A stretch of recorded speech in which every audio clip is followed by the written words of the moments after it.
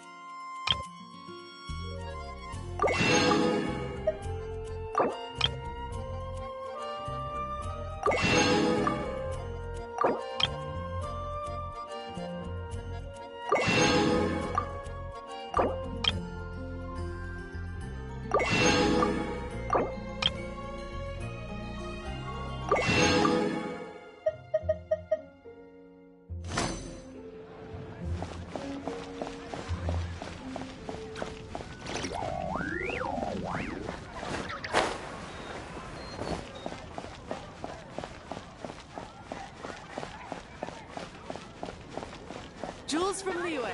Come in, take a seat. We have a few specials today at Angel Share. Get caught by an alcohol.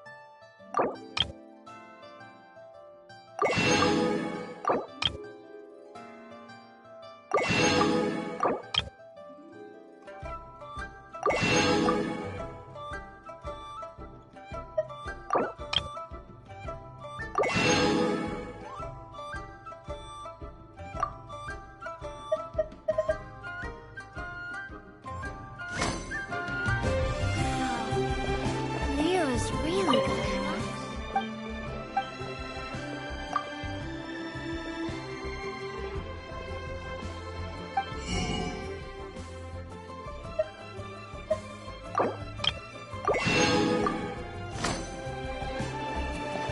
Try something new.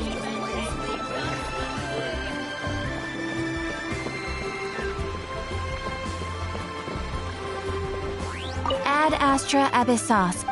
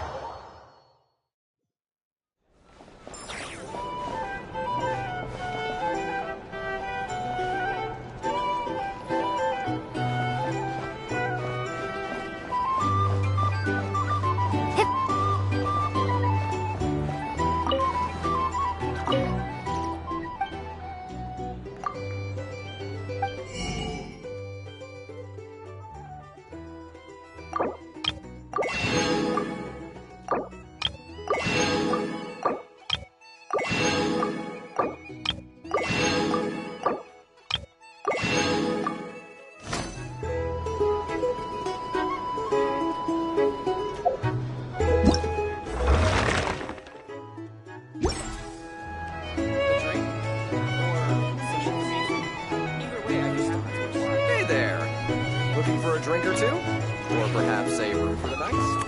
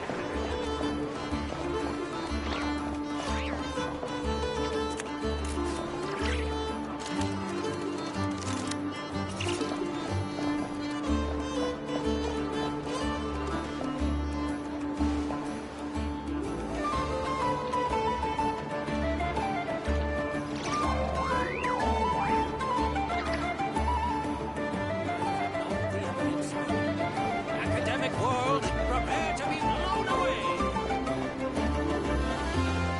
Sorry, I've got to watch the conveyor belt. Can't afford any distractions.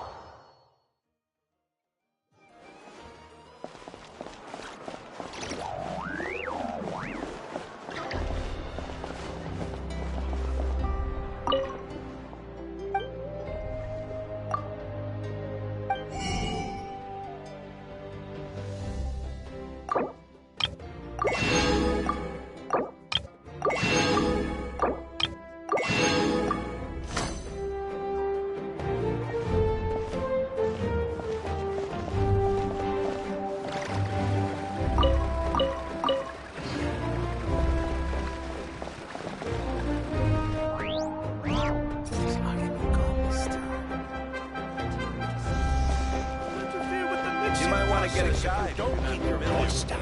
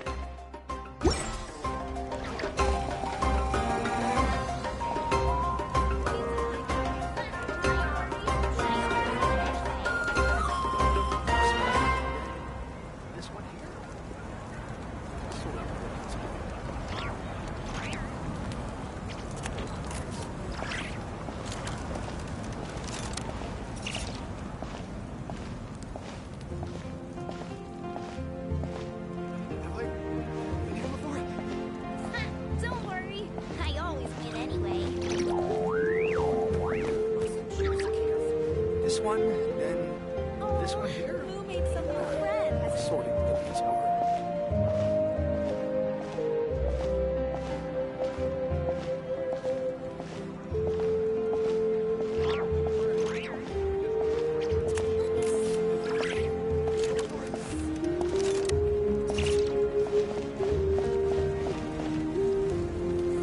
Don't worry. Need some high calorie. You've come to the right place.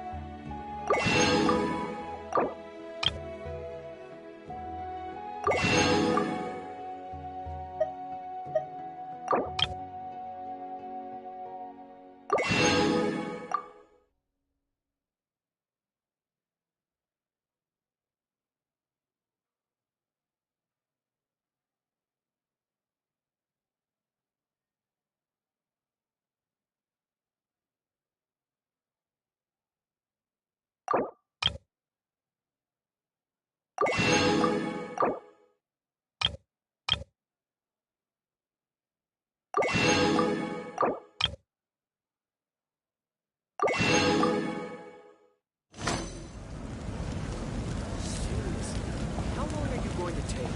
Coming. Sorry.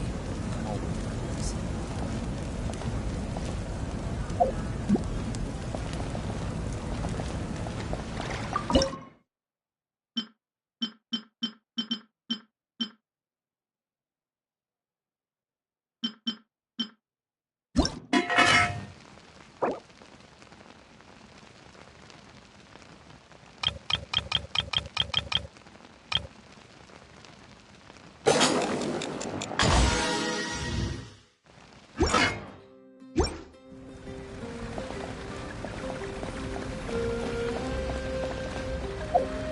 Need some high calorie food.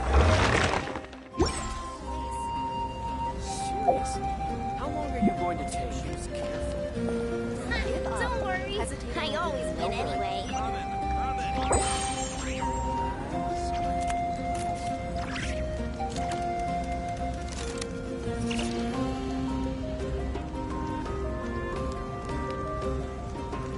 Need some high calorie food urgently? You've come to the right place. Seriously? How long are you going to take? Must choose carefully. Give up. Hesitating no good. Don't worry. I always win anyway.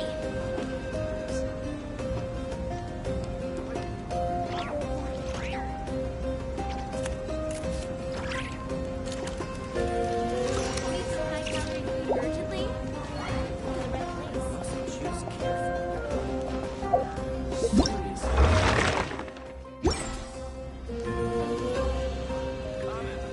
Give up. Hesitating no good.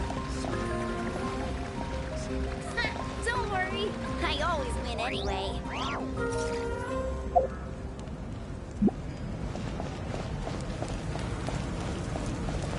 Need some high calorie food urgently?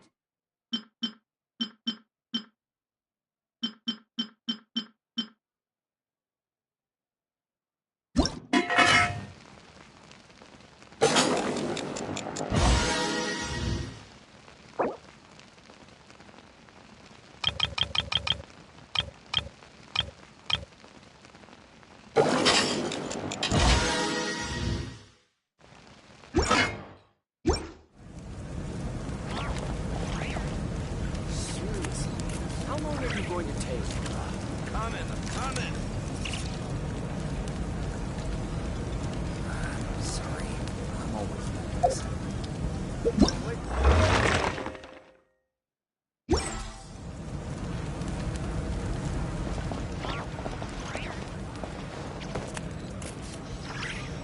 Need some high calorie food urgently? Come to the right place.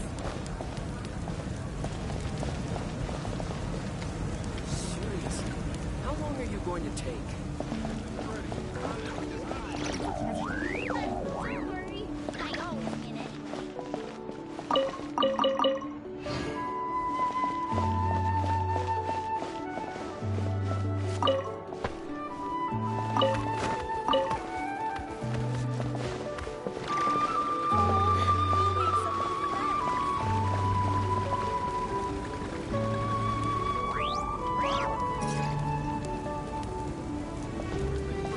Don't worry, I always win anyway.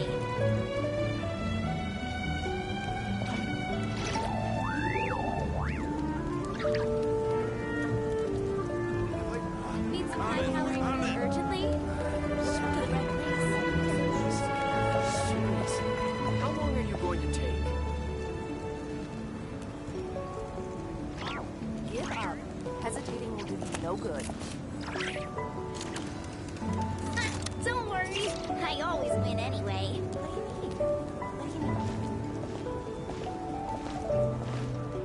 Need some high-calorie food urgently?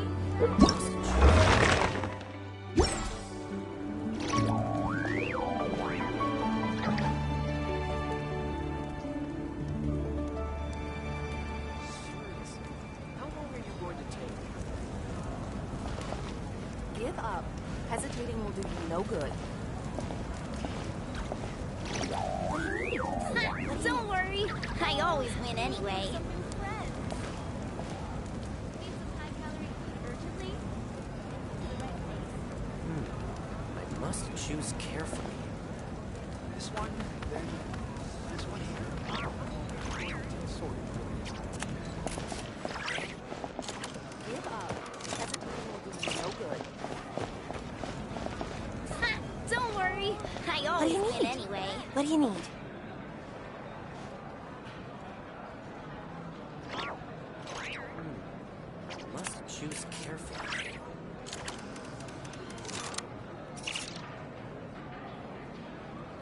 This one, this one here. Sort of. Give up. Hesitating will do you no good. Don't worry, I always win anyway. What do you need? What do you need? You made some new friends. I must choose carefully. This one, this one. Give up. Hesitating.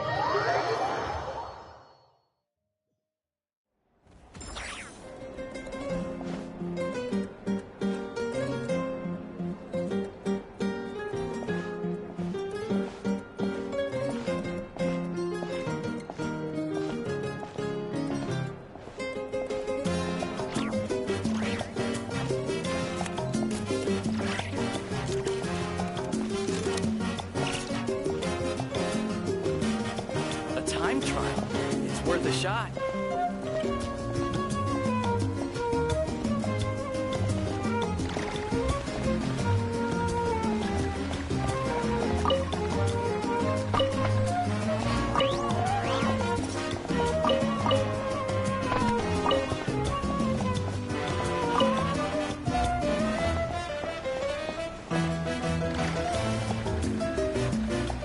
A time trial. It's worth a shot.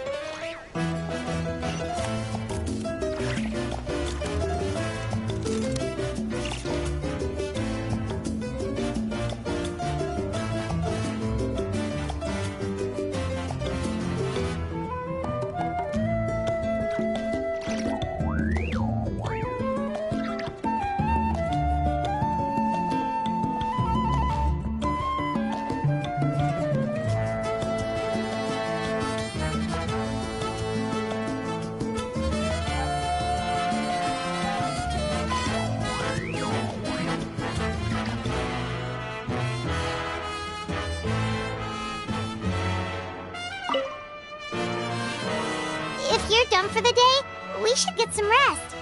Paimon has a feeling we'll need it for tomorrow.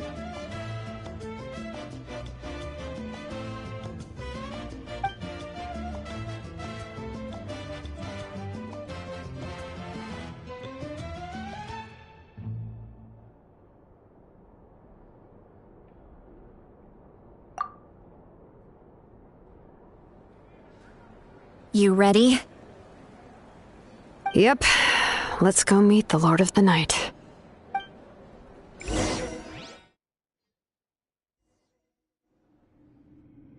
So, this is where you heard the Lord of the Night? Guess that means she really has awakened. Hopefully we made it before she falls asleep again. Fret not. I'm still here. For a weak life form, falling asleep is no less taxing an exercise than staying awake. I'm sorry for disturbing your rest, but there's something we didn't have the chance to ask you earlier. We need to forge a new ancient name for the Traveler. But we ran into a problem. She's not from Natland, so there are no records of her in the Night Kingdom. I see. Mawika must hold her in high regard. It would seem the two of you are not simply here on her orders. So, what say you? Do you believe this traveler to be deserving?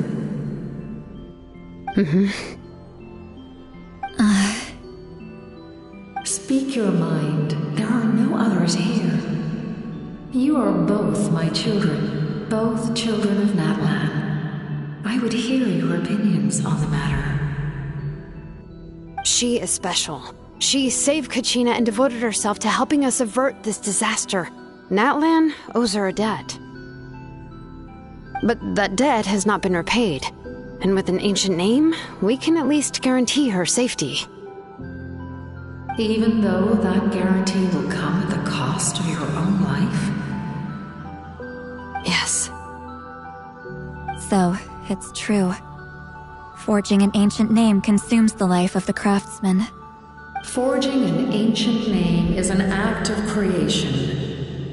It involves taking disparate concepts throughout the Night Kingdom and condensing them into a heroic epic. But it takes time for the new concept to be integrated into that realm. If the ancient name is like a seed, then the life of the craftsman is the outer shell, serving as its protection. Once that process is complete, the seed will sprout, and having served its purpose, the outer shell will gradually disappear. Forging an ancient name is no easy task, and creating one for an outlander makes it even more challenging. Still, if you're here, that means your mind is set. Yes, because I believe forging this name will be well worth it. We don't know how long we'll be able to hold back the abyss or what the final price of averting this disaster will be. If giving up my life means that all the people of Natlan can have a future, then the sacrifice is practically negligible. Even when I'm staring death in the face, I don't think I'll regret this decision. I bear the name Baraka. This is a part of my duty. I understand. The chance may be exceedingly slim, but you still want to seize it, because this could be the final step to victory. And you, Sidlali? The anxiety you feel. It's because you saw something, yes? Something you were not meant to see. So, you know about that too? What is she talking about? I've had concerns for a long time. Mawika's plan needs too much time, and too many things can go wrong. The Masters of the Night Wind have a ceremony that can be used to glimpse the future. It's just... using this power on the Pyro Archon has always been seen as a taboo. And you did it anyway? What did you see? Death. How? A key part of Malwika's plan is using the 6 heroes to release the power Xbalanque obtained from the ruler of death. Considering its origins, the price of using that power is death. You're saying Malwika is going to die in this war against the Abyss? Yes. I can't just ignore what I saw. That's why I need the Traveler's power. I need the power of a Descender. Don't forget, Sitlali. Even if it may seem like someone is fated to die, the nature of death and fate are different. Fate indicates what will happen in the future. The time, manner, and place are all predetermined. But death is different. Death is a rule. The ruler of death's power will allow Malwika to triumph over the Abyss. But she must offer her own life in the process. The ruler of death cares little for the time and manner of a death. She simply guarantees that it will occur. Fate may be able to influence the timing, but that is all the Traveler can change. Wait, you're saying we might be able to change when she dies, but not the outcome? I cannot help you with this, I'm afraid. It's beyond my capabilities. Malwika knows about all this, doesn't she? Yes. I imagine she has long accepted this eventuality. Well, I can't. She's so strong. She never gives up, never rests until a problem is solved. She's not the type of person to just quietly accept her death. The Traveler shares that quality. That's why I think this gamble is worth it. Together, I know they can overcome the impossible. Be it fate or death. We shall have to wait and see, but I will curb my expectations. My time is running out. It is my honor to witness humanity in this moment of absolute determination. We won't forget your contributions. Once we deal with the Abyss, we'll find a way to keep you alive. Thank you for saying that, but there is nothing you can do. How many years of life are enough? 10? 100? 1,000? 10,000? The Night Kingdom will disappear. The humans will continue to fight against the Abyss, and in the end, all will cease to exist. When you consider all of that, extending my life is meaningless. That's what makes us different. Even if our end comes tomorrow, humanity will still do whatever it takes to survive today. Exactly. Times like these always fill me with admiration and reinforce my commitment to the mandate I shoulder. My Creator was right in esteeming you as special above others. Here. This is my gift to you and an extension of my will. It can record the Traveler's experiences in this land, whether from the past or the future. With it, you can forge the ancient name you desire, and the Traveler will also become a hero forever recorded in the memory of Natlan. Thank you. We're sorry to ask this of you when your strength is already all but spent. Really. Thank you so much. Your thanks are unnecessary. This is the least that an angel can do. Time for you to leave. It's getting dark.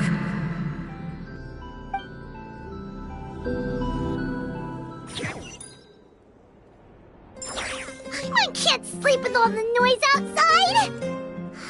Forget it, let's go check it out.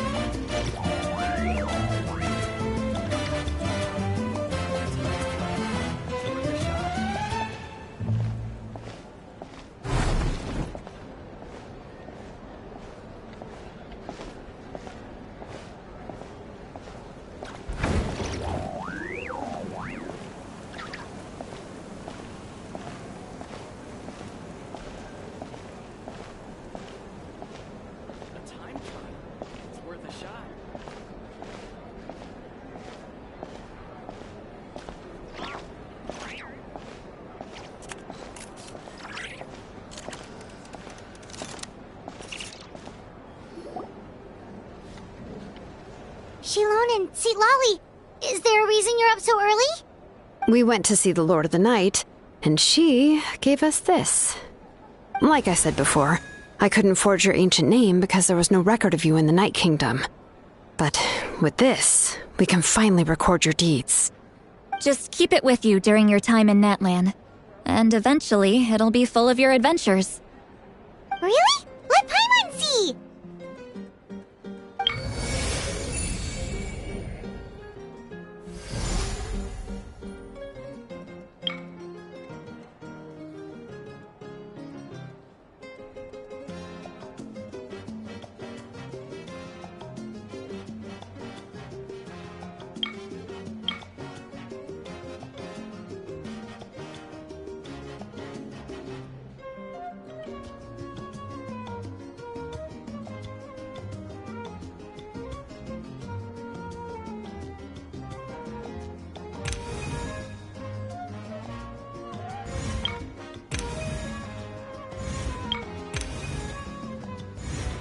Whoa, it's the two of us!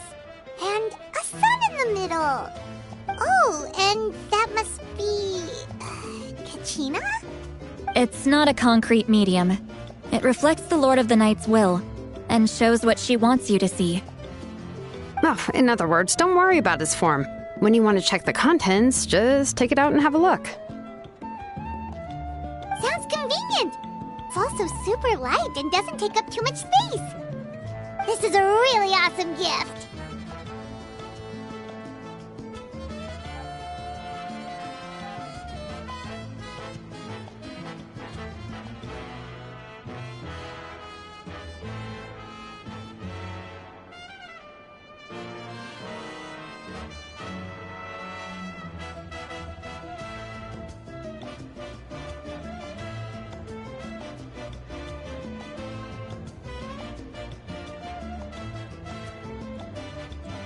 Oh, yeah. We'd feel bad accepting something like that. Oh, yeah, don't worry, you two. It's, like you saw yesterday, aiding humanity is the Lord of the Night's mandate. She would have willingly reconstructed Natlan's ley lines at the cost of her own existence. She wouldn't ask anything in return for this. Exactly. Just take it. Well, if you say so. Oh, thank goodness you're here. The Abyss attacked again, and it's really bad. The monsters are everywhere. We need help. So soon? We just fought them off. We can figure that out later. Let's go.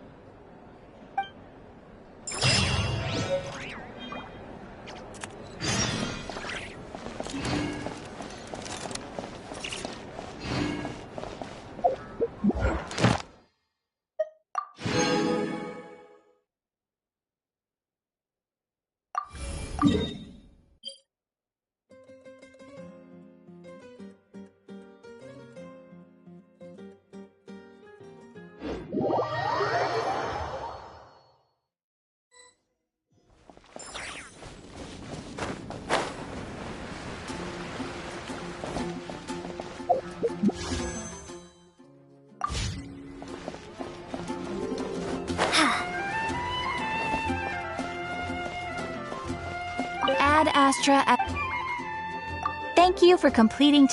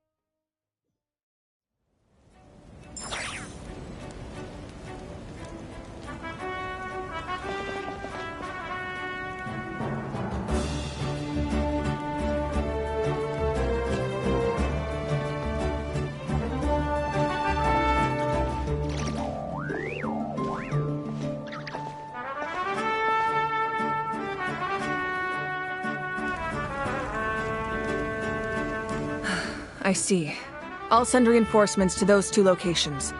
This other one is too dangerous. I'll handle it myself. The remaining locations are remote with no inhabitants. Let's bring our warriors back and make sure they're careful on the retreat. Understood. I'll spread the word.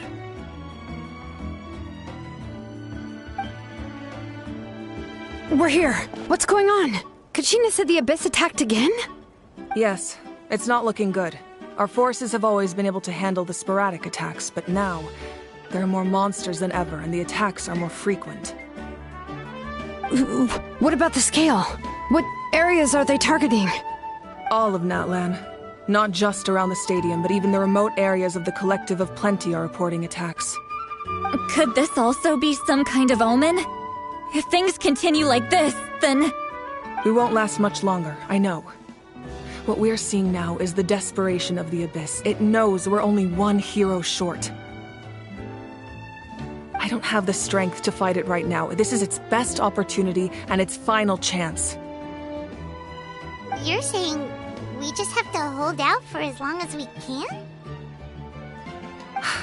It'll be a long fight. Our current focus needs to be on protecting civilians and conserving manpower. There are caravans and adventurers trapped in the wild. Many of our warriors have already left to rescue them, but they'll need reinforcements. Leave that to us. We'll head out right away. All right. Shilonen, Kachina, head to the camp near the Children of Echoes. Sitlali, you're needed in the Masters of the Nightwind. As an important figure in the plan, Auroron will stay here. Your tribe is too far from the stadium. Understood. I'll leave right away. I prepared a hot air balloon to take you where you're needed. Messengers from the Scions of the Canopy are traveling all around Natlan. Update them once you've completed your mission, and they'll compile the information into a battle report. As I receive intel from the various regions, I'll plan your next move. All right, no time to lose. Let's go!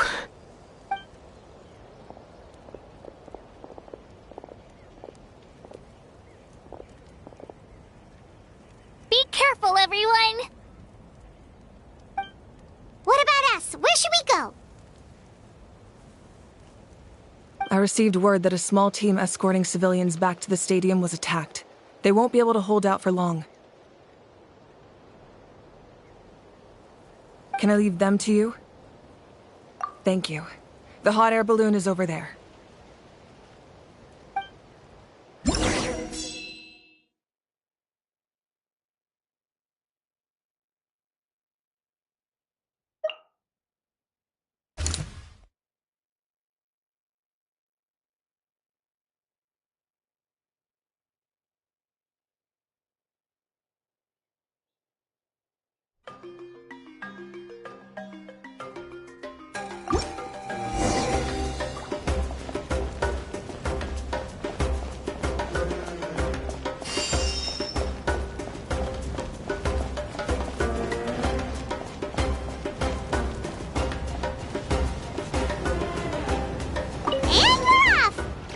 This thing is pretty convenient.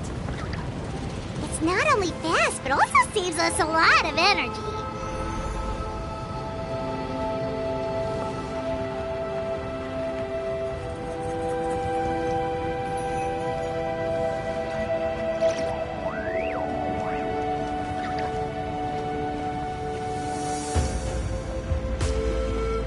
Whoa. There are warriors fighting everywhere. In the making. Good thing for those battle reports.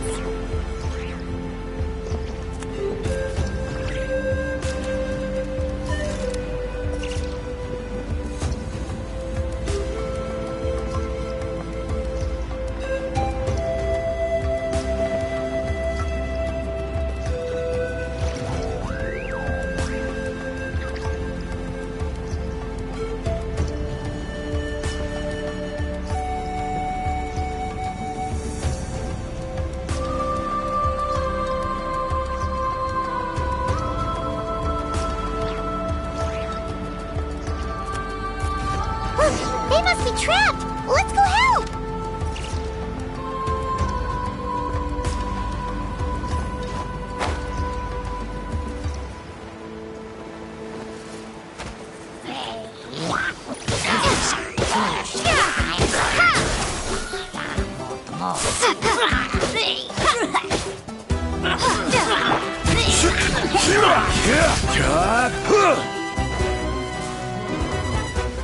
Reinforcements! Thank goodness!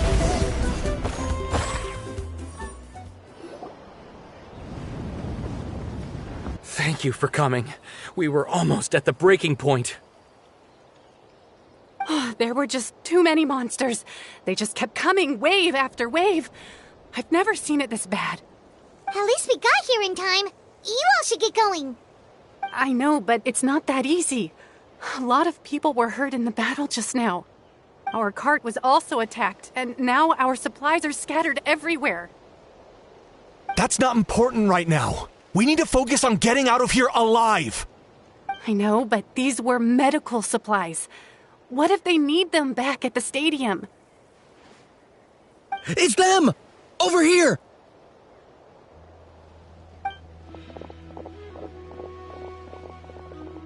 We came to help, but looks like you don't need it. Nice job making it through. Now we can head straight to the next location. What other areas need help? Here, take a look at the latest battle report. Messengers from the Scions of the Canopy are traveling all around Natland to pass along the latest intel. If you see a messenger from the Scions of the Canopy, battle situation. Thanks! Now where should we go next? Seems like you can hold your own in a fight, so let's split up. Choose where you want to go and we'll take the rest. Still looks like they could use some help here, though. These supplies are really important. What should we do? It's all right. Don't delay your rescue efforts on our account. But if we stay here too long, the monsters might come back! What do you think, Traveler? Should we stay and help? Paimon will do whatever you decide.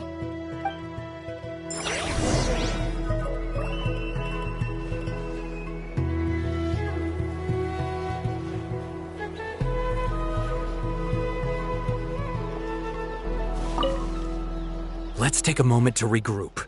Who knows when the monsters will show up again?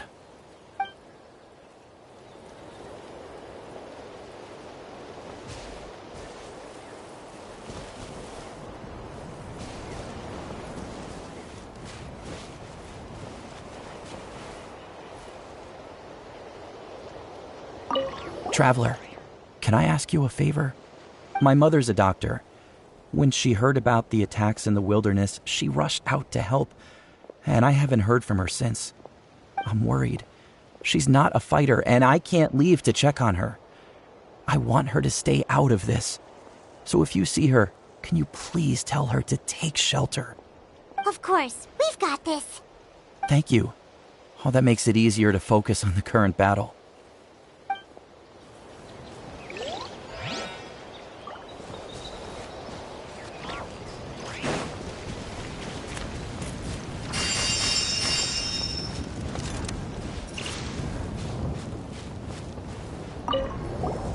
Do you get scared?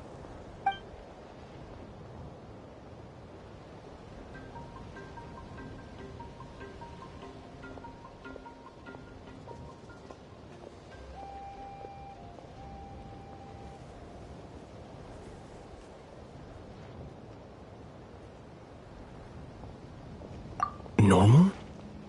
You mean I'm not being the coward? Not at all. You're here, aren't you? Ready to fight even despite your fear. That's impressive. Oh, yeah. You're right. Thanks, you two.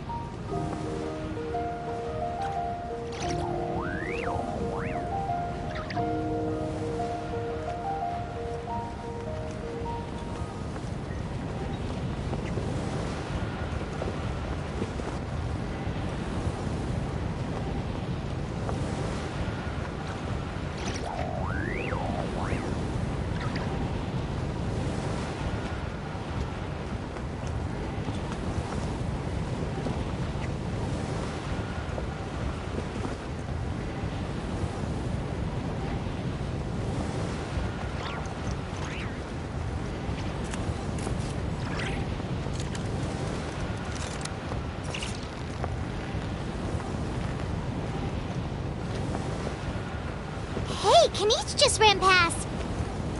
He must be busy delivering messages. At least he didn't look hurt.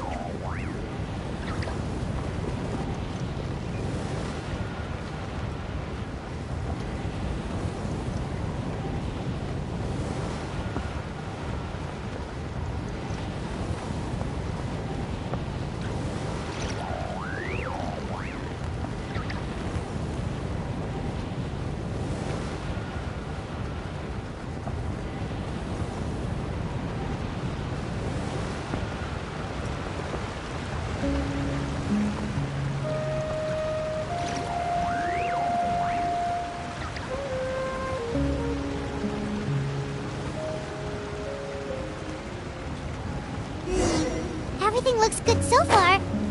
Wait, those Saurians are fighting the Abyss! Unbelievable! Attacking cute, innocent Saurians? Come on, let's go help!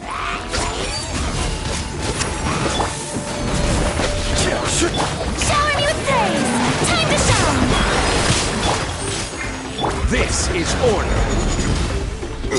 Rise! Secure! Crumble! Yoo-hoo! Propagate!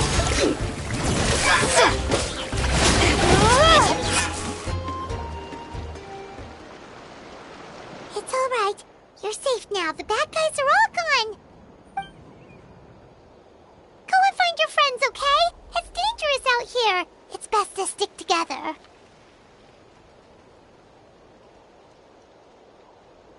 Okay, then.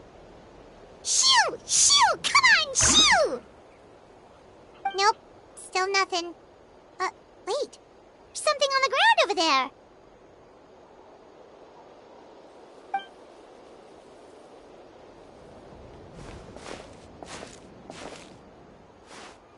Let's see. Oh, it's one of the battle reports from the Scions of the Canopy! This must be what the Saurians were trying to protect! Looks pretty recent, too. We can use it to figure out where to go next.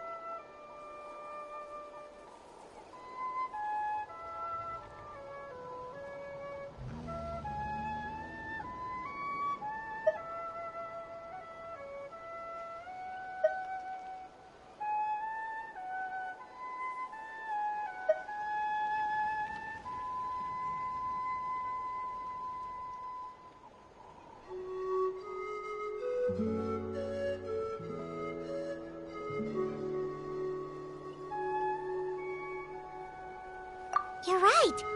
Maybe they just dropped it by accident, though. Anyway, we saw the battle report, so you guys don't need to worry anymore. Huh.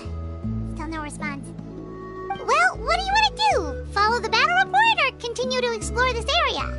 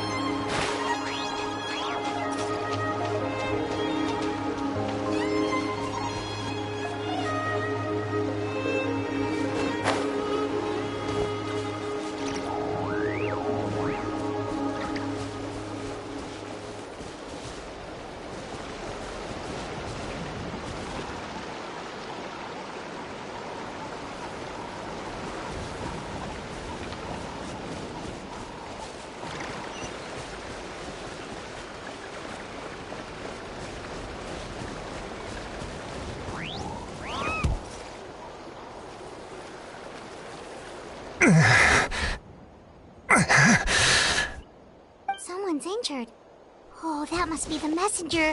Hey, are you alright? Can you still walk? The battle report! I have to find the battle report! Yeah, we got you covered. Here you go. Oh, thank you. I just hope I'm not too late. In times like these, every second counts. Even a short delay can put lives at risk. Don't worry about that. We can take things from here. You just need to head back to the stadium and focus on getting better. You're right. I can't do much else in my current state anyway. How can we make sure he'll safely get back, though? We can't let him make the journey alone. It's too dangerous out there.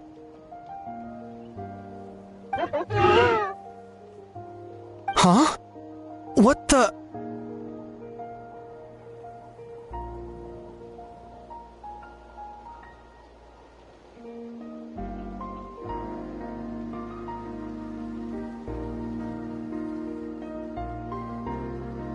Whoa, you guys sure about this? It's really dangerous out there. All right, well, thanks. This is a huge help. Thank goodness for those Saurians. They really came to the rescue.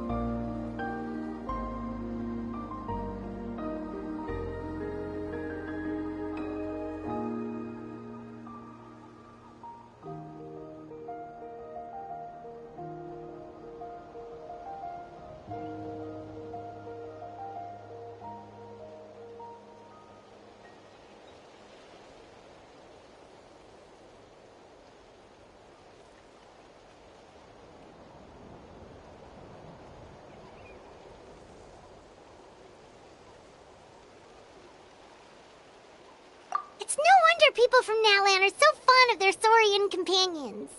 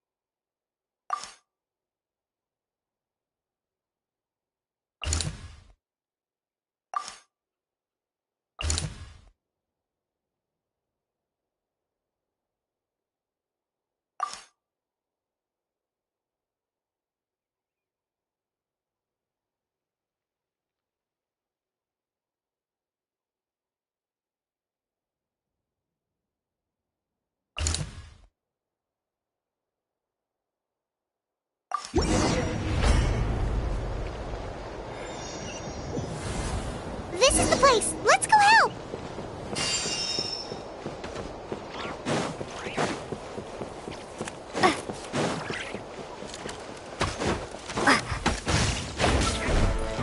Let's ride! Light up the blazing sun! Order guide you! Rise!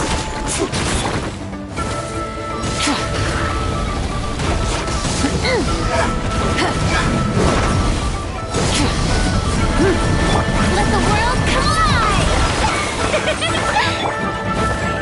Solidify!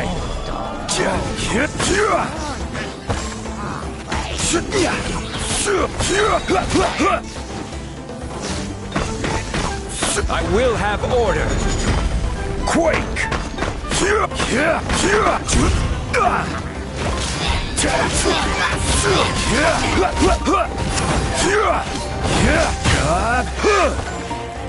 Crumble!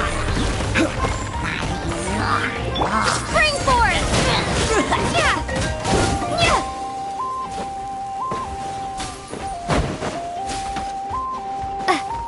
Scatter!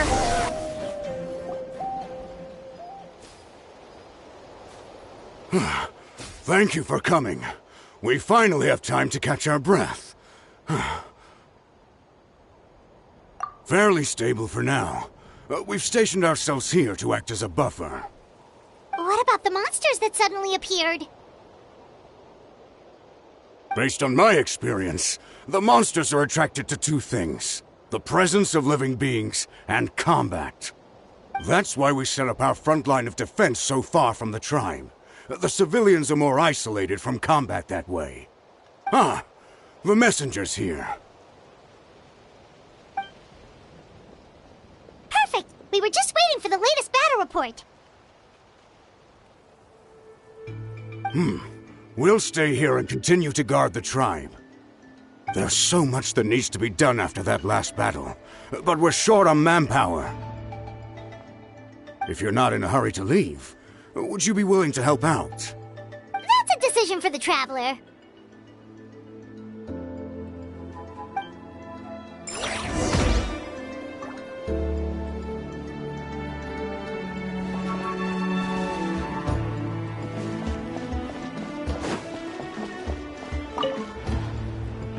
Ah, by the way, I think I know where some monsters might be. It's an area nearby. If you've got some time, I'd appreciate the backup. All right, let's move out.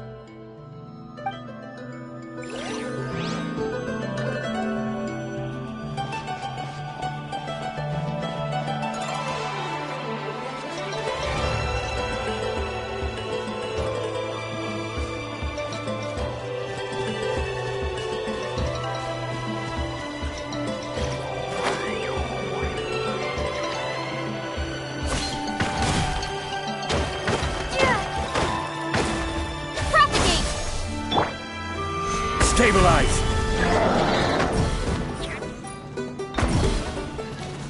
Order guide you! Pyroclastic surge!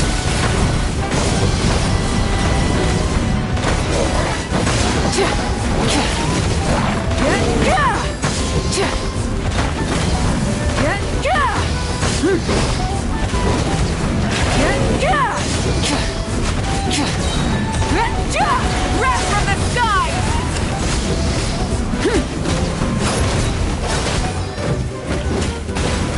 Scatter!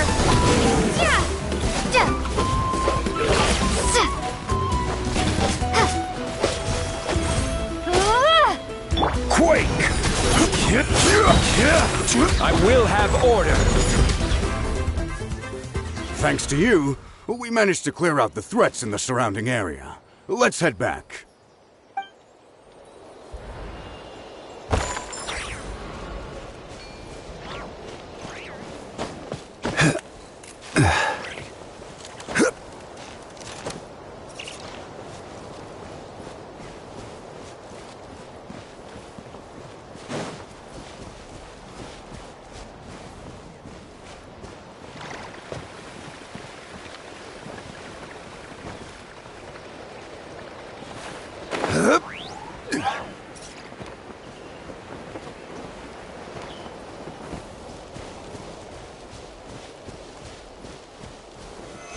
solidified!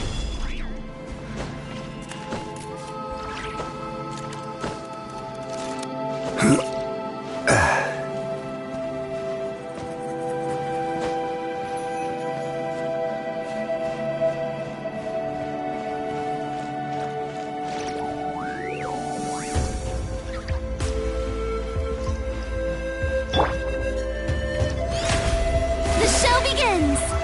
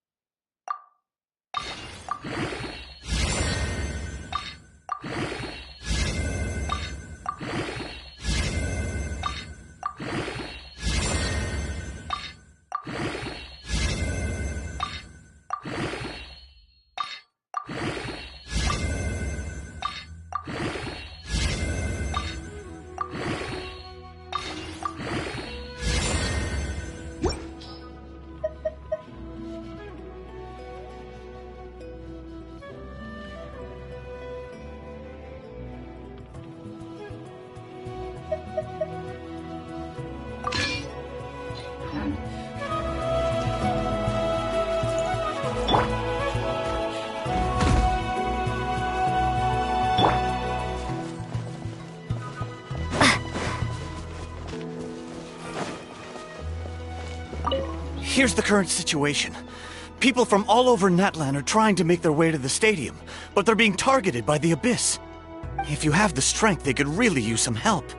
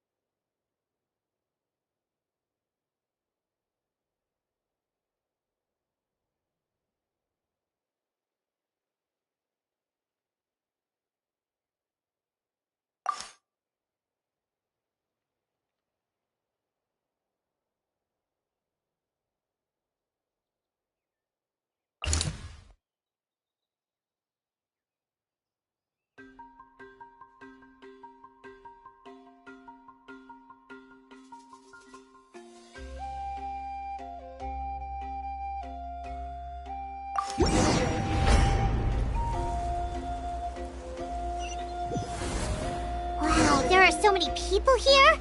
Looks like it really is getting too dangerous for people to stay out in the wild. Guess that means the situation isn't getting any better. Well, we'll just have to keep fighting. Propagate! Let's ride! Right! Time to shine! Light up the blazing sun!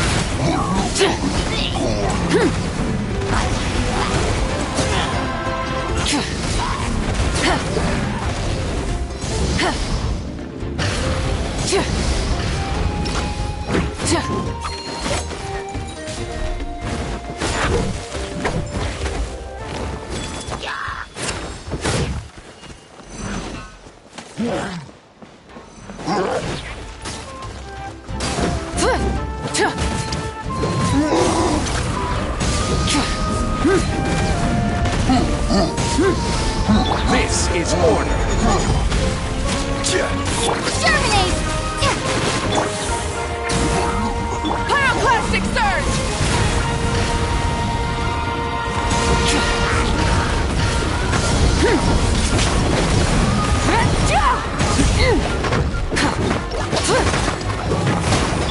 Let my name echo in song!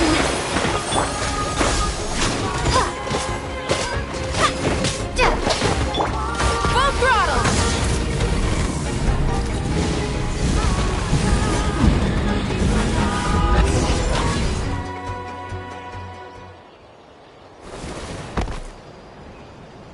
Oh, Kenichi, you're back! Yeah. Thought I would check on the situation after finishing my delivery work. If you're here, though, I doubt I'm needed.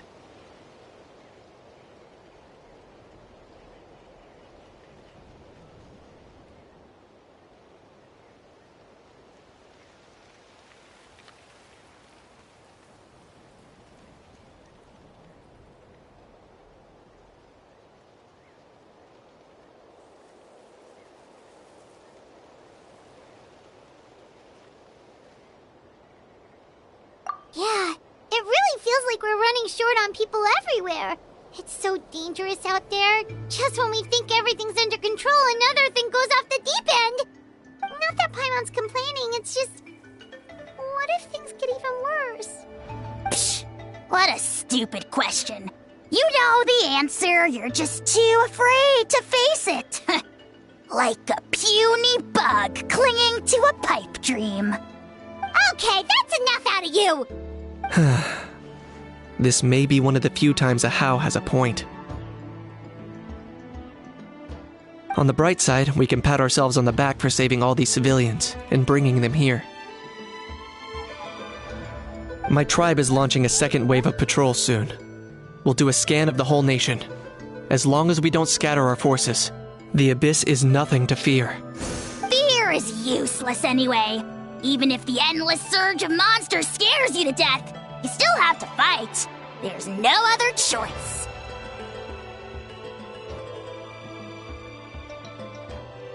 She took a small team of warriors to the mines.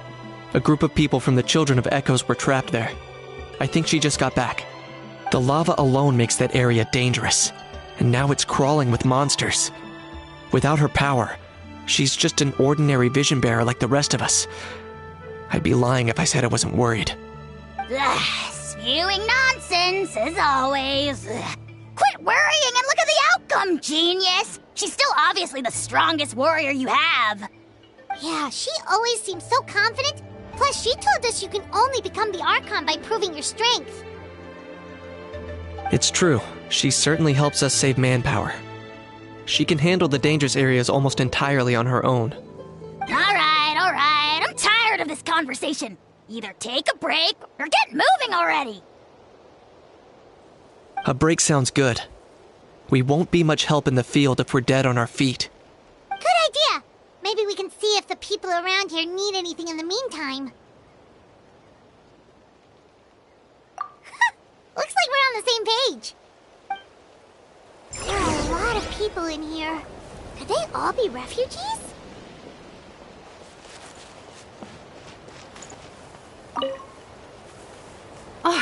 It's you two! Oh, I'm so glad you're all right. Hey, you made it back! Sure did. Dargo made sure we got back safely before rushing out again. Plus, we managed to deliver the medical supplies to the stadium. I really can't thank you enough for your help.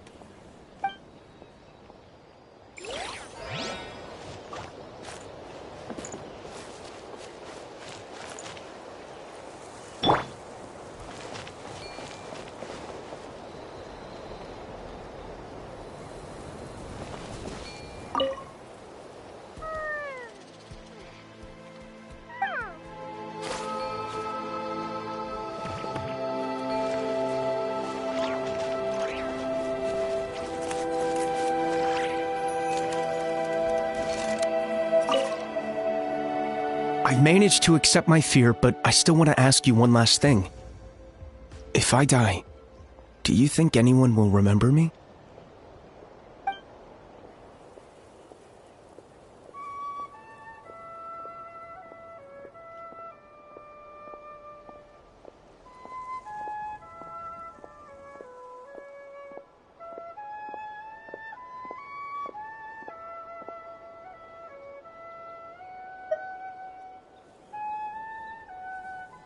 That's what I'm hoping for, too. It's just... never mind.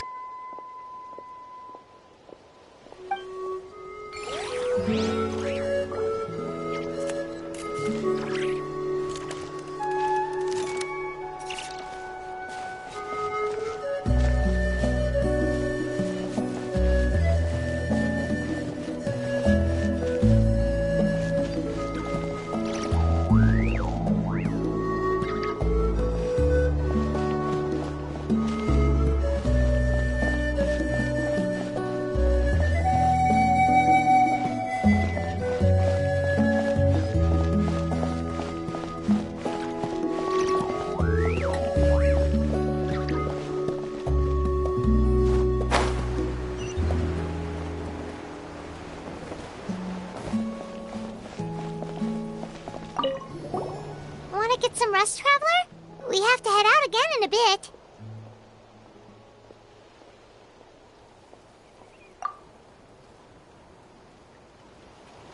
The latest battle reports here.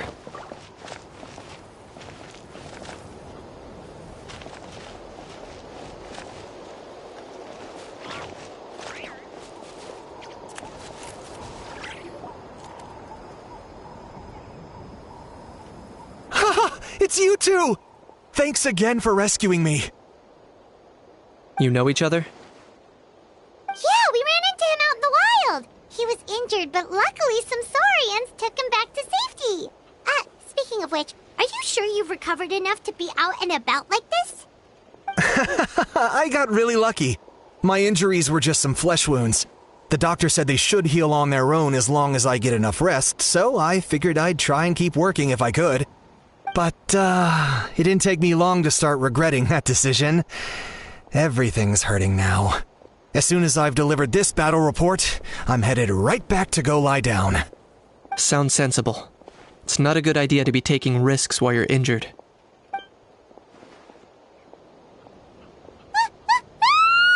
What's going on? The rabble-rousers return! They don't know when to give up. An abyssal pylon. Here. That's not good news. We need to deal with it, now.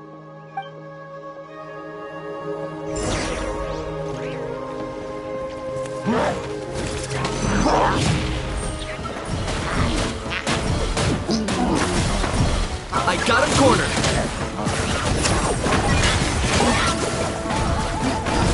Let's ride! Wrath from the sky!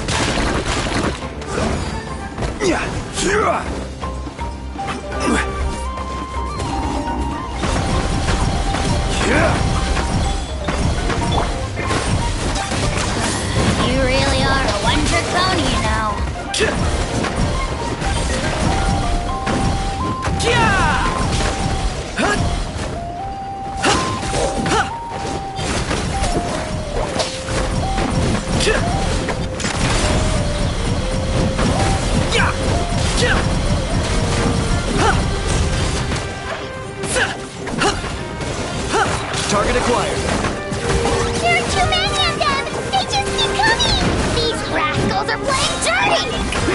Strength in numbers is the lowest form of strength!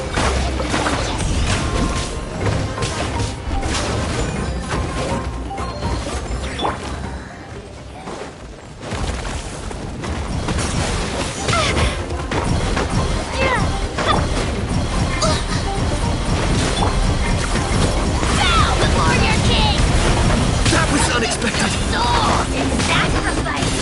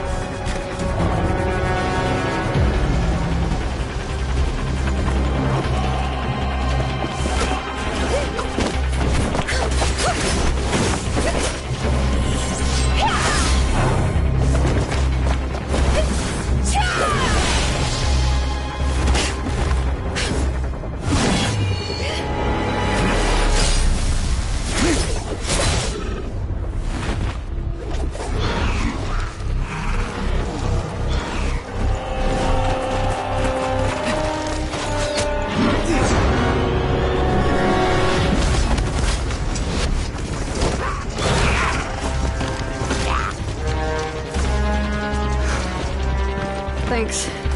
The situation is grave. Hold this position. Keep the people safe.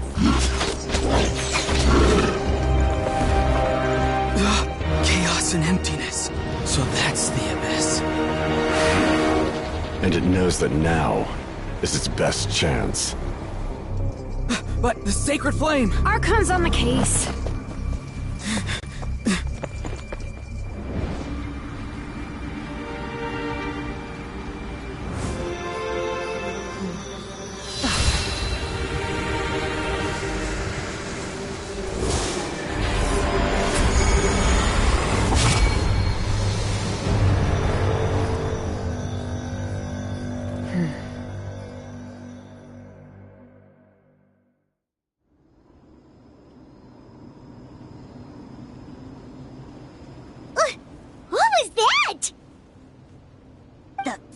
Embodiment of pure dread and destruction!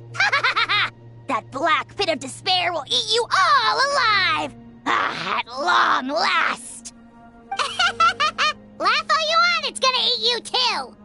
So is that the source of the Abyss's power?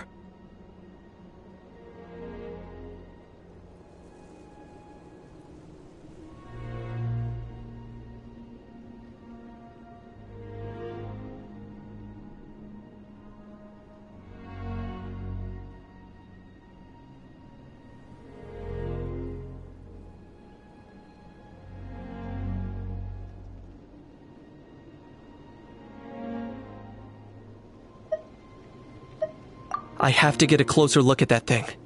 It may already be too late. Get to the place mentioned in the battle report. I have a feeling things are about to get very bad very quickly. There's no time to lose. The fact that Deadpan Kaniche is this nervous just goes to show how serious this really is.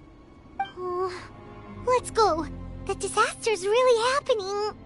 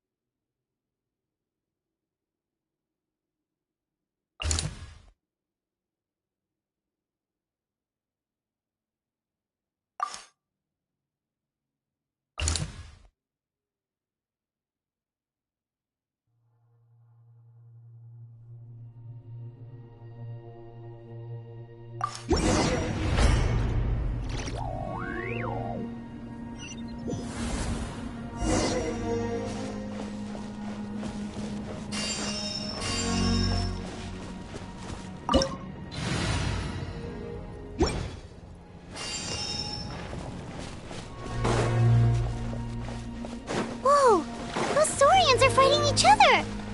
Oh, wait, something's wrong. They're abyss monsters!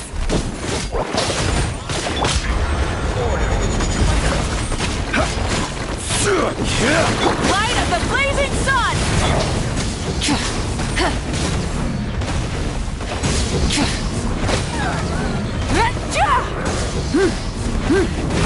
Let the world collide!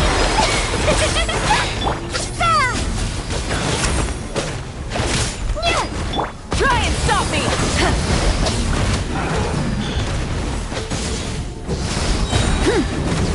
Wrath from the sky!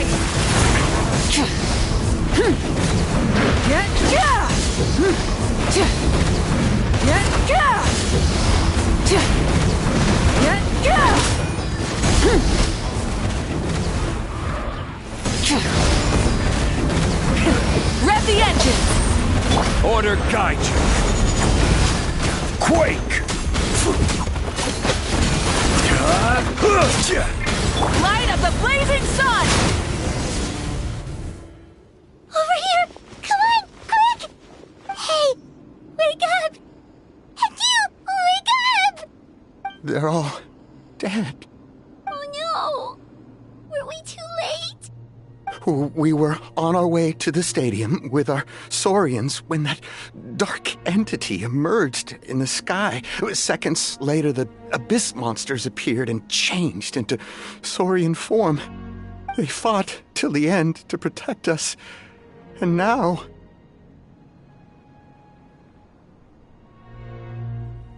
Right. You need to get to the stadium. Come on, we'll take you. I guess. Thank you. Oh, I'm so sorry. Truly I am. May the Wyab watch over your souls, now and forever.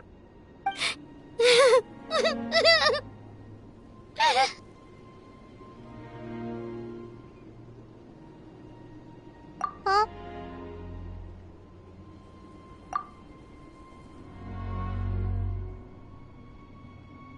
Yeah. Paimon knows, it's just... it hasn't fully sunk in yet. But anyway, right now, let's focus on getting them to the stadium. With any luck, there'll be an update waiting for us there. If not, we'll just have to play things by ear.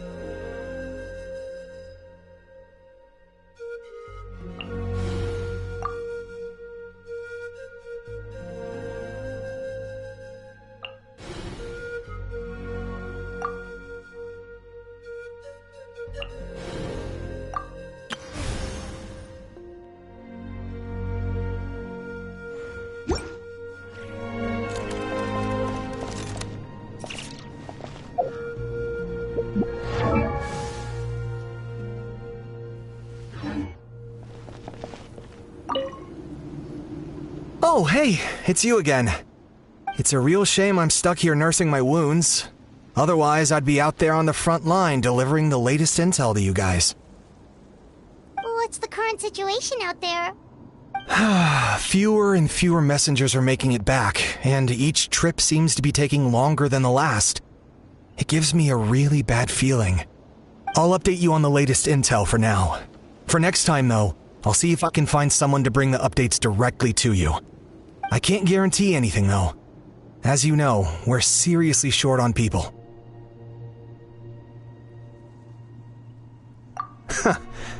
I don't know how you do it. You really are a true hero.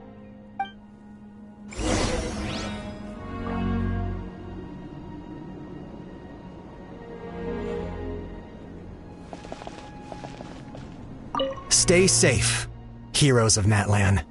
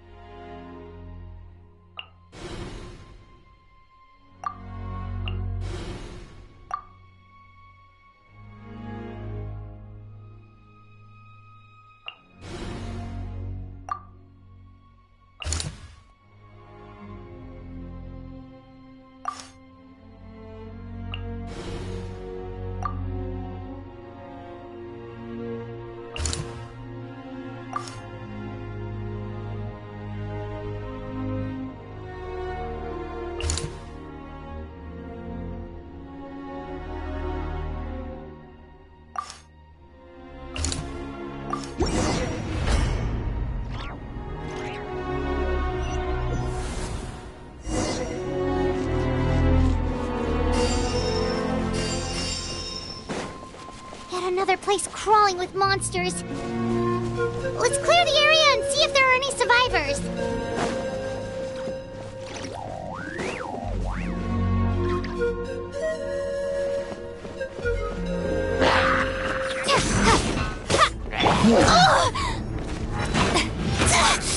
Ow!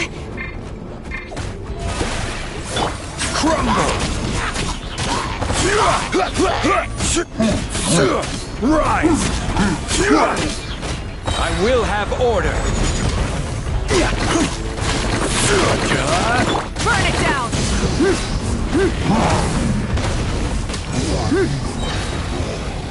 Wrath from the sky!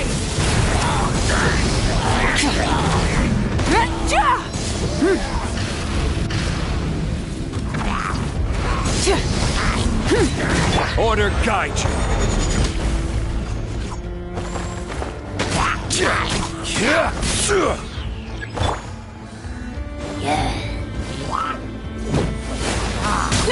Rise with the sun! Time to shine! Stop that! Scatter! Germinate!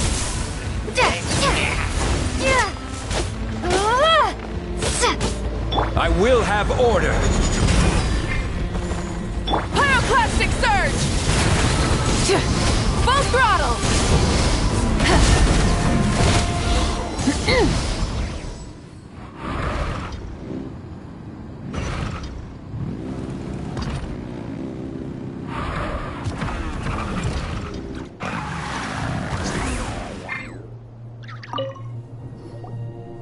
Stay back!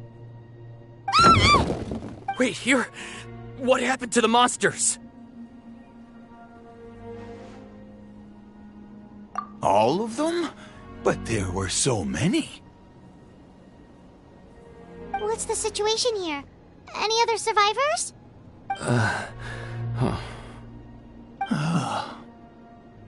The warriors protecting our group all fought to their deaths. We weren't about to sit around waiting to die, so we snuck out and made a run for it.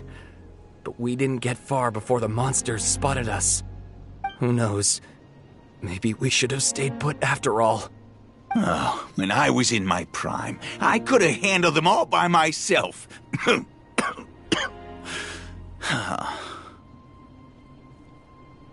Yeah, take our hot air balloon and head to the stadium. Oh, but won't that hold you up if we take it? What the? How is anyone still here? I thought the monsters had captured this place.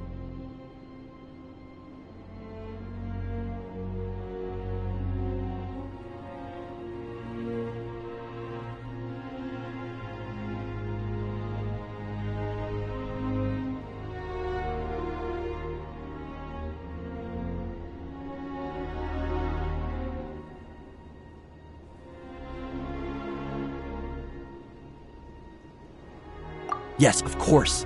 Leave them with us. What's the matter? We need to go. It's not safe here. It's just... I can't help but think things might have turned out differently if only I'd chosen to fend for myself sooner, rather than expecting other people to protect me. It's not too late, maybe even for me. I might be an old bag of bones, but I used to train in the spear, and I bet I can still remember a thing or two. Let's get going. I'm gonna fight to the very end, just like they did. Thanks again for your help. We'll be all right from here. Okay, but be extra careful on your way back. We'll see you at the stadium. You bet. Till then.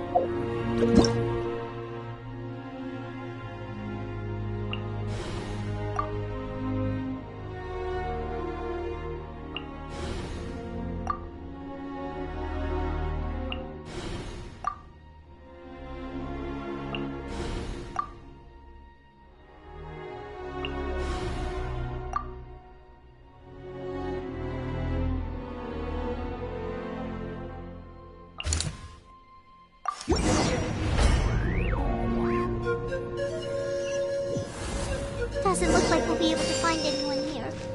The monsters are all that's left.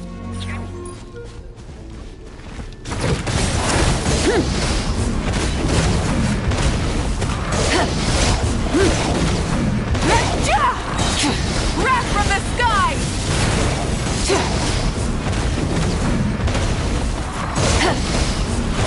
Strike a pose! Propagate!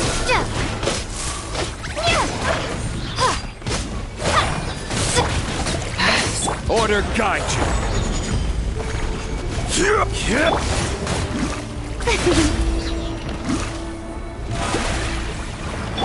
Quake! Scatter!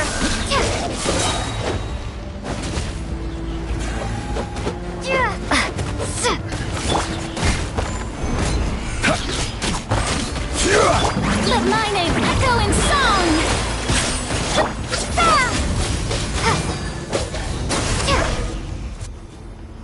Nope. Nobody here. The latest intel said the Children of Echoes need support too. Let's head over.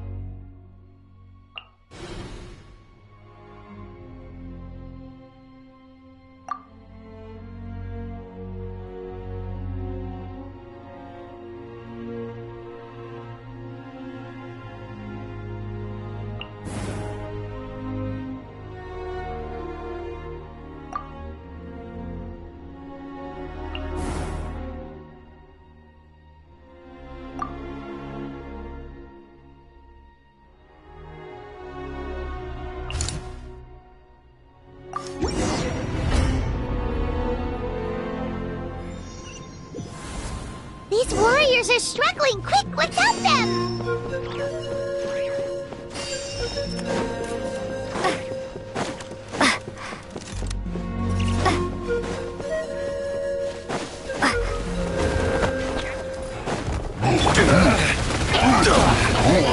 I will have order.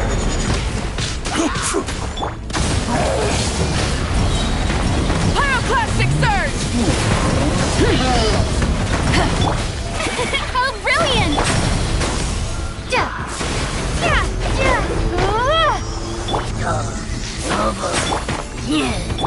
Burn it down!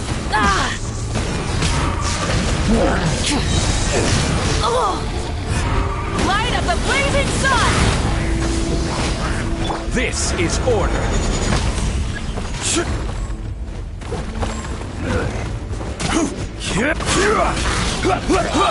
Crumble!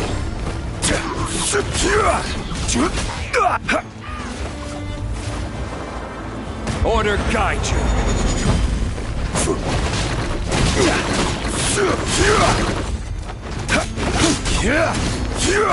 Quake!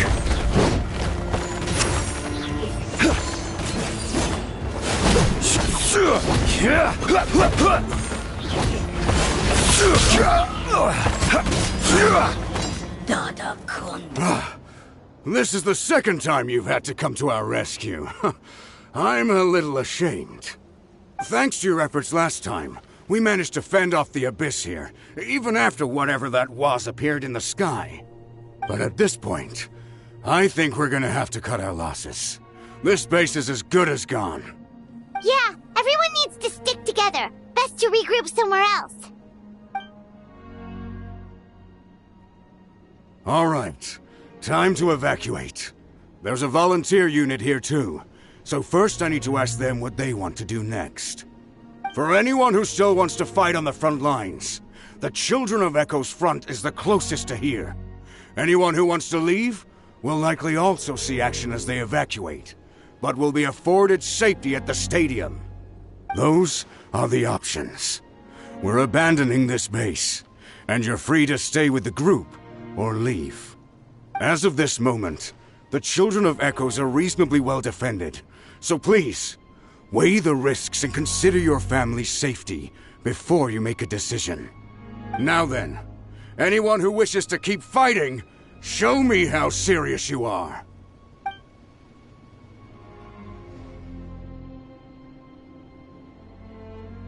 Did I not make myself clear? But if Natlan is destroyed, will there still be a home for us to return to?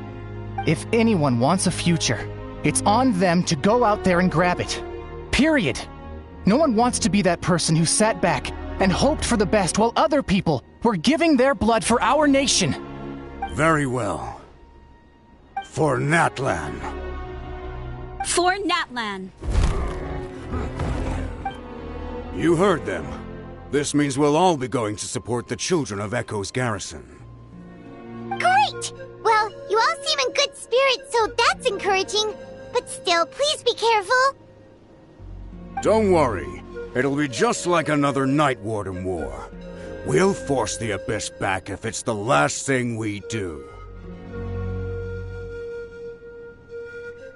Huh?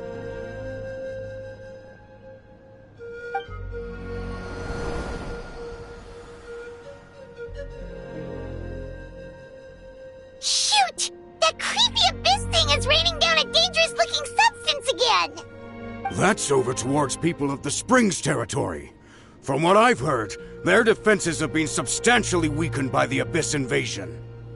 Then let's head over and check on them!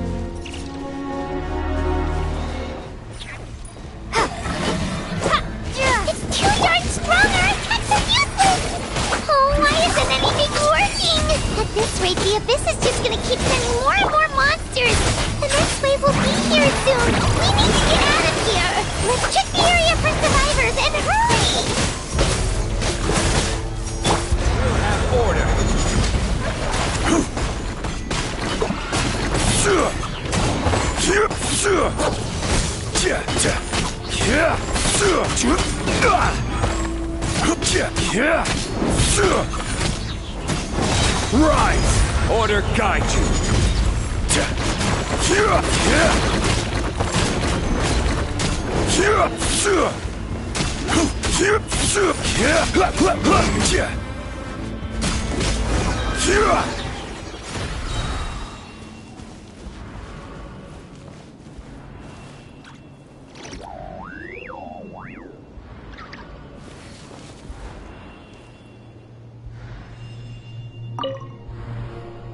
There's just one battle report left, and it gives a long list of places where the dangerous substance has been dropping.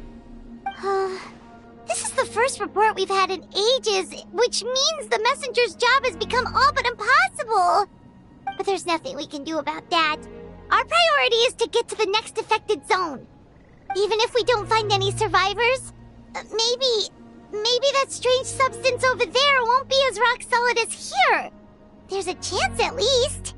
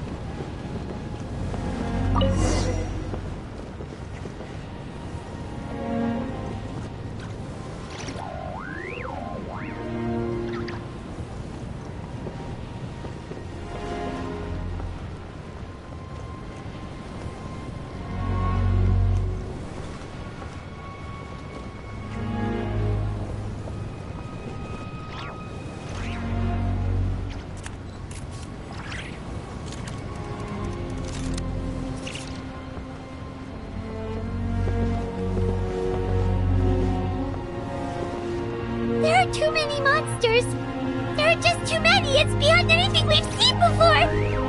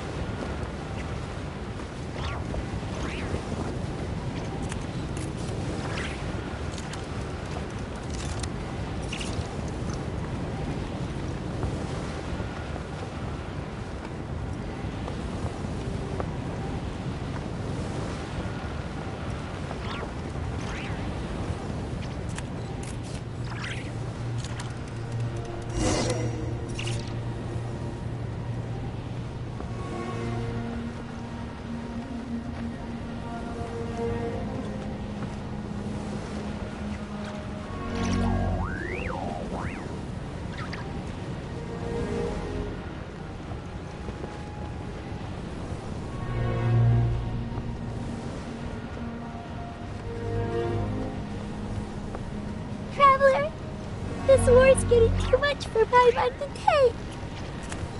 Don't be afraid, Paimon. I know we can win this. Okay, let's do this!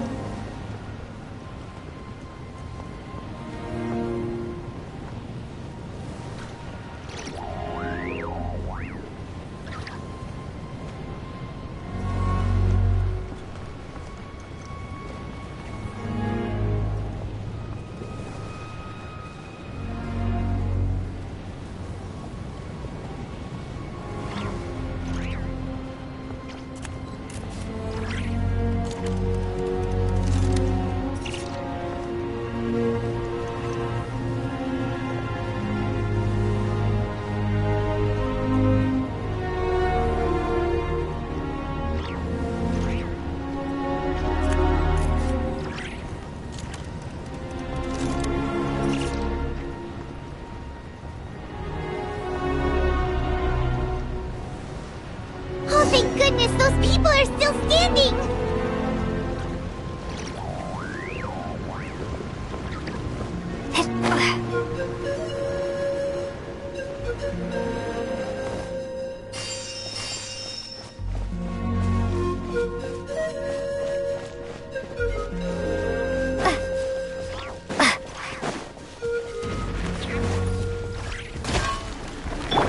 I will have order!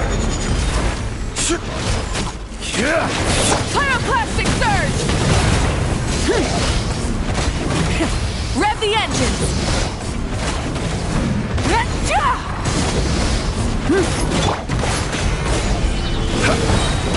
Order guide you!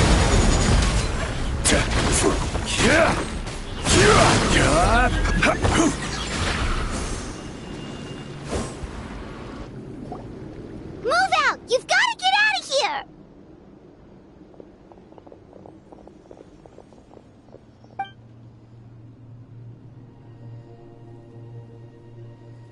Still no luck, huh?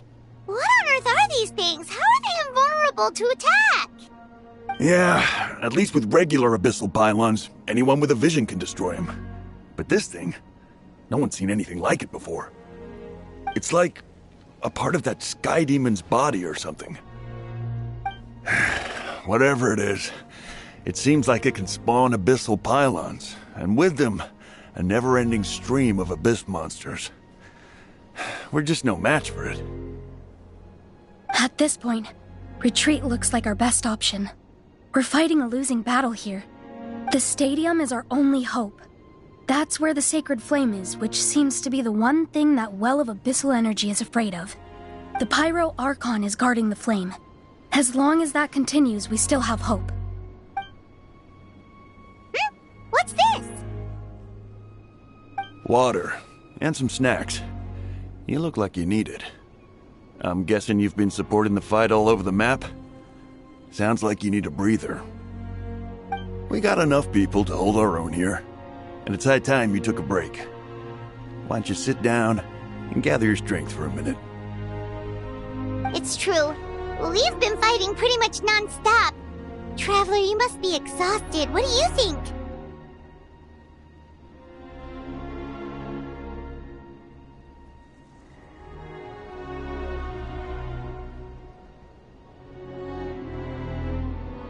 What is it?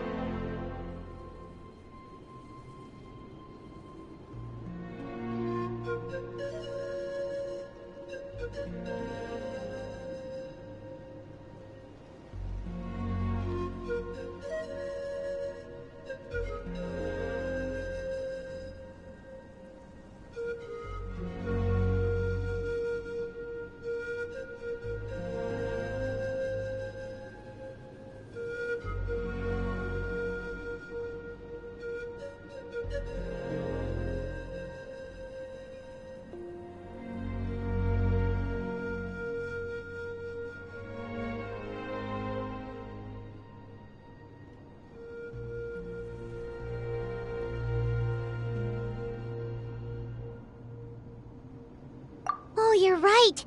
Well, then guess we'd better go warn them. It's your decision. If you want to set off right away, Paimon will come with you.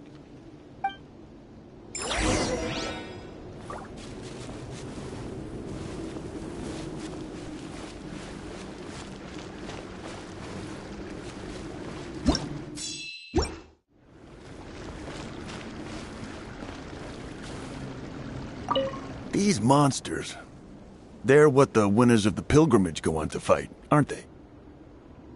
So, that makes us veterans of the Night Warden Wars now, too. I hadn't thought of it like that, but now that you mention it, yeah, you're right. Neither of us are name bearers, so in principle, we should never have had the chance to fight on the front lines.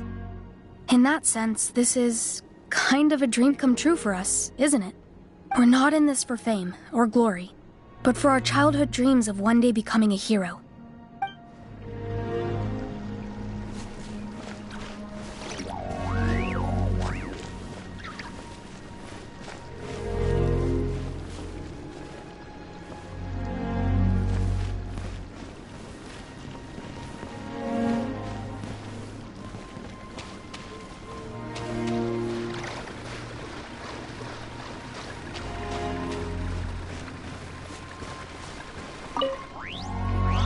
There you go, buddy. It's still gonna hurt for a few days, but apart from that, you're on the mend. Toto? Toto, is that you?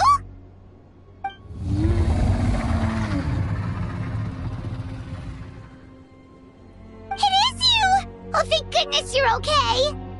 Toto was the only member of his family who didn't flee from the invasion. I don't know if he was being territorial or what, but he stayed and fought the Abyss. If you hadn't gotten here when you did, he may not have made it.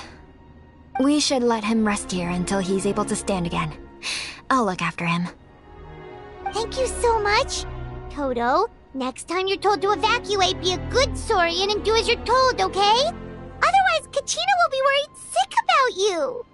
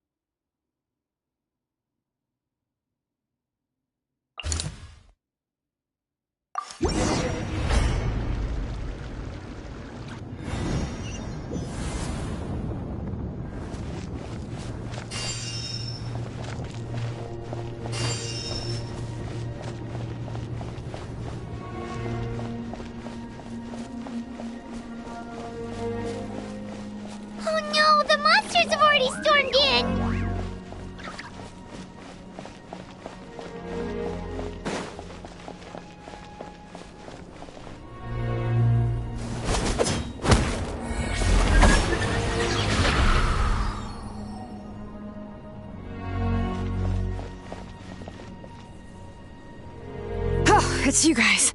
Things are bad here. Something fell out of the sky that's impervious to our attacks. I'll give the order for everyone to evacuate. Shilonen and I stayed behind as the rear guard.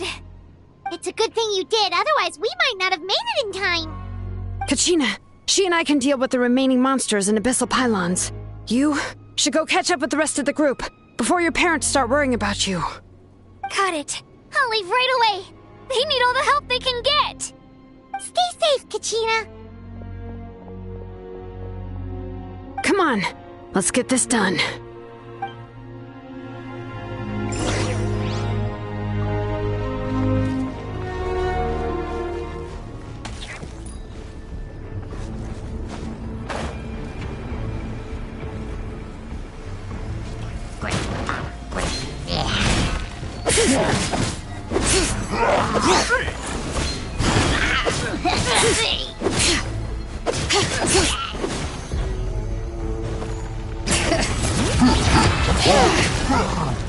Light of the blazing sun!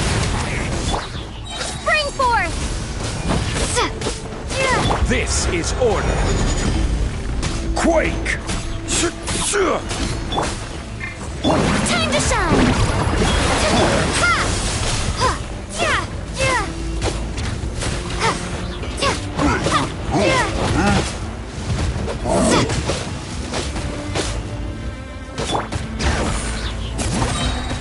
Letting grave names echo!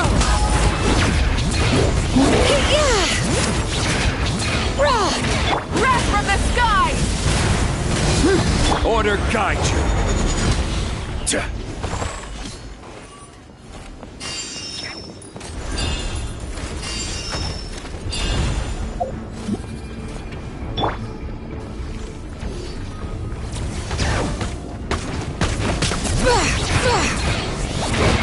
Pyroclastic surge! Full throttle!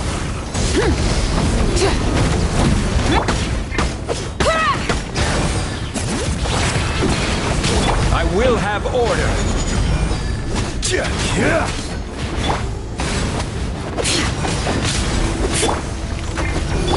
Light of the blazing sun! Try and stop me!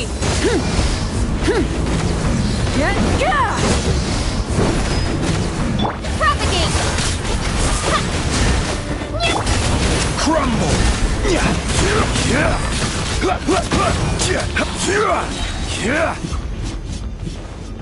Order guide you.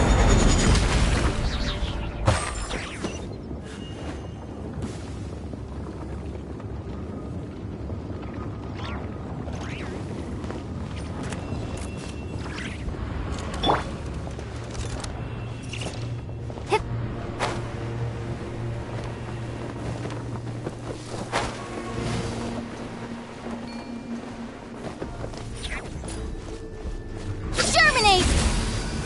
Let the world collide! Hear the echoes of the valley!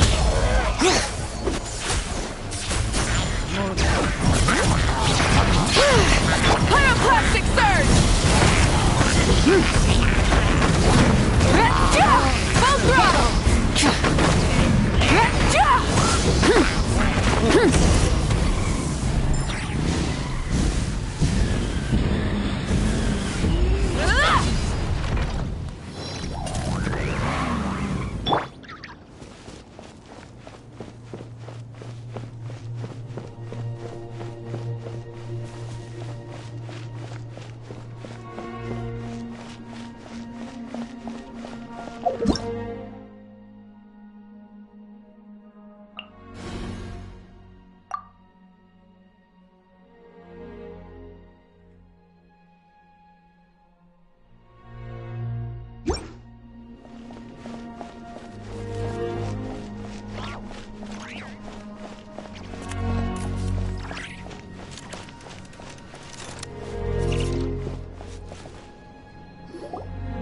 Yep, that's everyone.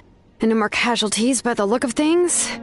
Yeah, this is, good. We can evacuate shortly.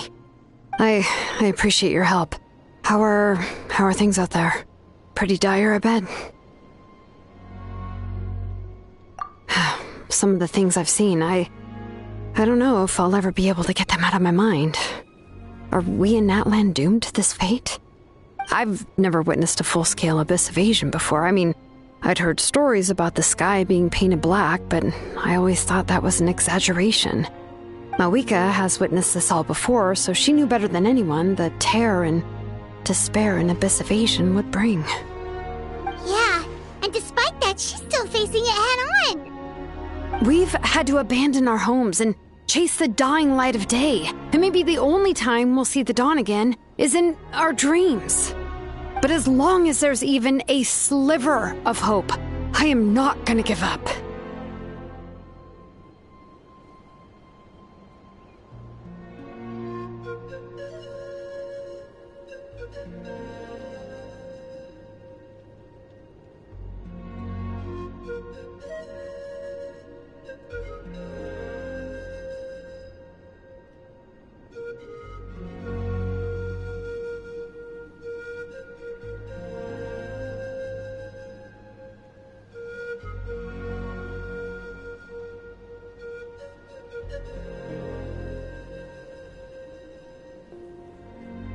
We should catch up with the group. Let's go!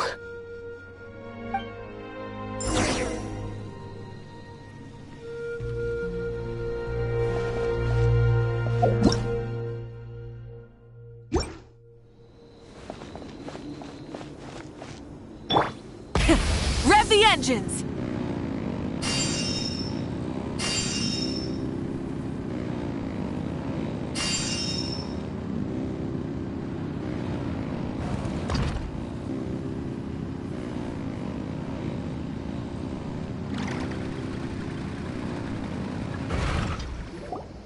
Great! He made it here unscathed. Kenich came by just now with some really bad news.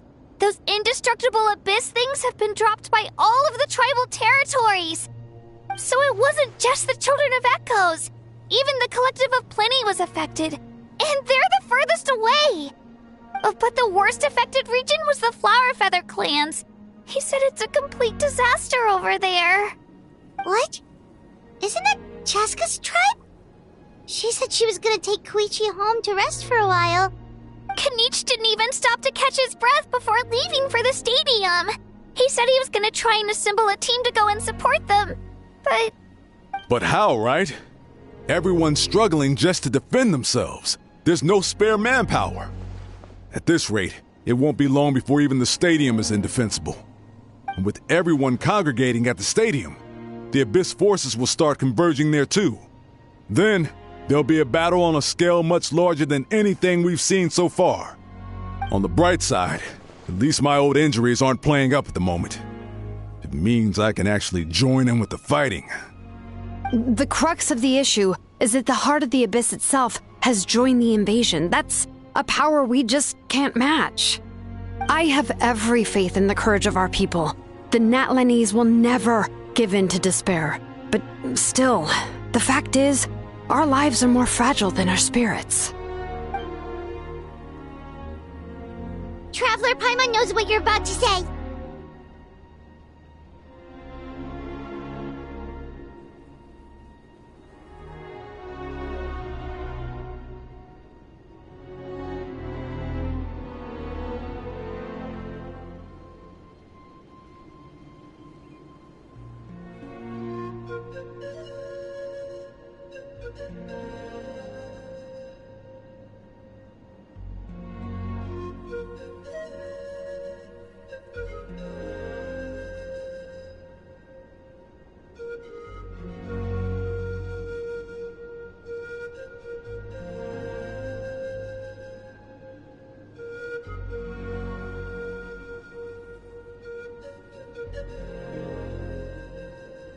Yeah, Paimon sure is getting tired from all this flying, but it doesn't matter. Wherever you go, Paimon's going too.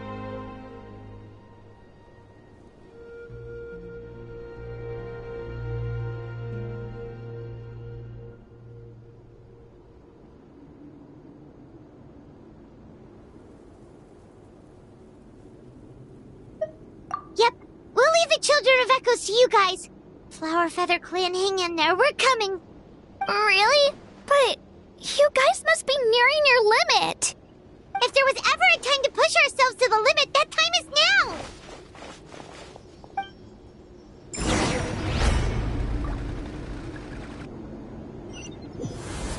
Wait, over there! It's Cheska and Koichi! Traveler! Over here! Hurry!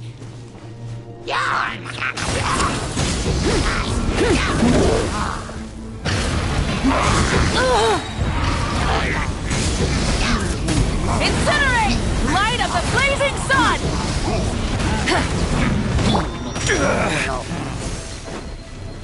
Stabilize! Try and stop me! This is order!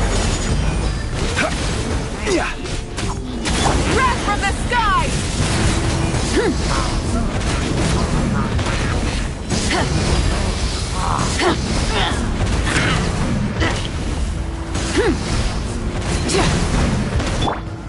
Solidify! Scatter! Yeah!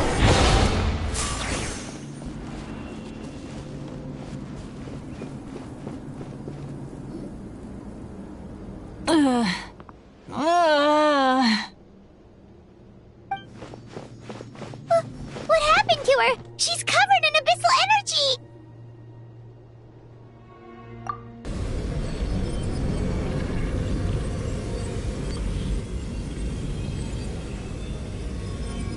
Please, save her.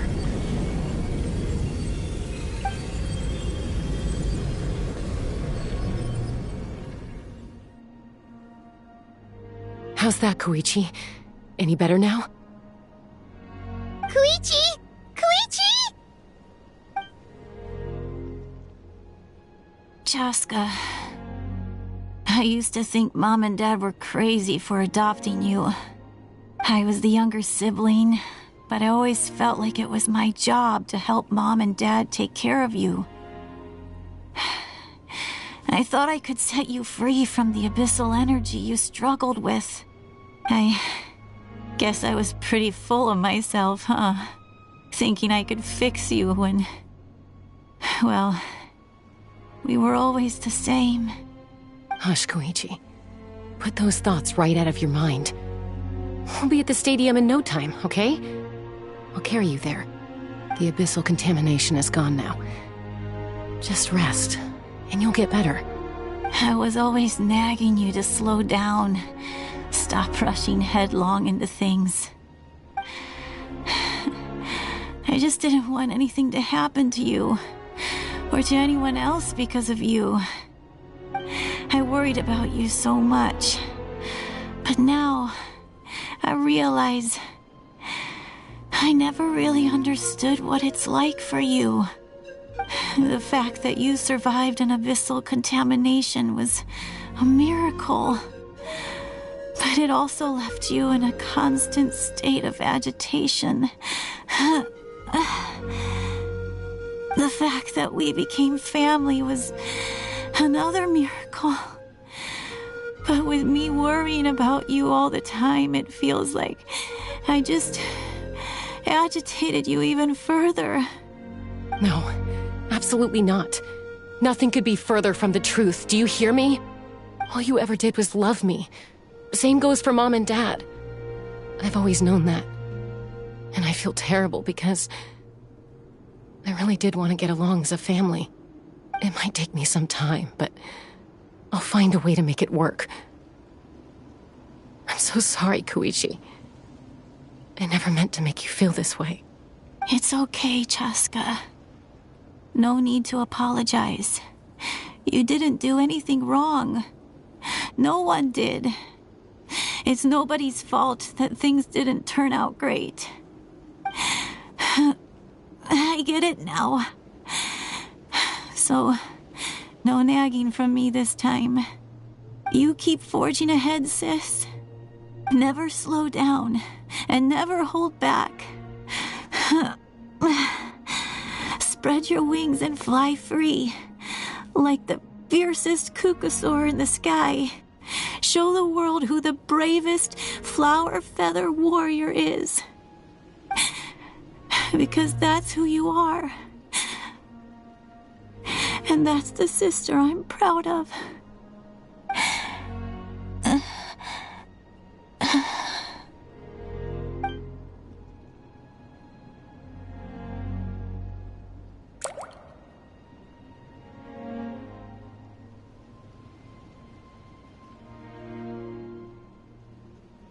Koichi! Koichi!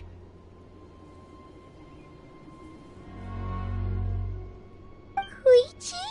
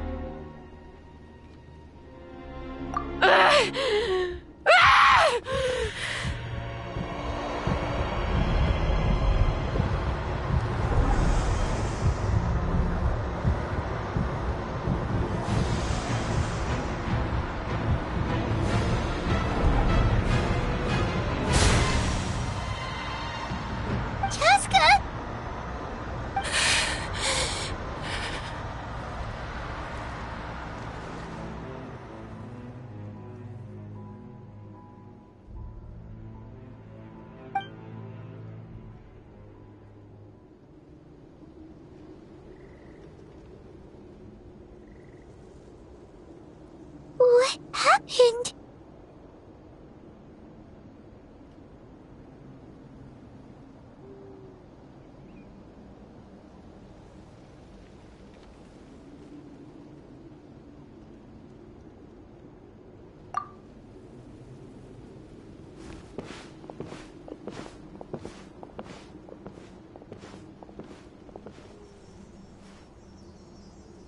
What was that just now?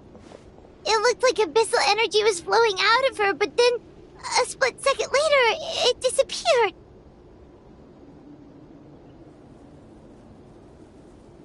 Koichi did say that Chaska needs to let off steam now and then, or she'll end up losing herself. But this time she wrestled back control.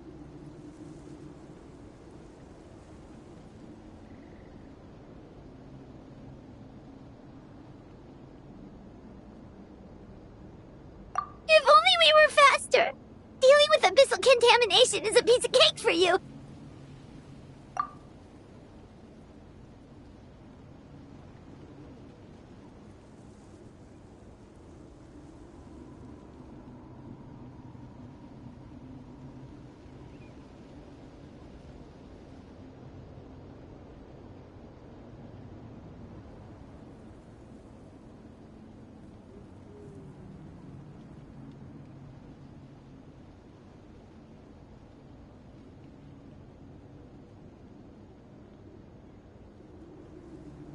We could have gotten to her earlier, then you could have treated her before it was too...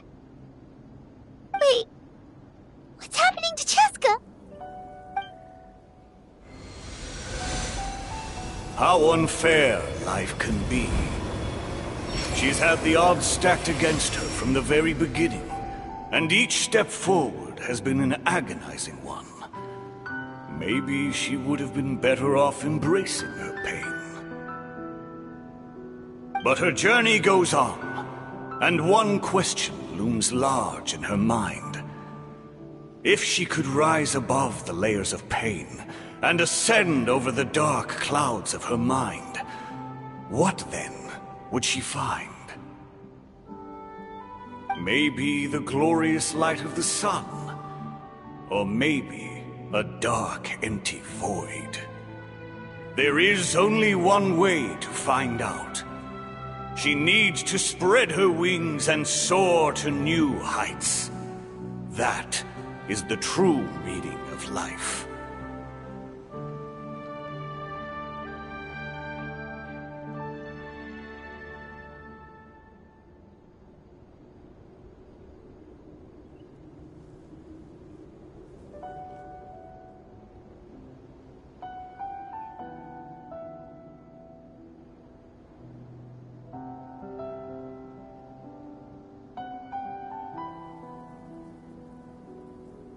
My life's suffering shall be my epitaph. To remember the pain I endured.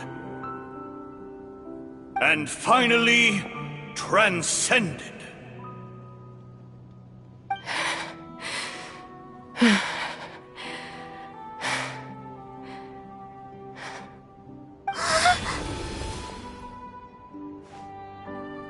Let's take Koichi somewhere safer.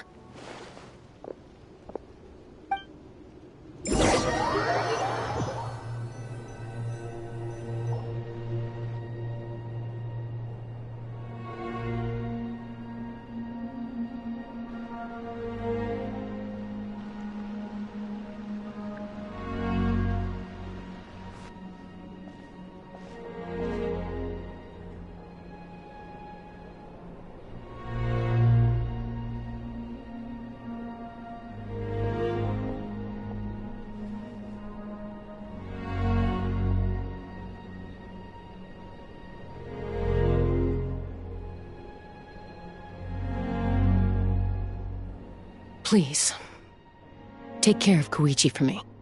I still have more important things to do. Of course.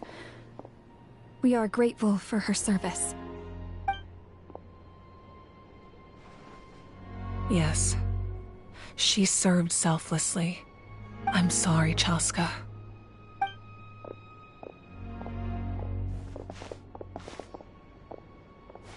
It's all right. I'm far from the only one going through this right now. Koichi wanted to be a hero. And in my heart, she always will be. If we want to honor what she stood for, not to mention her sacrifice. Archon, we need to hurry. Time for this war to end.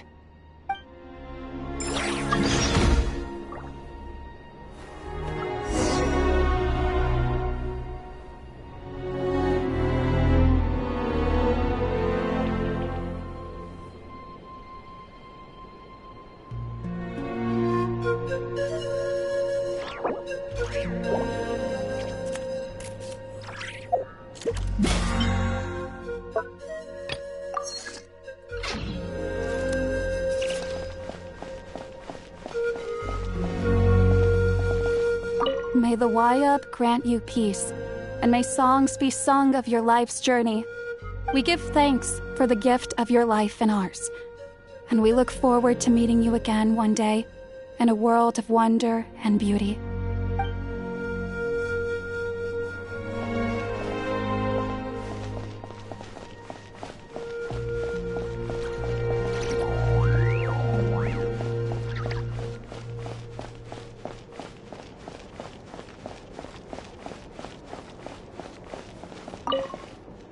No, Archons, I'm out of my depth. We're understaffed and undersupplied, and I can't even treat half the wounds I'm seeing. I just wish I had someone with more expertise to turn to. No, I mustn't think like that. I have to rise to the challenge.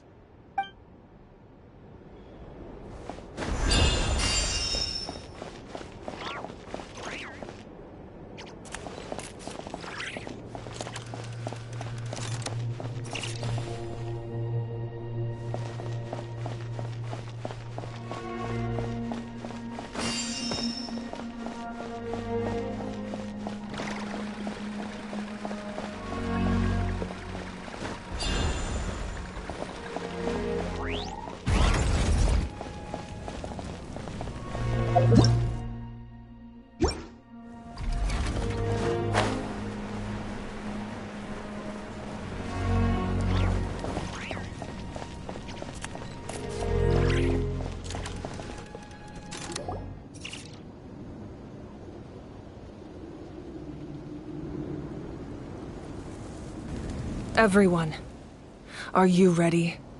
A bitter war lies ahead. Our victory begins in each of your minds.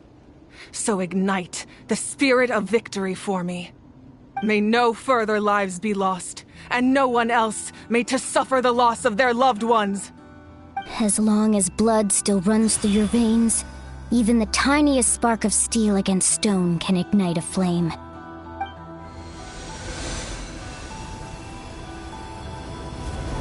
Its blaze will become one with the gaze of all Natlan.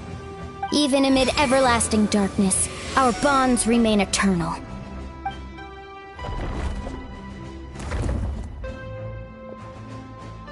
Stone engraved in echoing peaks. Converge, disperse, in ashes be reborn. For flames born anew, and the blazing dawn. A hero scaled the volcano to seize the sun. Anointed with flames, she shone with the light of 1,000 stars. Now, guide me in my first step. Having foretold his own death, the omniscient man holds a feast in celebration. Let us raise our cups in honor of his heroism and send him off with this final tribute. For at last, his wish is now fulfilled. By past fuel and present flame, life marches ever on. We will answer to the fire for all our deeds. My life's suffering shall be my epitaph. To remember the pain I endured, and finally, transcend it. Heroes of the ages! Our moment has finally come!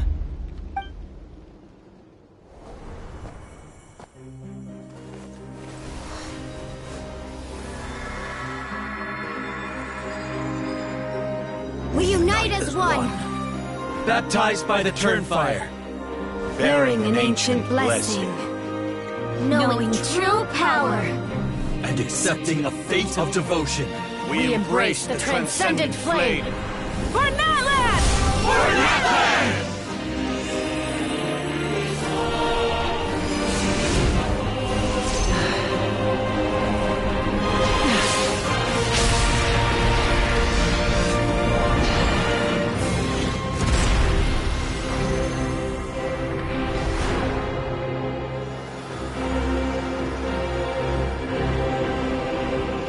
In the name of the Pyro Archon Halloran, I declare the Night Wars underway!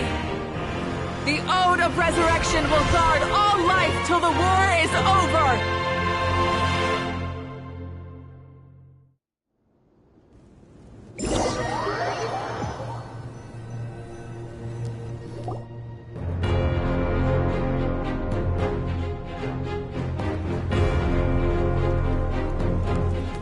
That is an outright scary level of power. So, from now on, all warriors will be able to resurrect themselves using the sacred flame. That's right. No more casualties. It's time to wipe the enemy off the face of the earth. And to reclaim our lost territory. This is for all those who gave their lives for Natlan. Everyone, let's go. We'll come with you. Paimon, Traveler. I'm so grateful you got to us when you did. You gave Koichi the chance to say those words to me before the end. If I'd lost control out there in the wild, this counterattack might never have been possible. Probably best not to think about that. More importantly, how are you feeling now? Any better? Not really. But now is not the time to deal with it. In the spirit of VUCA, I have to rise above it. The conflict and suffering in me are there to test my character. My struggle will make me stronger, and make me the person Koichi believed I can be. Alright, let's go show the Abyss what human beings are made of. They'll be sorry they messed with Natlan after we're through with them.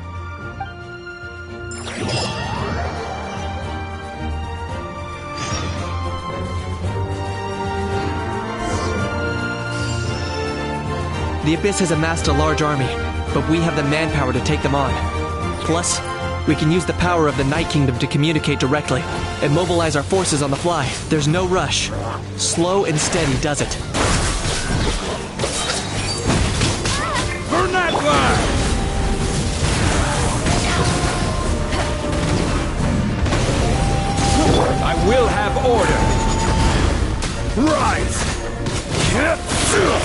Time to shine!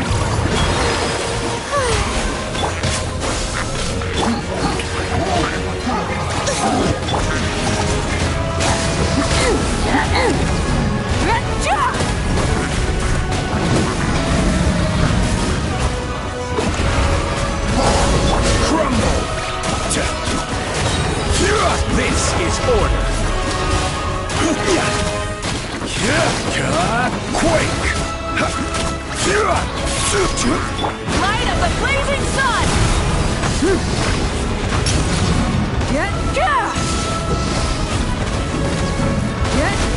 I will... Ooh, look at aerial support from Malika? Look how powerful she is now. It's borderline unfair.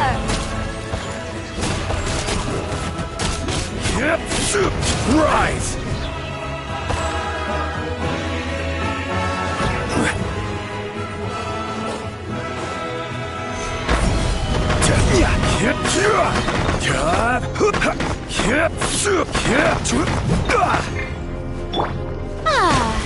May I present? Scatter!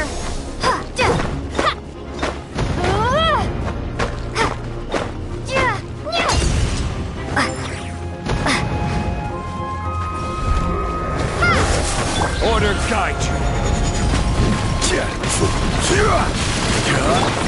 The show begins! Spring forth!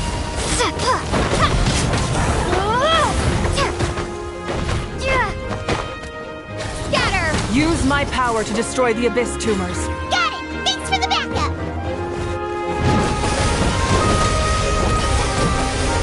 Propagate!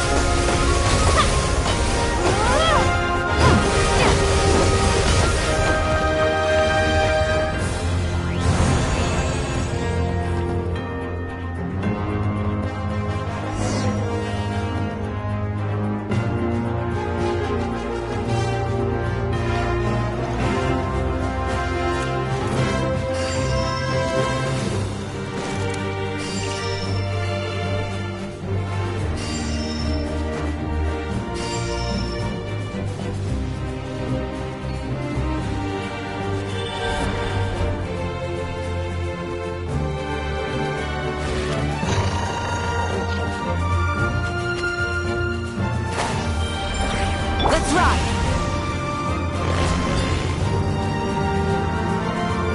Oh, did you guys see that huge fireball?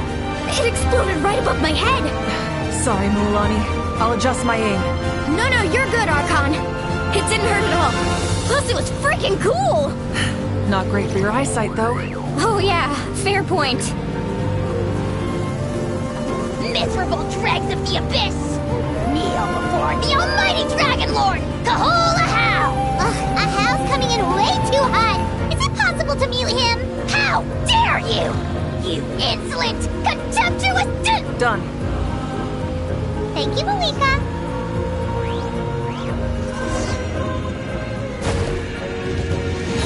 Backup has arrived. All right, give him hell.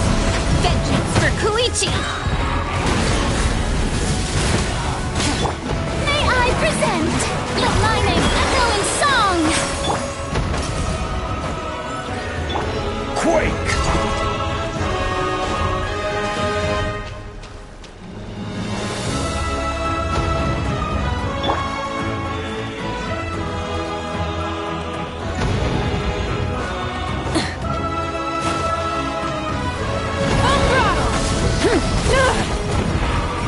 This is order. Careless. The enemy ranks are thinning. Time to double down. Use the Pyro Archon's power and show no mercy.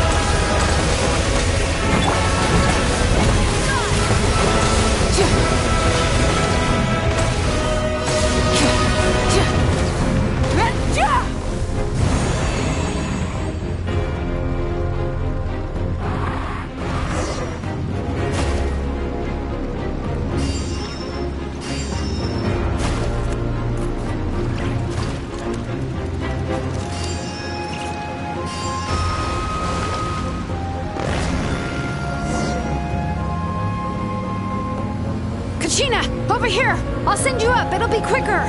Whee!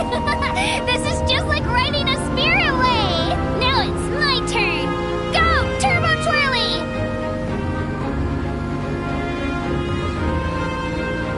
Okay, everyone's safe. Granny, please go on ahead with the others. I just need some more time, I promise. I won't hold things up. Oh, roar on! Leave the vegetables and aphids behind, you dimwit! It's too dangerous!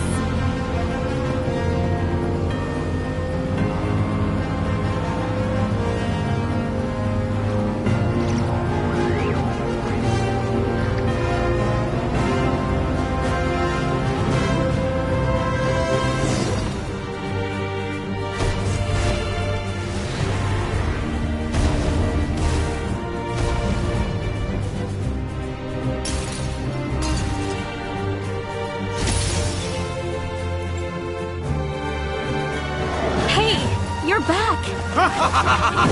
That sacred flame has got me pretty fired up! I'm ready for a whole army of monsters! Everyone! Death is now off the table! So charge! Let's give them everything we've got!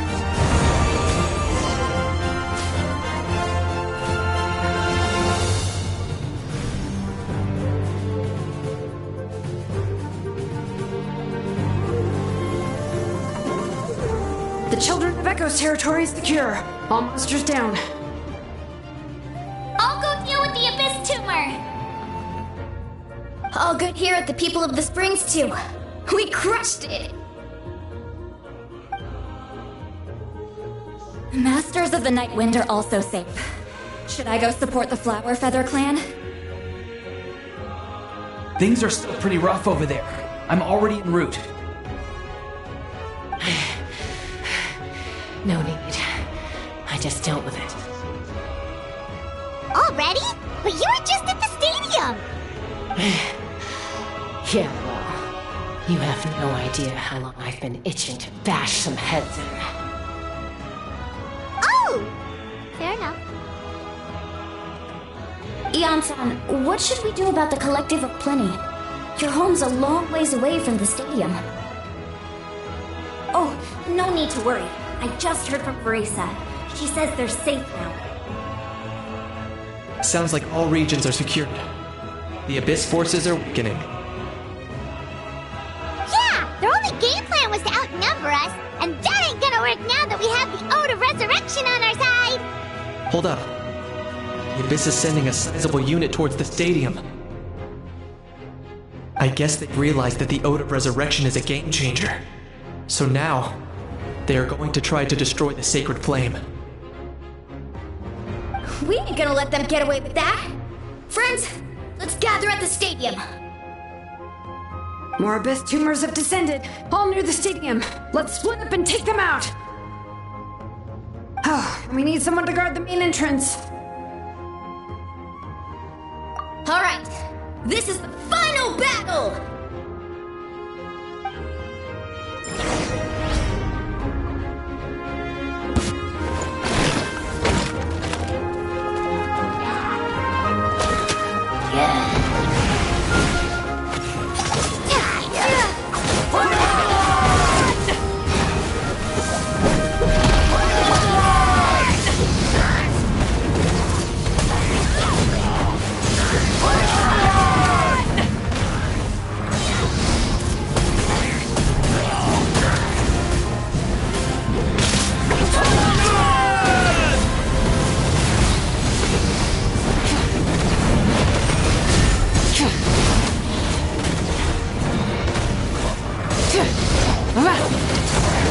Full throttle!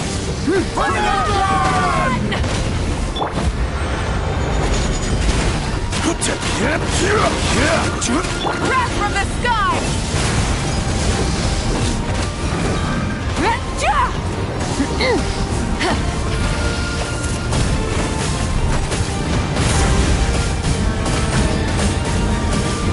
Incinerate! Pyroclastic surge!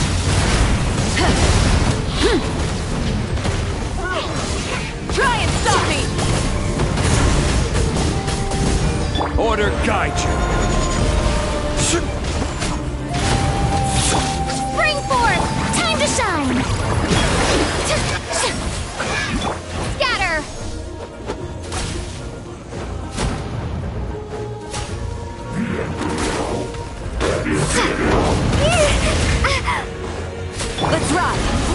the skies! Rev the engines! This is order. Rise!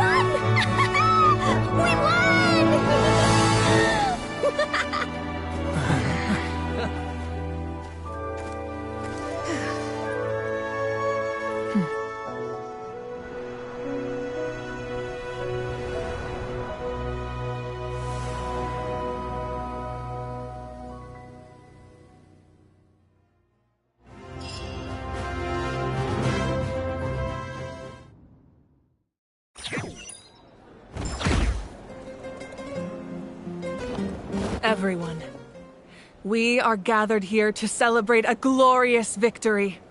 It is a victory forged by each and every one of us, and we should all be proud of what we have accomplished. We emerge victorious from another crisis to declare, our beloved Natlan is saved! Woo! All right! I must caution that this war is not yet over. We have not destroyed our enemy, merely driven them further into the depths of the Night Kingdom. But the Abyss underestimated Natlan's forces, and they have suffered a devastating defeat.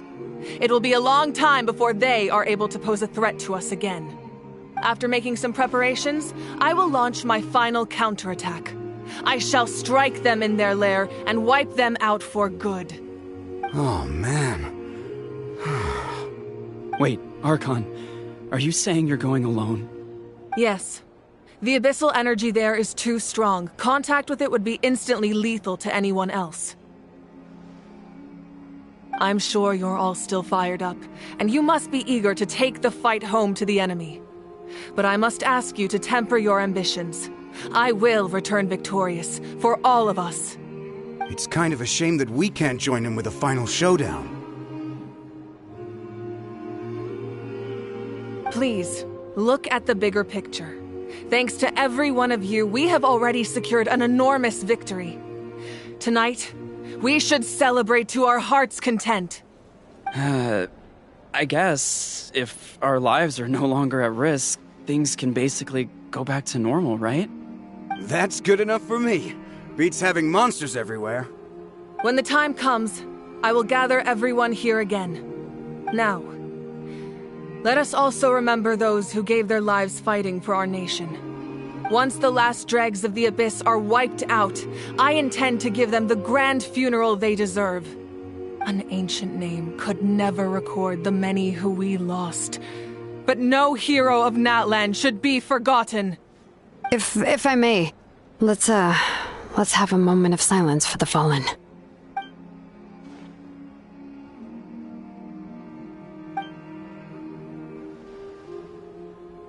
Lastly, there is one more person I must thank for his extraordinary support in our time of need, and that is the Captain.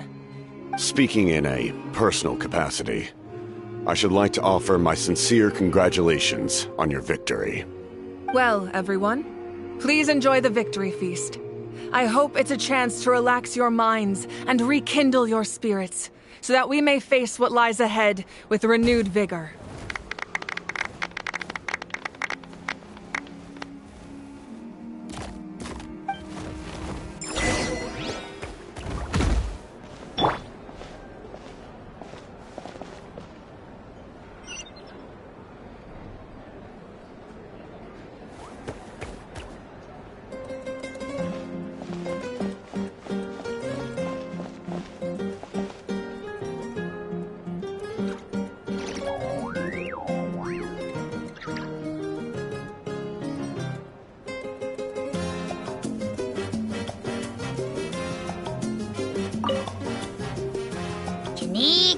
You are one lucky devil.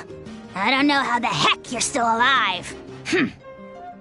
I'm in a zero-tolerance mood right now. Stop being so flippant. Unless you want to get punched in the face. What is it with you, Ahau? Why are you so incapable of being nice? Oh, this is rich. One measly victory, and it's all gone to your head. You'd all be mincemeat by now if not for the heroic deeds of the almighty Dragon Lord, Kahul Ahau! Alright. Credit where credit's due. Here's a bunch of grapes for your trouble. Don't treat me like I'm your pet parrot!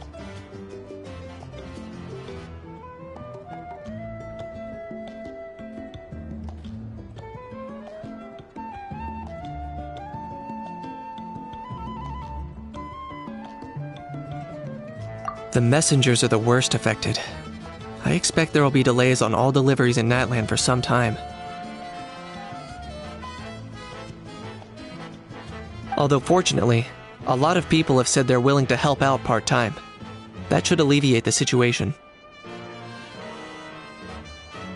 The Collective of Plenty was the furthest from the Abyss's entry point, so they didn't have as many monsters to deal with. From what I hear, they got off relatively unscathed. But it might have been a different story if Chaska hadn't gotten there when she did. That's good to hear. All's well that ends well. Well, what do you know? These are pretty tasty. Oh, serve it! One more bunch of grapes, post-haste! Okay, Polly.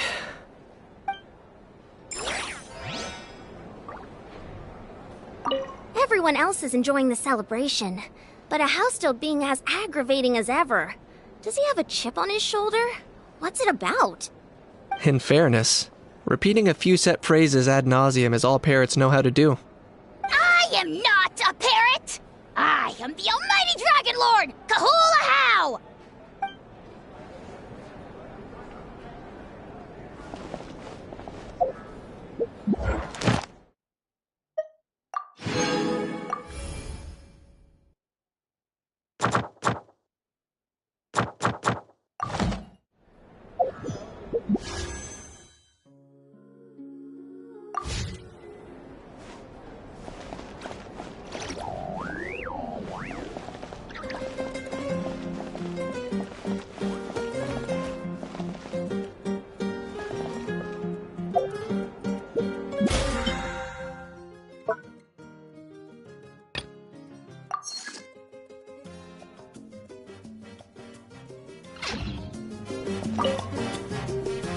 You did a great job, Kachina. Oh, you're much more confident now. Seems like winning the pilgrimage gave you a real boost. No, I just figured I should do my part, you know? I spoke to your mom and dad. They were singing your praises. They said the world's your oyster now. How are things at the People of the Springs base? There are some casualties, but the overall mood is very positive. I reckon they'll start rebuilding pretty soon. Same situation for the Children of Echoes. Still, it's so sad that some people couldn't be saved by the Ode of Resurrection. I think I want to hold a candlelight vigil for them when I get home. Oh, that's a great idea. Let's do it together. Let's hope that their sacrifice marks the beginning of a new age for Natlan. An age of unprecedented peace.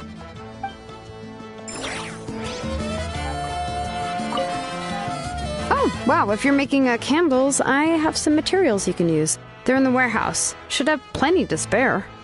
Oh, okay. I guess I'll tread carefully on the way in then? Or... Good point. I'll go instead.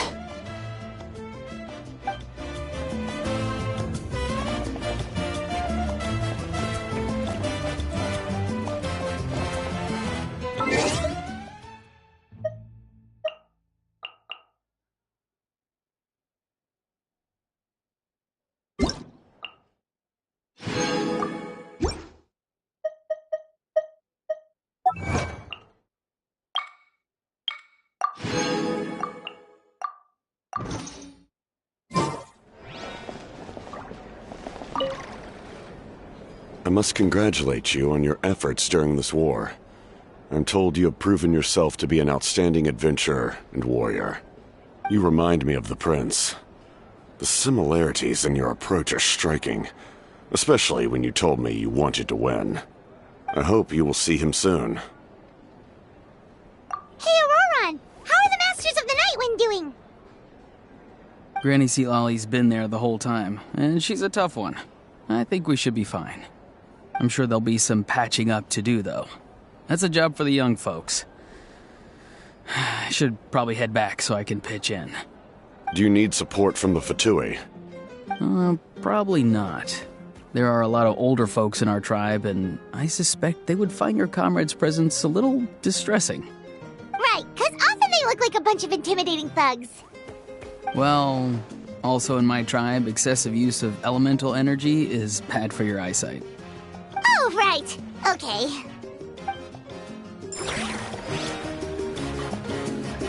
I'm still somewhat in disbelief that a united people prevailed against the Abyss. Do I sense some regret in your words? A degree of regret is inevitable. But above all, I feel profound admiration.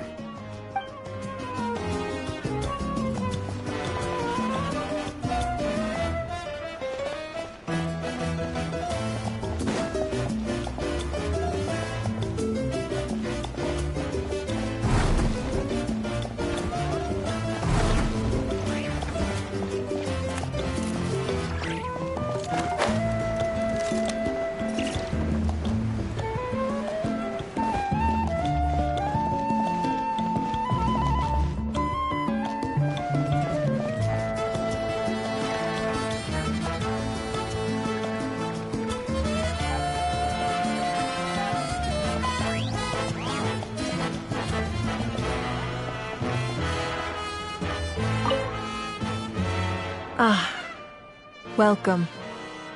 You seem a little out of sorts. Are you just tired, or...? I guess I am.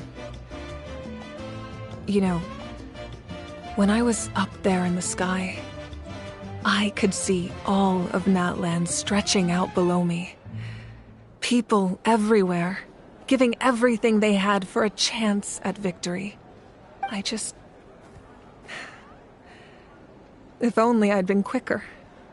Maybe they wouldn't have... And Koichi. Maybe she'd still... I'm sorry. Now is not the time for that. Fruit juice, right? Make it a large?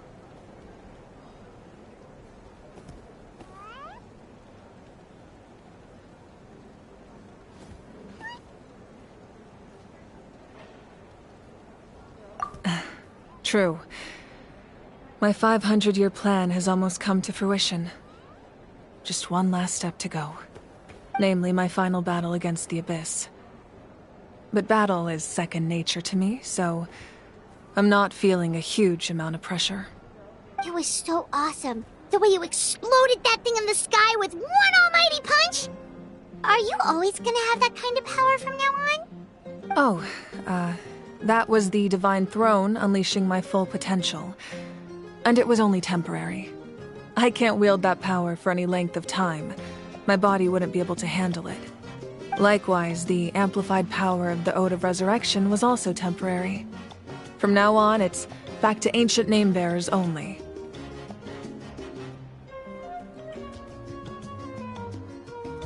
Correct. We dealt the Abyss a critical blow. So for the time being, it's too weak to sustain regular invasions. I hope the people will be able to enjoy this period of peace. Or rather, assuming all goes to plan, eternal peace. We've had centuries of war with the Abyss, and it's high time we brought that chapter to a close. Anyway, there's something I've been wondering about. I know you've been at the center of some major events in other nations too, and fought many powerful foes. In this war, you were in the thick of it once again, dashing around tirelessly, supporting the fighting on all fronts. So tell me, what drives you to do this as a mere traveler passing through? Why risk life and limb for a cause that's not your own?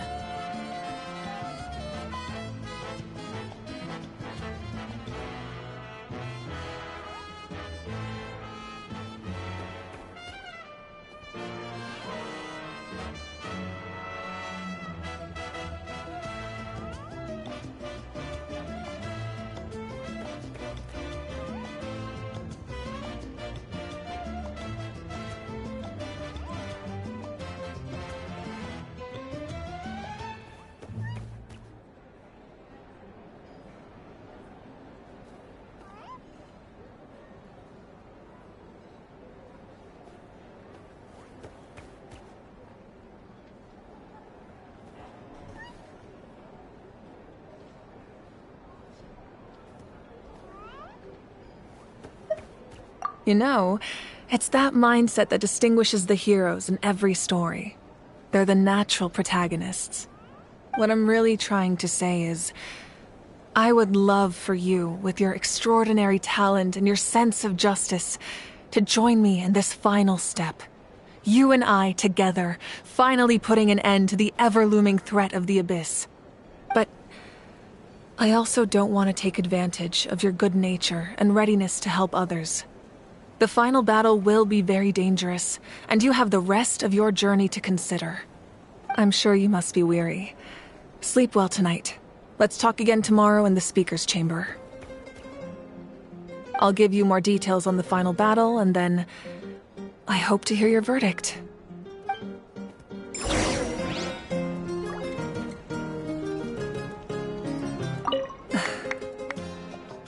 My mind is still flooded with scenes from the war. I can't get the images out of my head. Maybe I need another drink.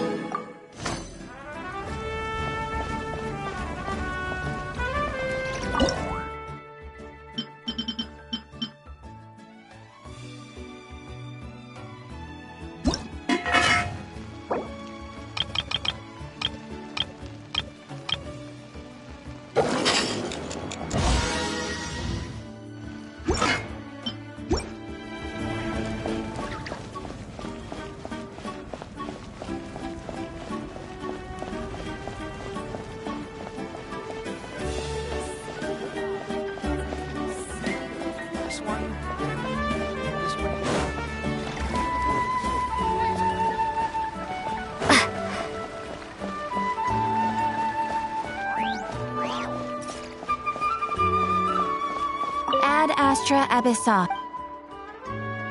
Thank you for completing today's commissions. Here is your reward.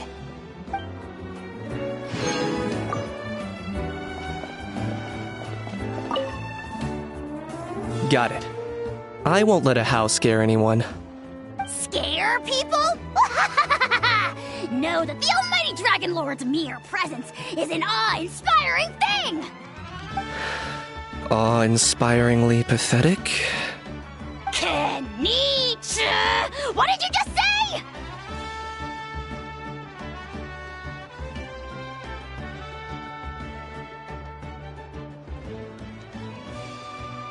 Oh, look who crawled out of their hidey hole. Here to scrape up some work? Too bad, too bad. All the lucrative gigs are already under the purview of the almighty Dragon Lord, and we... Ignore a how, traveler. If you'd like any commissions, I can recommend you some.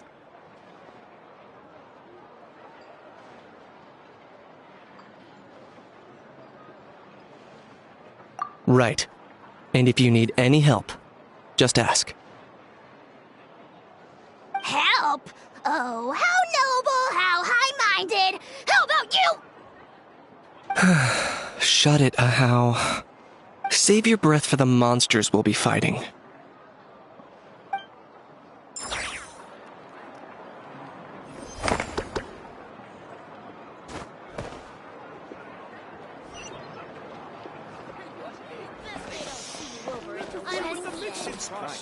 Don't keep your voice down. You might want to get a guide if you're not familiar with the area. The biggest one in history. Not getting gone this time.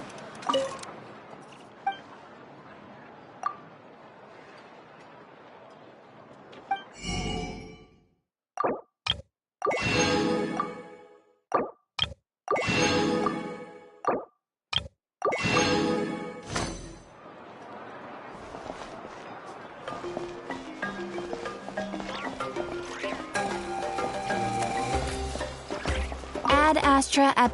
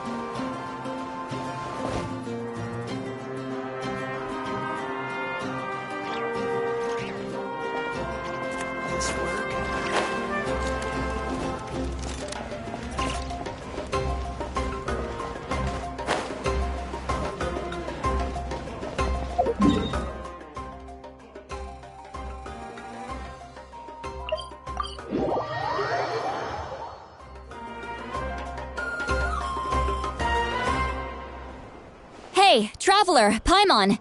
There you are. I've been looking all over for you. Oh, hey, Sweet Lolly! What's up? Listen up. I have something really important to tell you.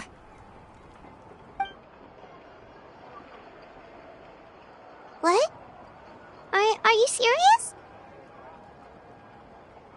Natlan must pay the price for Mawika's use of the Ruler of Death's power. That price is death. And only Mawika's death can clear the debt. I had thought that the Ruler of Death might have a change of heart after seeing the people of Natlan come together and fight so bravely, but... Even now that the war's over and the threat to Natlan is gone, it looks like that death is still set in stone. I had to know your thoughts. I want to save her, but I can't do it alone.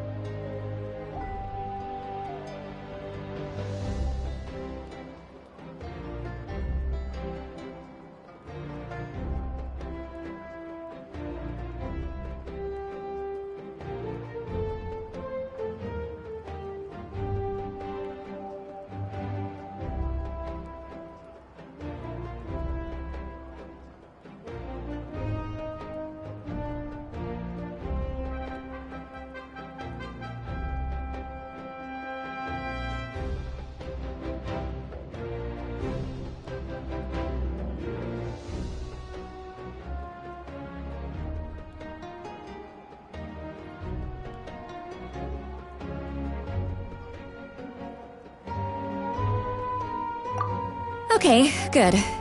That makes me feel a little better. Thank you for standing up for us. There's clearly something special about you, so if anyone has a chance of defying the rules, that would be you. Oh, and please don't breathe a word of this to Mawika. I'm sure she's well aware of the cost of using the Divine Throne's power, but if she finds out that anyone else knows, it could ruin our chances to help. Got it. Mum's the word. Alright, that was the last major item on my to-do list. Now, since I've come all this way, I think it's finally time for a well-earned drink. Go easy though, yeah?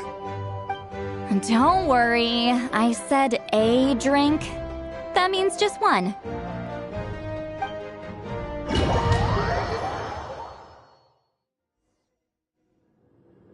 All right, you little munchkin. If you keep pestering me, I'm gonna have to get serious. I get 100 kids a day telling me they want to be the next Pyro Archon. Why should I train you?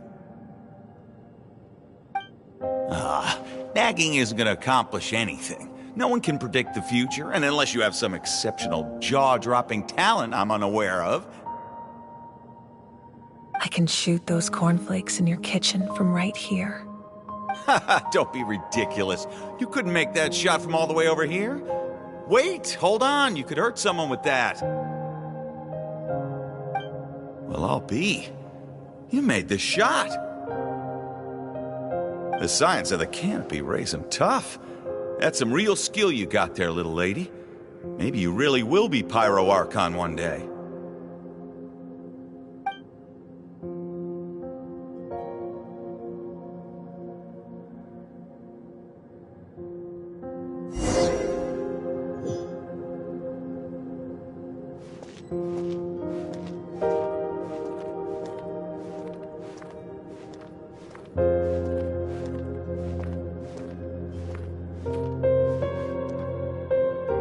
See this? I'm asked to get an ancient name. And it's not just any ancient name, but Mollypo. If you ask me nicely, there's still time to join my team for the pilgrimage, you know. No need to scowl. You lost and I won, it's no big deal. You want me to be happy for you when your turn comes, right? So cheer up. I'll get my own ancient name soon enough. And it'll be an even better one than yours. Oh, really? Well, good luck with that. What ancient name could beat Mollypo in our tribe? Unless... surely you don't mean Kiangozi?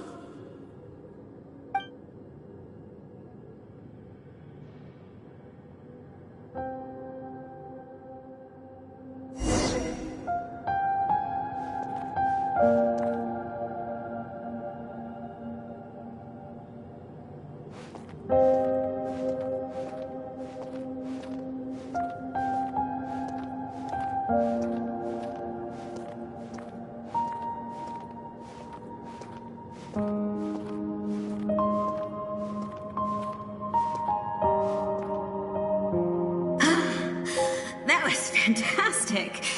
I can't believe I beat you in a wrestling match for once. Can't be more than a few days now until you're officially made the Pyro Archon.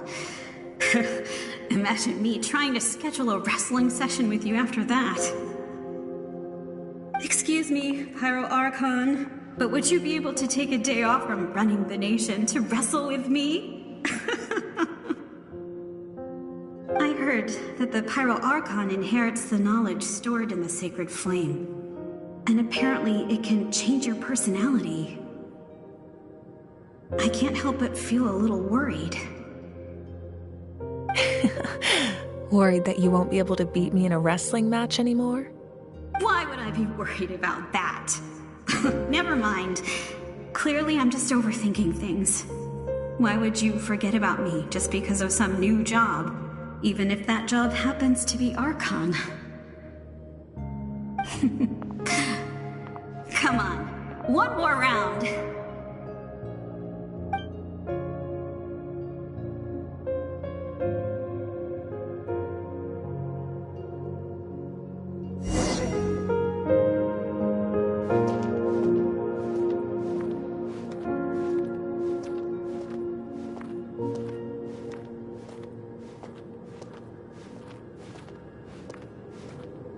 After the darkness will come the dawn.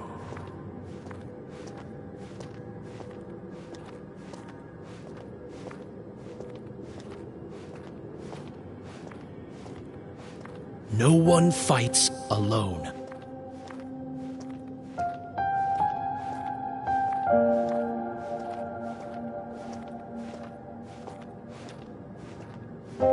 For Natlan!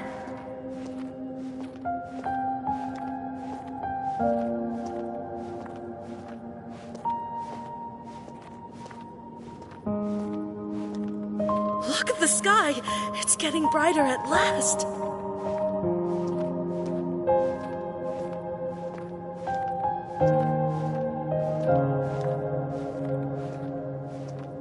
We walk the righteous path, and the Pyro Archon will guide us.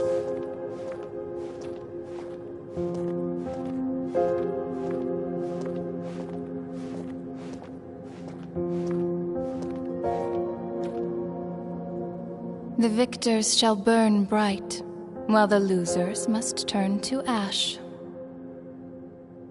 I have done what is required of me. The rules are now written into the Night Kingdom, and this will help you to stand against the Abyss.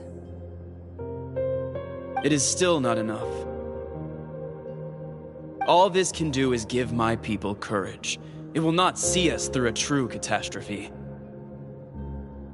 If you are to make the Natlanese alone bear the consequences of a broken world, you will have to bring more to the bargaining table. You are the greediest human I have ever met, and the fiercest negotiator. No other would seriously ask to borrow my power. My domain is death, and its power comes at a great price. The question is, are you prepared to pay? I need that power. Only a hero can truly wield it, and heroes are not afraid of dying. No, a fear of death is ingrained in all living things. If the wielder of this power cannot conquer their fear, countless innocent lives will be claimed in their stead, For only then can the price be paid. Those are the rules. Mine is a nation that will not yield to the Abyss, and it will certainly not yield to your rules. As their culture and civilization is transmitted through the generations and their faith grows, the people will go from strength to strength and reach heights that even I cannot dream of. Very well. I shall agree to help you. But I am merely a shade, and I do not have as much freedom to do as I please as you might think. Then what do you propose? Keep this a secret. If I am questioned about it, I will deny all involvement and claim that treacherous Xbalanque stole my power. That will not be a problem. Thank you. I am glad we could reach an agreement.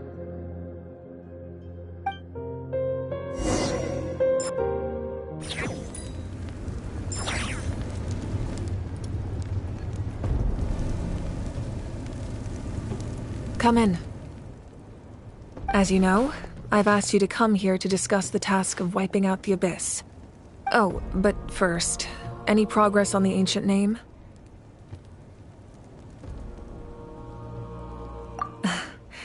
I'm surprised she was willing to help you, and by extension me. I'm very grateful to her. Wait, hold on! Wasn't the whole point of the ancient names for winning that huge battle? Why would the Traveler still need one by this point?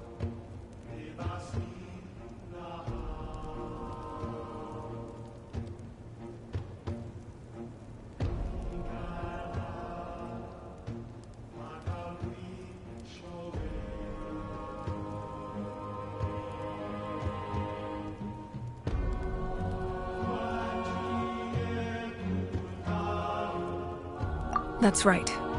The Abyss has retreated to the depths of the Night Kingdom, a place that has long since been corrupted by abyssal energy. If we don't finish them off and restore the ley lines, the threat they pose to Natlan will remain. The battle we fought yesterday, we may one day have to fight again. Natlan has always been resigned to. For thousands of years, we have struggled on the brink of a looming darkness and never known true peace. But this time, I want to break the cycle and free us from this fate for good. With the sacred flame, I can protect myself from the abyssal corruption, but beyond that, you are the only other person who can resist it. If your ancient name can't be forged, I will go alone. But if it can, I'd really love your help. Not completely. After all, the Night Kingdom is still plagued by abyssal corruption. But when I used the power of the Divine Throne, it dispelled a lot of that corruption. Plus, your ancient name is a special case, so the Lord of the Night will take special care of you. In short, the Ode of Resurrection still has a number of limitations, but I can promise that it will work reliably on you.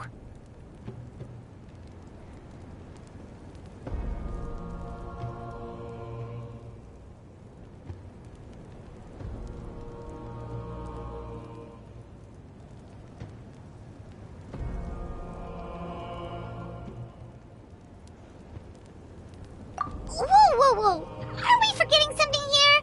What about Paimon? What's her place in all this?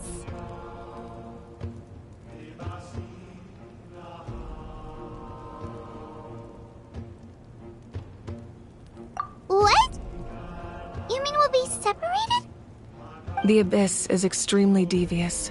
If you two go there together, you can bet they'll make Paimon their primary target just to put us in an impossible position. Paimon wasn't that worried, but now she's petrified. What will you do without me?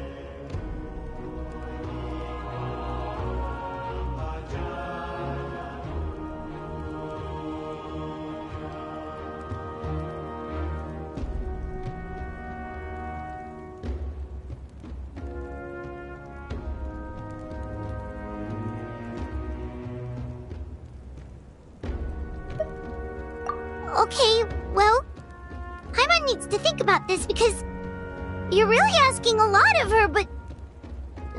give Paimon some time and she'll do her best to rise to the challenge. I greatly appreciate it. Everyone in Natlan knows how important this final battle is. You will be remembered and revered long into the future, until the end of time. If you have any other questions, please ask away.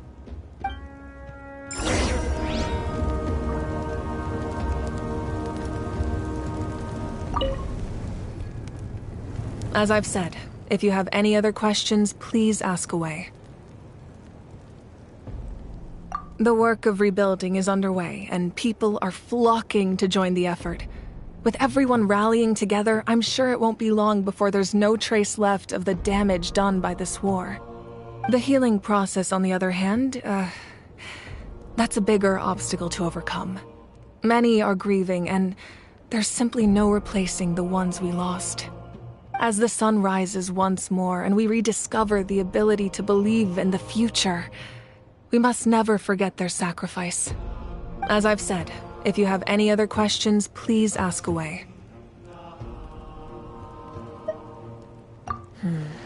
False sky. I have heard this expression before, but I think this was the first proof of its existence. I think there's a lot of investigating to be done to understand what the fragments behind the sky are and why they were hidden in the first place. However, from what the Adventurers Guild tells me, neither the split sky phenomenon nor the fragments have ever been observed in any other nation. My guess is that the Heavenly Principles wants them kept a secret. I just hope they don't cause me any trouble over it. Oh, you should be fine. We did something much crazier back in Fontaine and we're still here. Well, that's good to know. Anyway, the line I'm going with for the masses is astronomical anomaly. And I don't expect much of a backlash. Meanwhile, we can look into it at our own pace. As I've said, if you have any other questions, please ask away.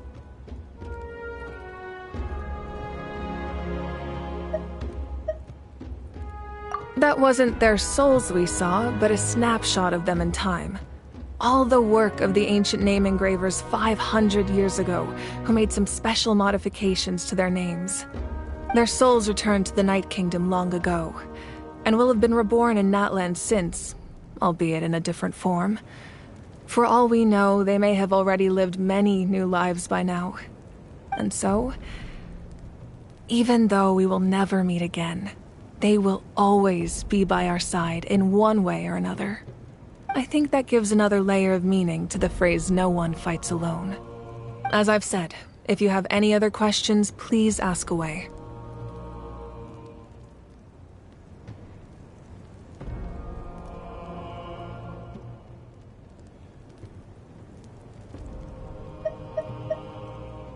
We have a temporary alliance, but I can tell that saving Natlan is not his only goal.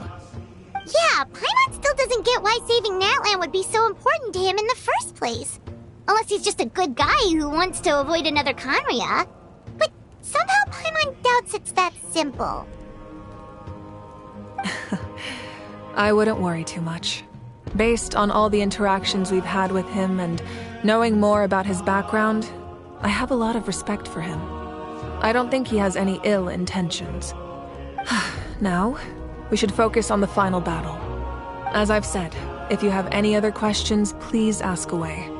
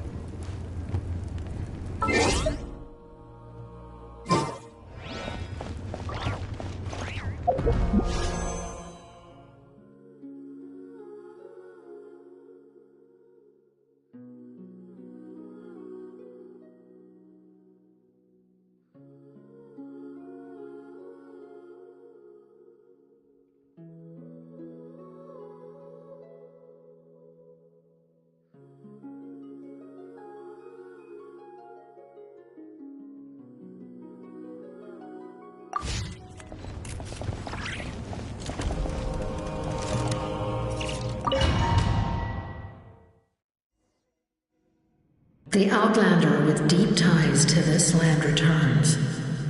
And this time, he is alone.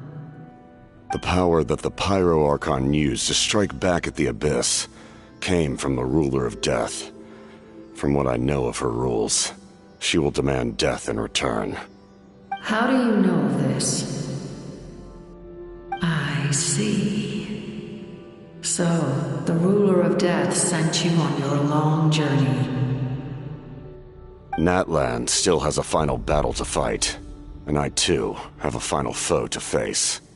For the sake of those countless lost souls, and a hope for Natlan's future, I need your help.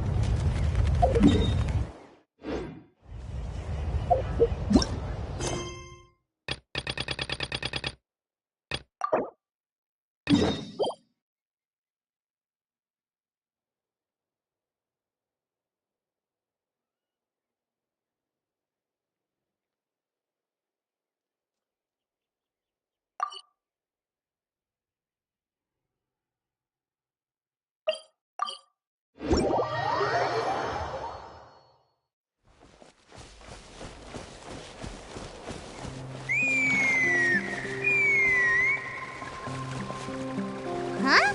What's that sound? Seems like it's coming from that bridge.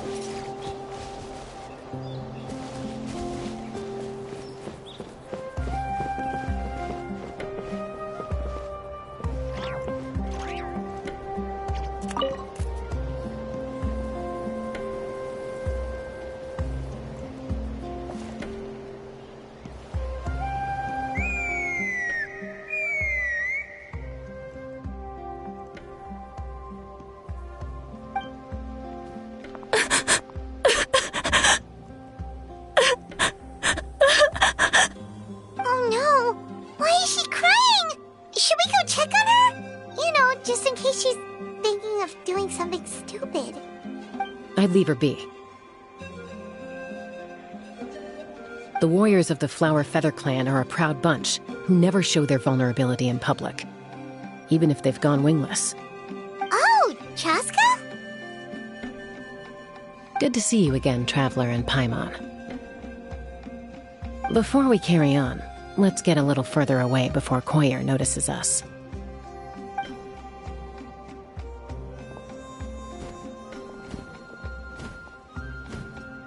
So, that girl on the bridge, Koyer, you said? Should she really be on her own right now?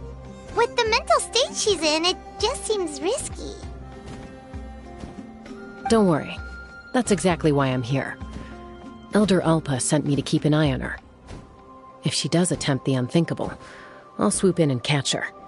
I doubt it'll come to that, though. She's a fighter. A warrior, in fact. One who aimed for the sky. However despondent she might feel now, I'm confident she'll get through it.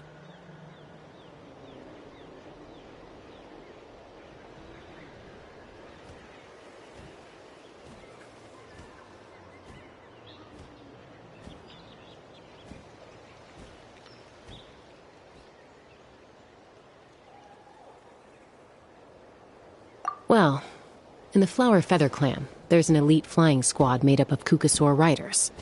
But it's an extremely selective squad. To become a rider, you need to undergo a trial where you not only demonstrate mastery of the relevant skills, but also win the approval of the Kukasaurs. Very few candidates make it through the process. Koyer has spent years training for her most recent attempt, but unfortunately she didn't pass. So it's not hard to see why she's so upset. Sometimes, after multiple failed attempts to pass the flying tests and win the Kukasaur's approval, people get so disheartened that they give up on their dream to soar the skies.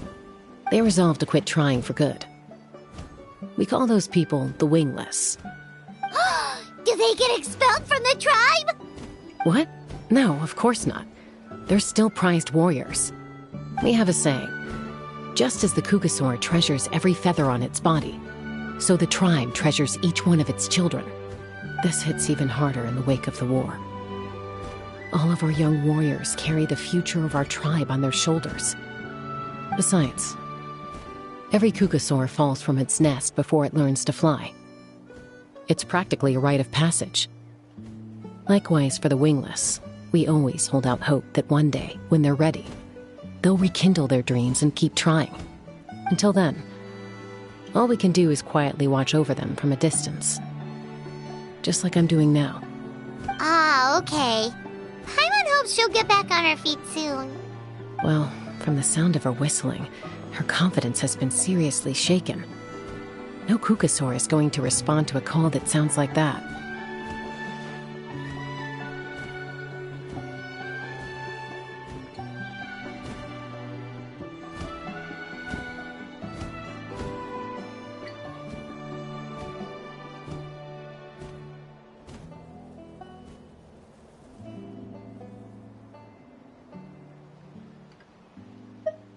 Yeah, People from my tribe call to their Saurian companions by whistling or blowing a horn. So it sounds like Koyer was trying to summon a Kukasaur to practice her flying. But the Kukasaurs are an even prouder bunch than our warriors. They would never respond to a lackluster whistle like that. First she failed the trial, and now she's struggling to even summon a Kukasaur. That's only going to hurt her confidence further. And getting trapped in that vicious circle is the kind of thing that'll make people go wingless. Surely there must be something we can do to help. That's very kind of you. Koyer's flying skills are up to par, but mentally she's stuck in a rut. If she wants to return to the sky, she has to overcome that for herself. I'm going to lay low nearby, just in case she takes a turn for the worse. Let me give you a tour around the tribe once this is all over.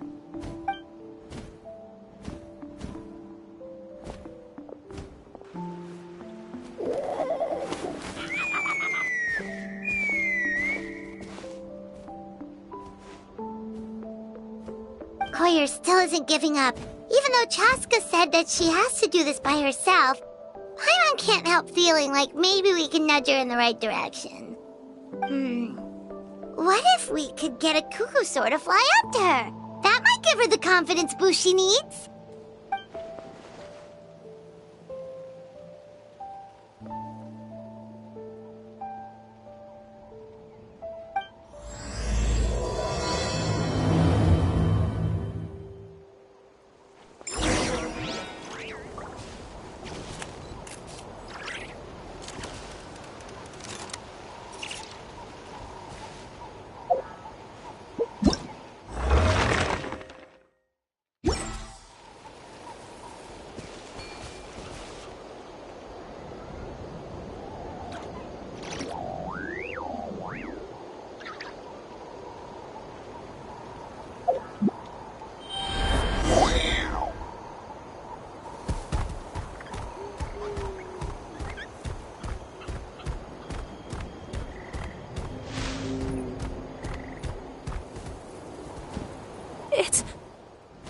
It's a Kukasaur!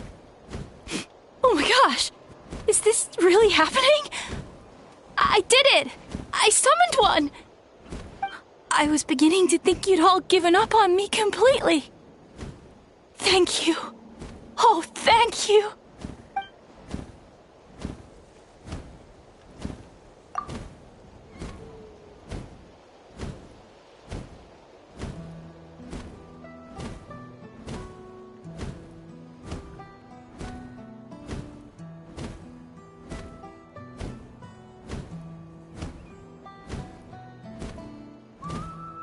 Excuse me? Would you mind if we did some flying practice together? Right now? I think I know where I went wrong in the test now. I need to maintain a higher speed on my turns. So, I just gotta practice my bell tail slides and split S maneuvers.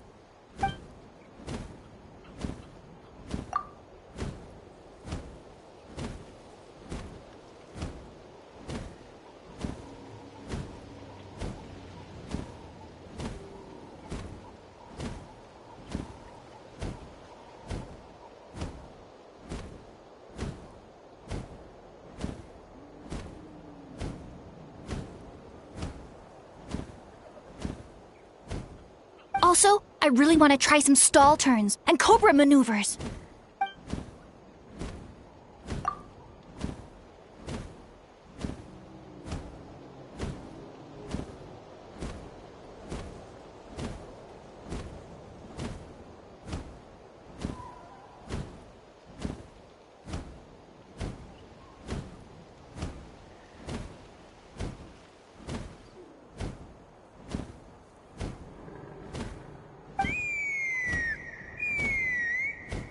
Huh? That sounded like a whistle. Is someone else trying to summon a Kukasaur?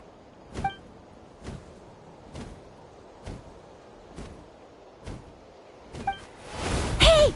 Wait! Wait!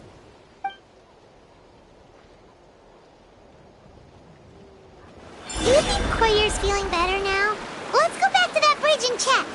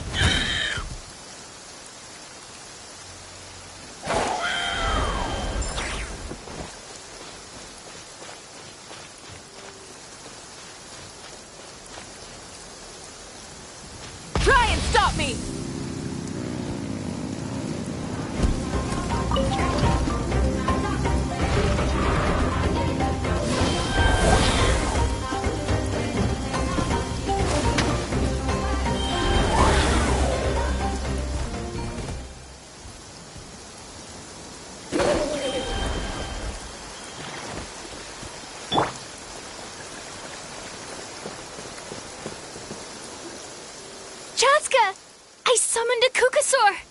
They do still respond to me after all! Although, unfortunately, someone else summoned it away again before I had a chance to go for a flight. Oh, really? That is unfortunate. But if you can do it once, you can do it again. Keep at it, and you'll pass the trial eventually. You're right. You know, I almost thought about giving up, but I'm glad I didn't. Hey, Chaska, how's Koyer doing? Huh? Who are you? And how do you know my name? These are my, friends. The Traveler and Paimon. You came up in conversation the other day because I was telling them about up-and-coming warriors in our tribe. Oh, the Traveler, huh? So that's you. What do you mean up-and-coming? I'm closer to being wingless than I am to passing the trial. Anyway, we haven't met before, have we? You look so familiar somehow. Maybe you saw her in the stadium? Or anywhere, really. She's been all over Natlan lately, so it's not surprising that you've seen her around. If you say so.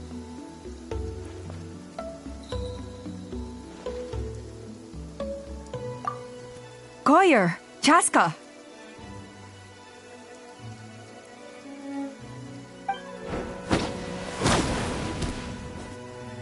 Here you are. I've been looking everywhere for you two. Oh, Elder Alpa! What's the matter? I thought I should tell you myself. We're going to redo the flying trials. Redo them? How come? This is so unexpected. And I can't believe you came out here just to tell us that in person. It's embarrassing to admit, but due to time constraints, we didn't do a proper inspection of the arena before the last round of trials began. Then we started to notice many candidates performing worse than expected. So we redid the inspection afterwards and found a number of issues which likely impacted candidate performance. This was entirely our mistake, and I apologize unreservedly. I know it doesn't make up for it, but I thought bringing you this message in person was the least I could do. Oh, okay. Chaska, these people you're with, are they the Traveler and Paimon? Huh? You've heard of us? I have indeed. Gathering intel is an essential part of being a warrior. Plus, you've already made quite a name for yourself in Natlan. Actually, I've been meaning to invite you to enjoy our tribe's hospitality for some time. Hospitality? Oh, that includes food, right? Of course it does. If you let us host you, you'll be treated quite lavishly. Mighty warriors are highly revered in our tribe. Besides, we still owe you for your help during the war. Without you, we would have suffered far worse at the hands of the Abyss.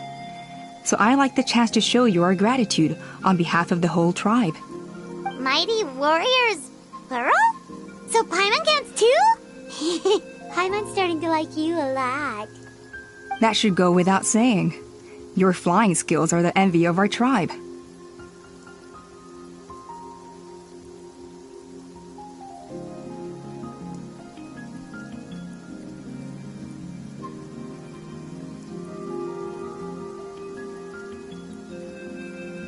The Flower Feather clan seems like a really nice bunch of people. We definitely need to take her up on this offer.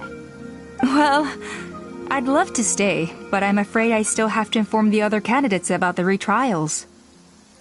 With our younger generation's future on the line, there's no time to lose.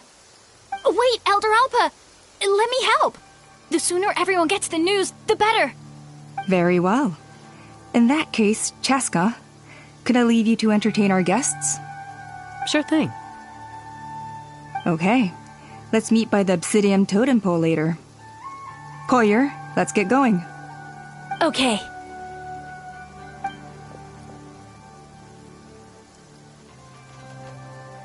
Alright, they're out of earshot. I'm just gonna come out and ask. That Kukasaur who responded to Koyer's call, that was your doing, wasn't it?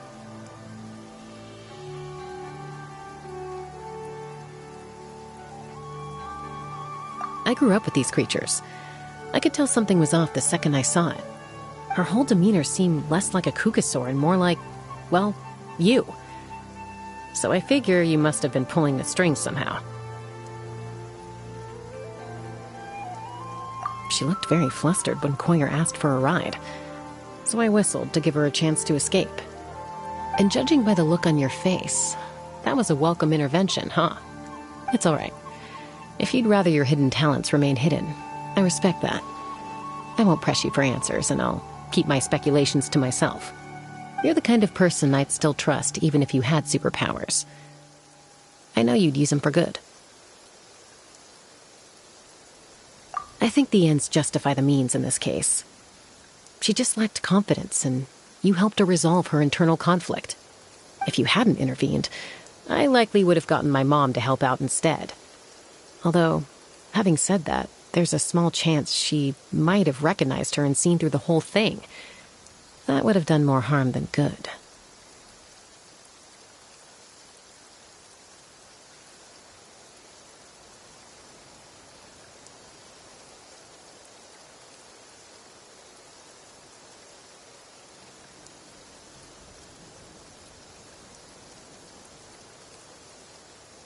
Yeah.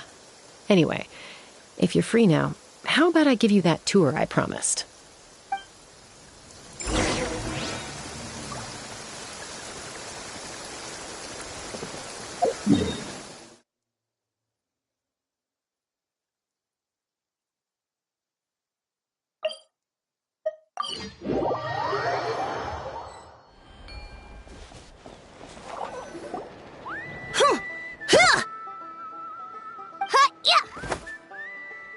Ready?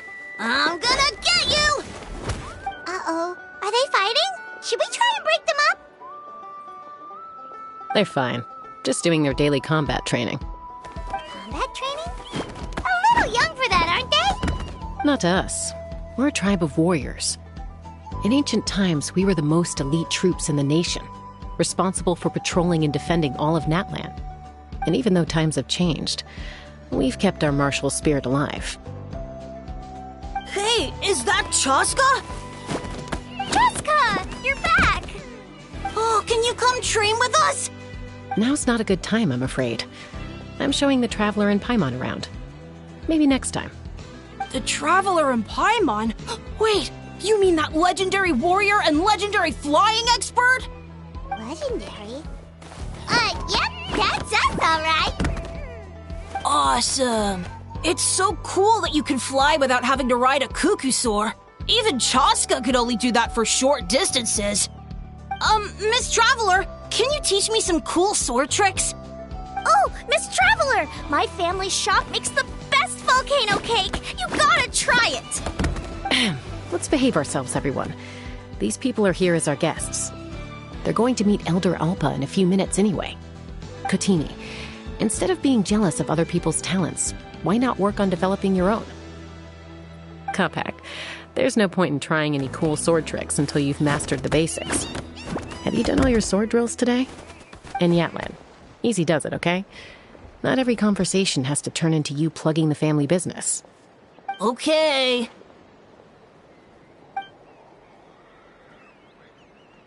Sorry about those kids. They just got overexcited when they heard your name. Hope it didn't bother you too much. This is a volcano cake that Yatlan forced into my hands. She said to think of it as an apology gift. Whoa, it smells amazing! Traveler, you want some?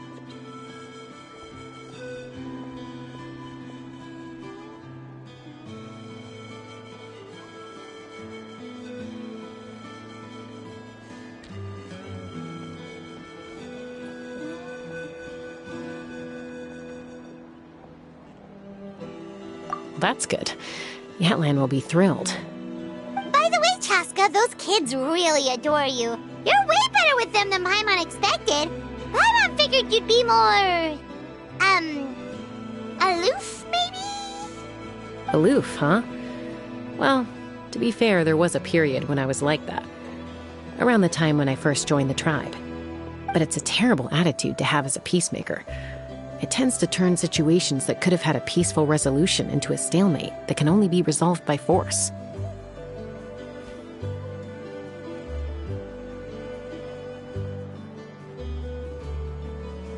Yep, exactly. As long as other options are available, I try to avoid that at all costs. Someone once told me that peace imposed by force will crumble in a matter of days. But peace achieved through genuine dialogue actually benefits both sides, even if sometimes the parties are only willing to negotiate because they're both armed to the teeth. That's true. Hey, Chaska! Uncle Cusco knows you're back, and he's coming to get you! Oh, thanks. Traveler, Paimon, got a dash. I'll meet you at the totem pole up ahead. You can't miss it. It sticks out like a sore thumb. Wait, are you running away? First rule of conflict resolution? Grab the fan and run before the you-know-what hits. Trust Chaska to make even running away sound cool. Sorry about this.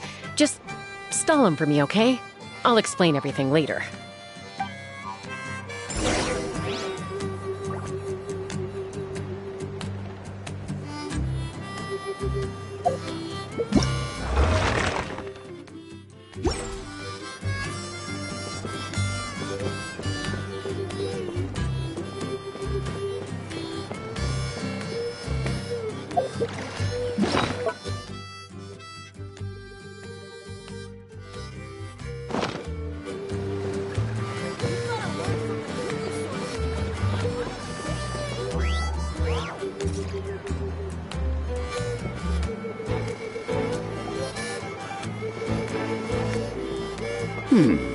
A golden-haired outlander and a white flying object.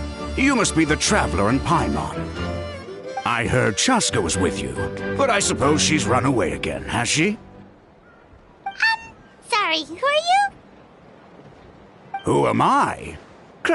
Only her father. She's supposed to go for a checkup every 3 months to see how her abyss condition is doing. We both agreed on it. But she's already missed 3 checkups this year. That's 3 out of 4. Yes. She got exposed to abyssal energy as a young child. Then her birth parents abandoned her. It's lucky those wild cuckoosaurs found her when they did, or she wouldn't have made it. They took her under their wing and raised her as one of their own. Eventually, some riders out on patrol spotted her and brought her back to the tribe. But she was practically feral at that point. The moment you took your eyes off her, she'd be getting herself into a fight, or she'd run away to be with the Saurians. She seemed to prefer them to her own kind. She might as well have been a Saurian in human form.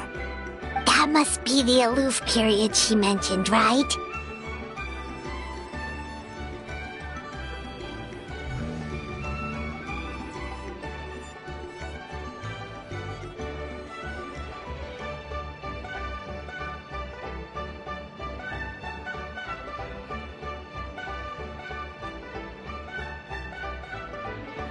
We later discovered that her exposure to the abyss had planted seeds of conflict in her heart. So, we started trying to bring it under control. But ultimately, she's the only one who can control it. Anyway, she's much more human these days. Yeah, don't worry about her. She seems pretty stable to Paimon. She's probably only avoiding the checkups because she thinks it'll stop you guys from worrying about her.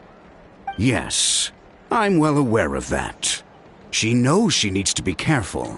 If her condition ever took a turn for the worse, she wouldn't be brushing it aside like this.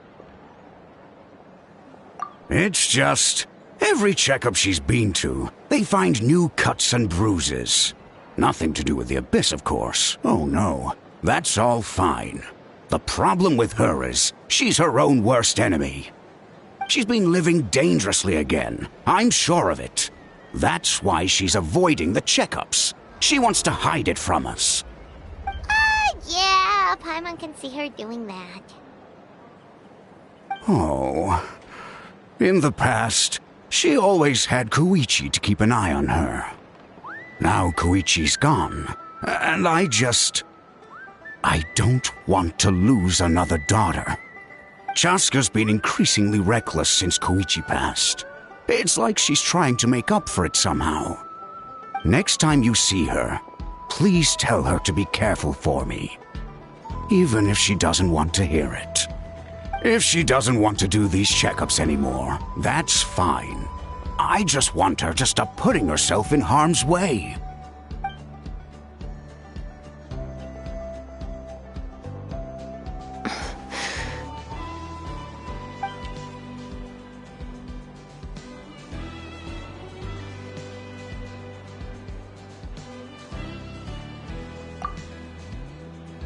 Whoa, where did the time go? We should be back up with Chaska before it gets any later. To get to the totem pole, we need to head north, right?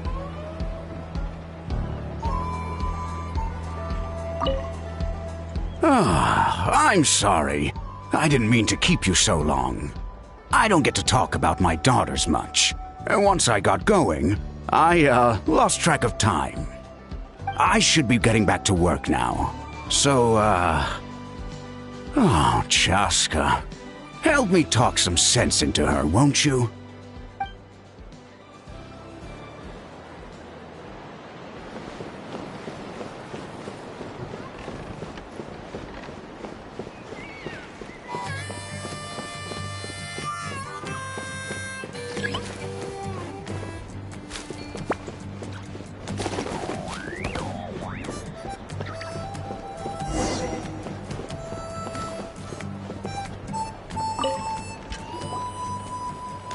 Hey, Chaska! Hey, Alba!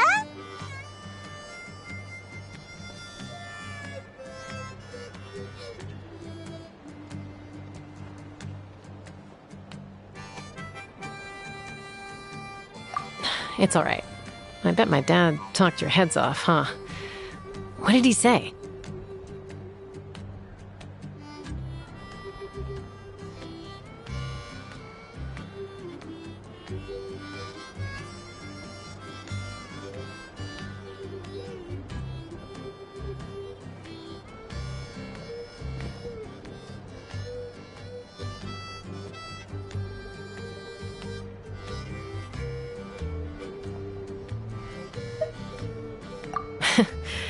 I was sometimes a little impulsive back then. That's putting it mildly. The memories. It feels like it was only yesterday when we brought you back and had Cusco and his family take you in. Back then, no one imagined this feral child would grow up to be the strongest warrior of the Flower Feather clan. Huh? You were the one that brought Chaska back to the tribe? That's right. Elder Alpa was already a veteran rider by then. She spotted me while patrolling from the skies and tracked down my Kukasaur mom. Mom agreed it was time I tried to re-enter human society. But I didn't know the first thing about being civilized. I clashed with everyone who had to deal with me. And look at you now. Renowned throughout the land as a peacemaker. How time flies. When the day comes that I can't fly anymore, it will be up to you to look after our tribe and our flying squad. You know me, though. I'm not a natural commander. I'm better off as a lone wolf on the front line. So stick it out at least a few more years, okay? Give Koyer and the others time to come into their own. Oh, stop. Wait, so isn't the leader just the strongest warrior in the tribe? At least Paimon figured that's how your tribe would work. Strength is certainly a core tenet in the Flower Feather clan. But strength means far more than martial prowess alone. If it all came down to individual strength, I'd struggle to call myself a warrior, let alone a member of the flying squad. Any fighter in the tribe could take me down. Well, sorry to disappoint you. It was something I aspired to at one point. So much so that I went adventuring in the Cinder City, Ochkanatlan, to try and prove myself. But it was foolish of me. I wasn't ready. I came back empty-handed and seriously injured. The fact that I survived was something, I suppose. But after that, I never seriously considered myself a strong fighter. And yet, you still managed to become the leader of the flying squad, thanks to your experience and determination. all while battling those old injuries. Don't you think that's a display of strength in its own right? Let's shelve this discussion for now. Traveler, Paimon, there are some simple refreshments on the table. Please help yourselves. Yes! Paimon was waiting for that part!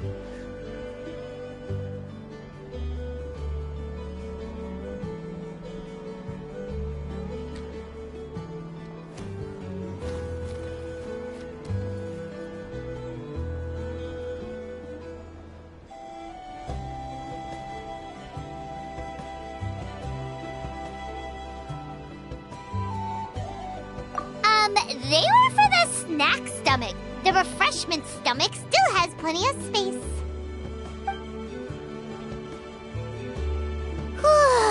Paimon is so full. Well, if you're enjoying our hospitality, feel free to stay with us as long as you like. Elder Alba? Something's come up.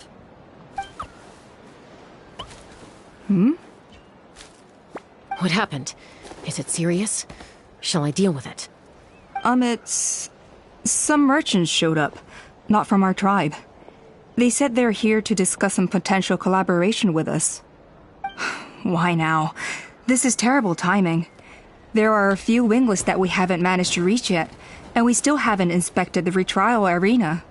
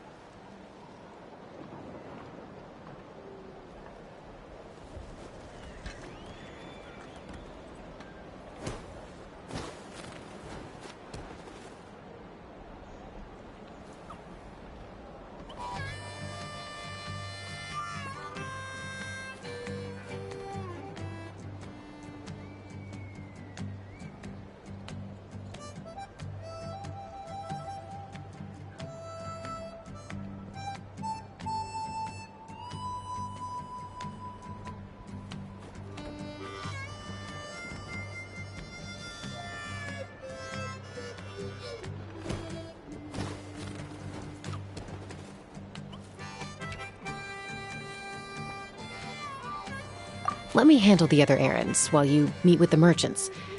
You shouldn't be trying to do everything at your age. You should help too. Seems only fair after all that food we ate.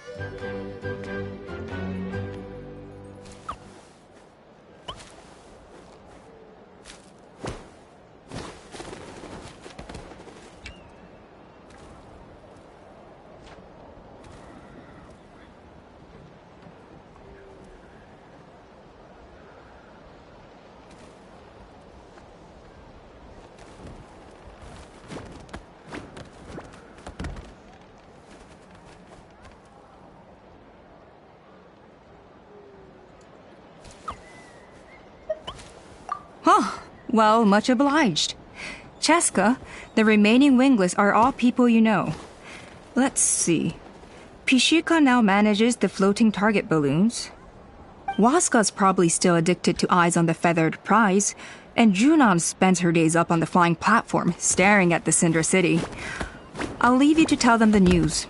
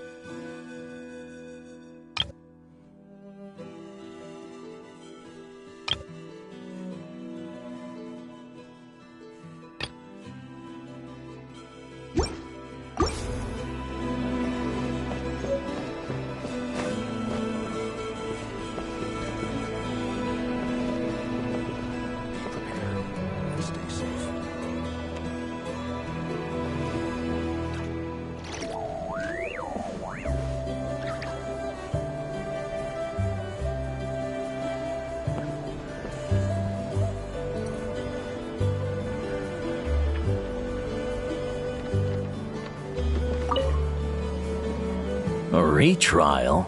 What's the point? I pretty much treat life like it's a game. No Kukasaur is ever going to approve of that, no matter how many times I try. Waskar, I can assure you, Kukasaurs wouldn't judge you for something like that. Well, they must be judging me for something. Maybe I lack fighting spirit, or just don't have the talent. Not everyone's a natural like you. Don't waste your time on me. You'll have better luck with the ones who still have their heads in the clouds. In the meantime, I think I'm going to treat myself to a few more games of Eyes on the Feathered Prize. Yeesh, there's wingless, then there's being a total lost cause. You used to be a fierce warrior, actually. But fighting spirit alone won't win you the Kukasaur's approval. Are all Kukasaurs so strict? The ones in floating target balloons and Eyes on the Feathered Prize seem pretty chilled out.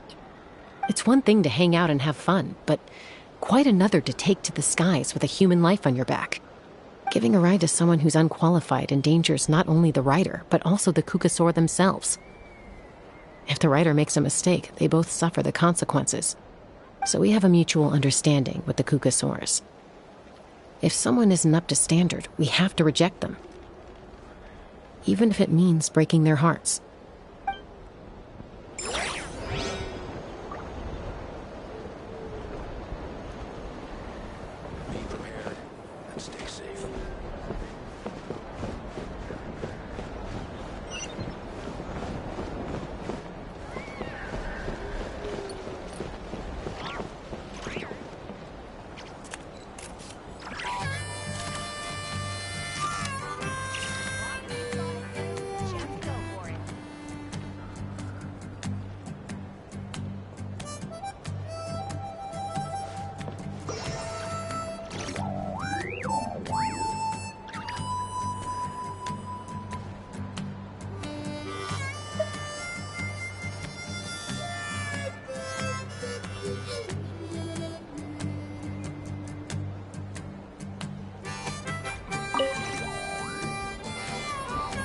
Are you sure you don't want to reconsider, Pashika?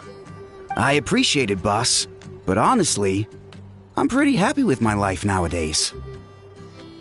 Pashika, they're redoing the flying trials. Huh? Utoda? Ah, did Alpa send you? I was just telling Pashika the news, actually. The way things are with the tribe these days? I mean, you don't need me to tell you. This here is no future for a seasoned warrior like you. Ah, come on, boss. Do you have any idea how long it's been? I've been wingless for years now. I'm not cut out for that anymore. Of course, I'll do my part if we ever need to defend the tribe. But there's really no point in me trying out for the flying squad now. I've already made my peace with it. Not everyone has what it takes to return to the sky after going wingless. Elder Alpa's perseverance is something else. And it's okay if I'm not destined for greatness. I might not have the Kukasaur's approval, but with my hot air balloons, I can still reach the skies. Handling these balloons every day, seeing how the customers react, the looks on their faces, that's enough for me. Finding something you love doing can be just as hard as passing the flying trial. It's worth holding on to. Fair enough. It's your choice. I won't force you. Oh, by the way, you should try taking a balloon ride if you've got the time. Once you've been up there for yourself, you'll see why I love it so much.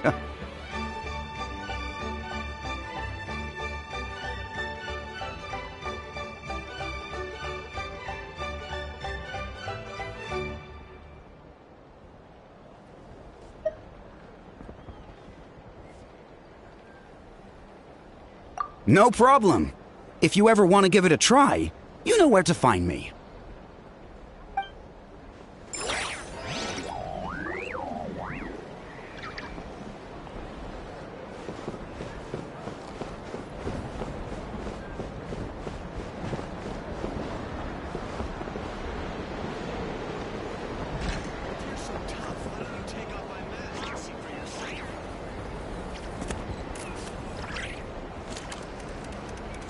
As long as you've thought it through, just go for it.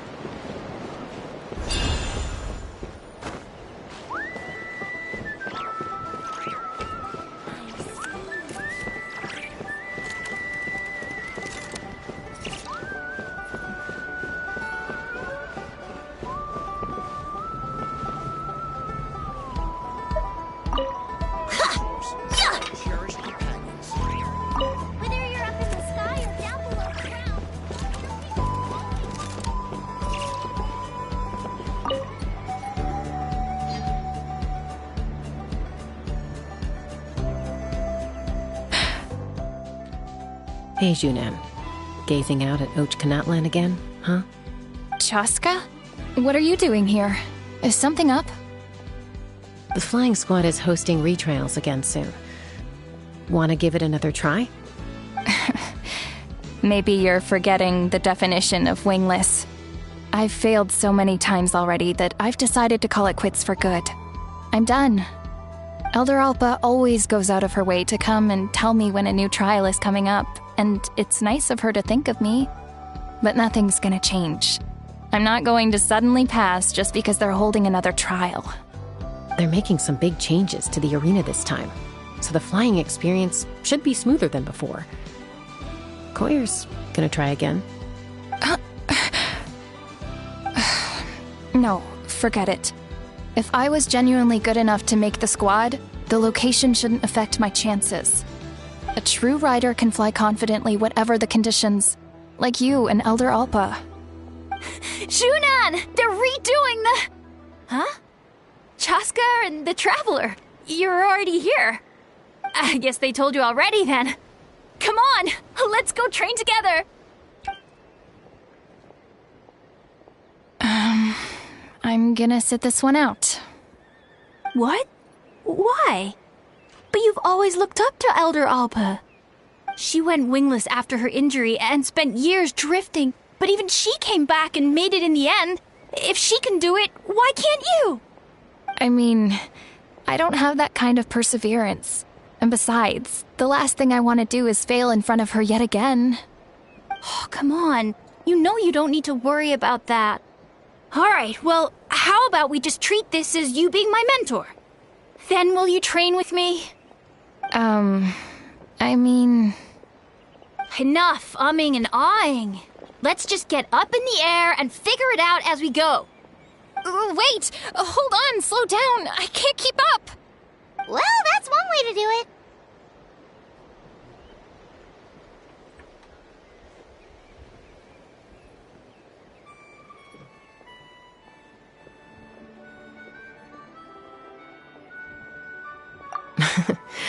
They've been best friends since they were kids.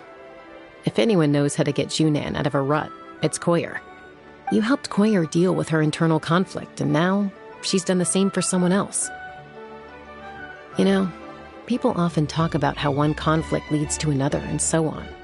But sometimes in life, things spiral in a good direction instead.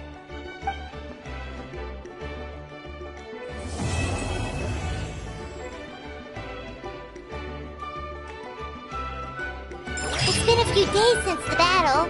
Hopefully the tribes are getting back to normal. The Flower Feather clan was hit the hardest, right? That's Chaska's tribe. Maybe we should check how everyone's doing. We might be able to help them out. We've notified all the wingless on the list now, right? Where to next? The trial arena. It's not far from the tribe.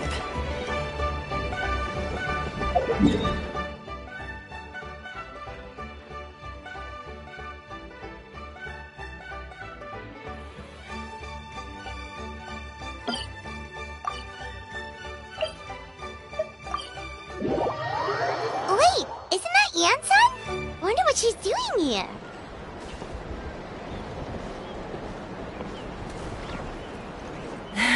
I brought all the stuff over, Coach. What's next? Just take it easy before the real work begins. You two are in charge of repairing the houses to the north. The rest of you should go west. The road practically crumbled beneath my feet on my way here. The whole thing will need to be reinforced. All right, I'll start by moving the boxes over. I'll help you. These things can get pretty heavy. Nah, I got this. These muscles aren't just for show, you know. You see that? Perfectly defined. I can lift this stuff up with one hand. Fine, as long as you don't wind up too sore to move tomorrow. I don't want to hear any complaints from you. Just prepare to be amazed. My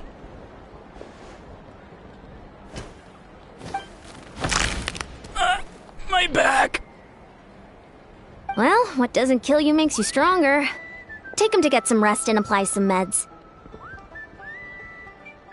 And you, take it easy for the next few days, all right? I don't want this getting worse, and don't push yourself.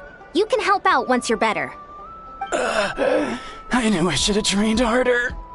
Working out is different from real work. You gotta ease into it. Anyone not have an assignment? Chief Mutoda needs our help. Ian-san! Traveler! Paimon, what are you doing here? We were just about to ask you the same thing! We didn't expect to run into you in these parts. Well, my tribe's in pretty good shape, all things considered. We're already done with all the repairs. I heard the Flower Feather clan was hit a lot worse, though, so I decided to come help. On the way, I ran into a caravan of merchants from my tribe and brought them along. These are my students.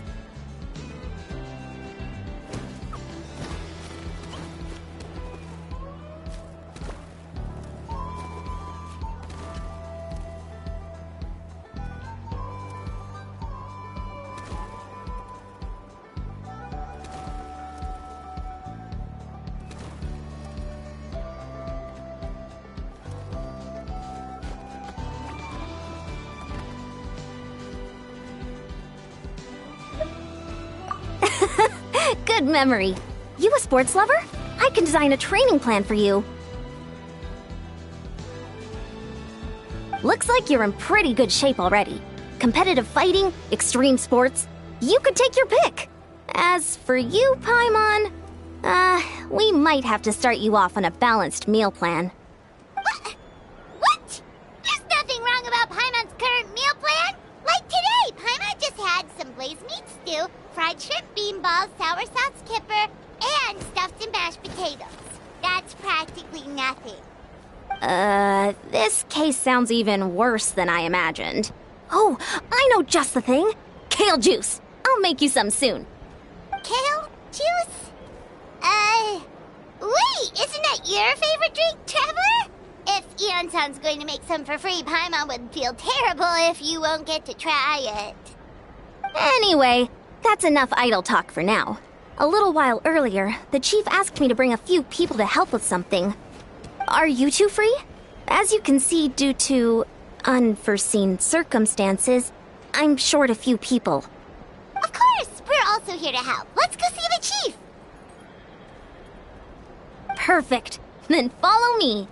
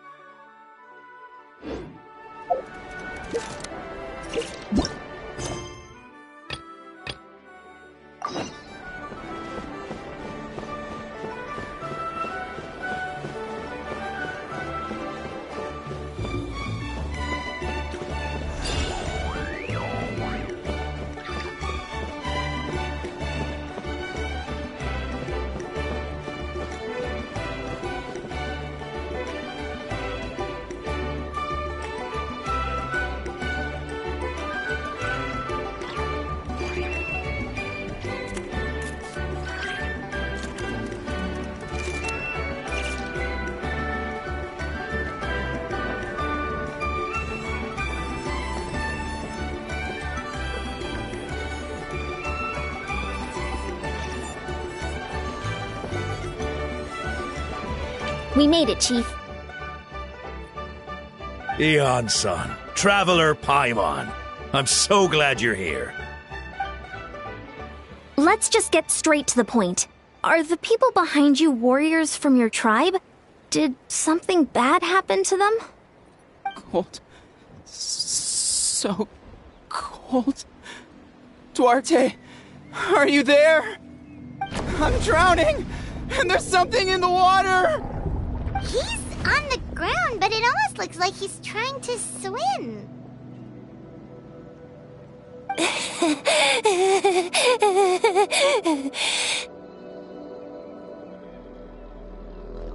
The abyss. The abyss is coming. There are eyes in my hands, and hands in my stomach. And my stomach is full of teeth. It ate all of you. It's coming for me, too. But we haven't been eaten. We're right here.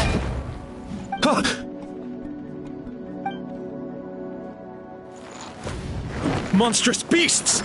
How did you get in here? As you can see, their mental state is quite poor. They went missing after the battle. We found them in the wilderness in the days that followed, but the damage had already been done.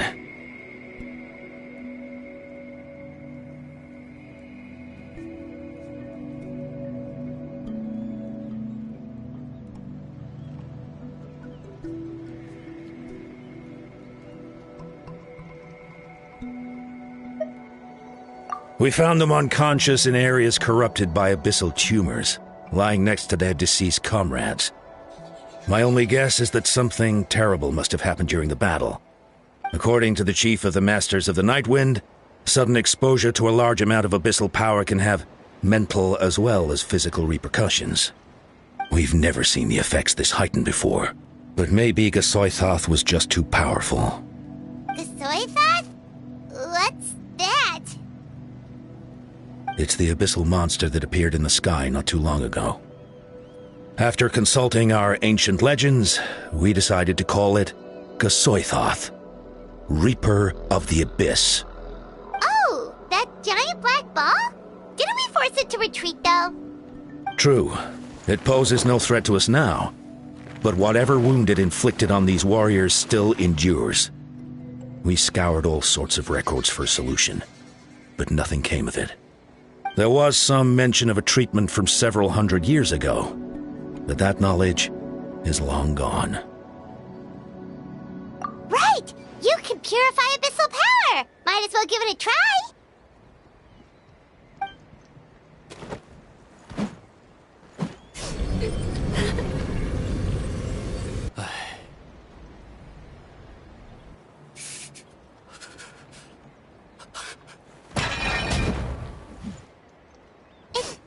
It didn't work? That must mean purifying the abyssal power within them still isn't enough. In any case, thank you for trying. So, what can we do now? Don't tell me my friend is just gonna be like this forever? Come back to me, Gogeta! Please, don't leave me like this! We beat Gasoithoth! They survived the battle! Are we really just gonna sit back and watch them lose their minds? Of course not. What is it, Aeon-san? We'll take it case by case. First of all, we shouldn't keep them cooped up in here. The environment isn't doing them any good. Let them go where they feel comfortable, and the Traveler, Paimon, and I will talk to them. But, Are you sure about this? I know you're worried, but we don't have any other solution, right? Maybe it works, maybe it doesn't. But we won't know until we try. Well, don't just stand there. Let them go. Send someone to follow them, but don't stick too close.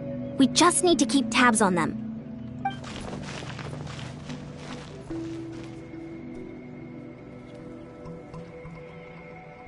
All right, it's up to us now. Let's talk to them one by one. This is a bad situation, but I know the warriors will find a way to pull through. After all, we've overcome so many challenges already. What's one more? Let's see. One of those guys was talking about being cold. Do you still remember him? It's not often that you see someone almost drown on dry land. Let's go talk to him.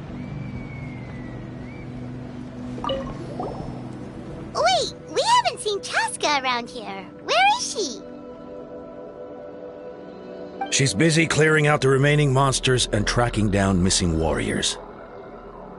She was the one who brought Otoko back from the wilderness. Many warriors are still out there, unconscious or injured, unable to make it back to the tribe. With Chaska's help, we can prevent a lot of unnecessary deaths.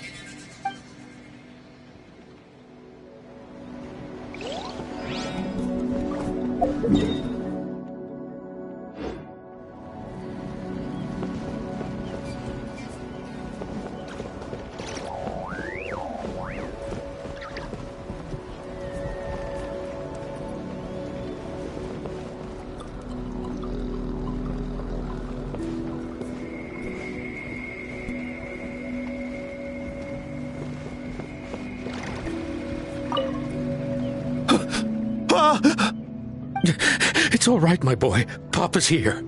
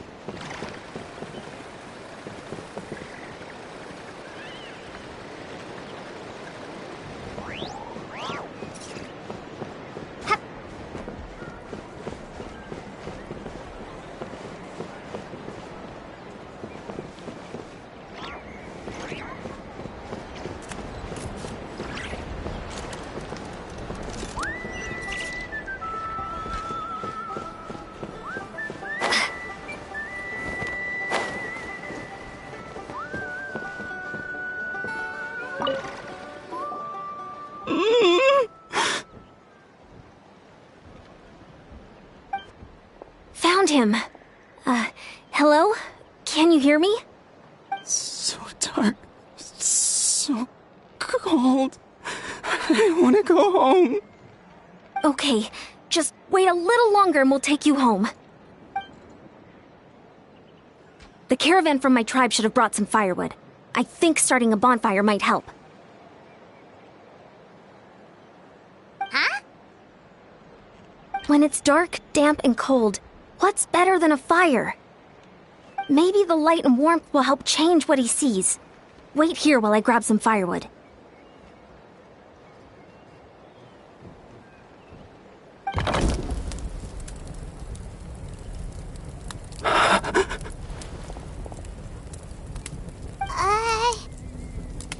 Light.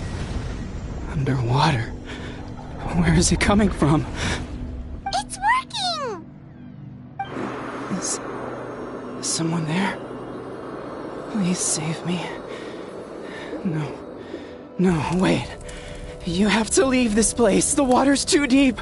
You won't make it. It's okay. We brought some friends from the people of the springs. They're great swimmers. We're here to save you. No. Please. Just leave me. Duarte. Oh no, it's not working anymore! Looks like the bonfire wasn't enough. That was the second time he mentioned the name Duarte. Maybe we can start there. Let's ask around and see what we can learn.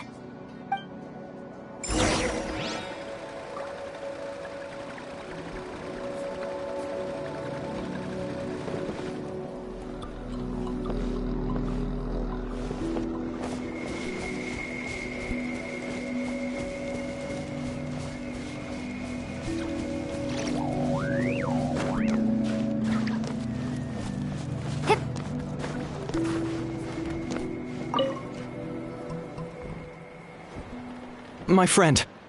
Is he any better? We're working on it. But I wanted to ask, does the name Duarte ring any bells for you? Duarte? Oh yeah, I remember.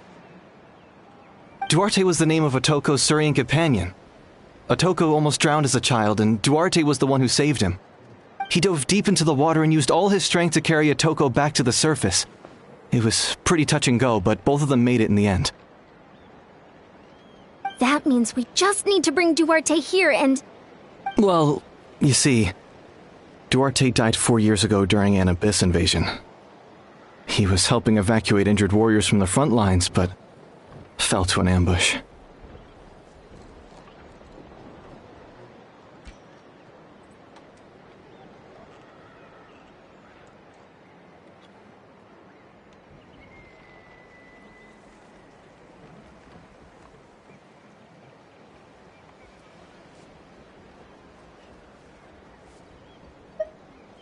He was a bit on the smaller side, but other than that, he was just your average Kukasaur.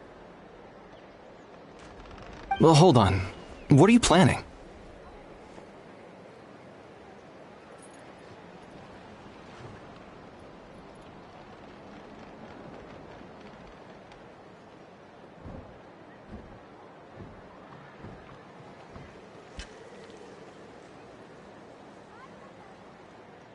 Based on the look on your face, I'm guessing you already have a plan.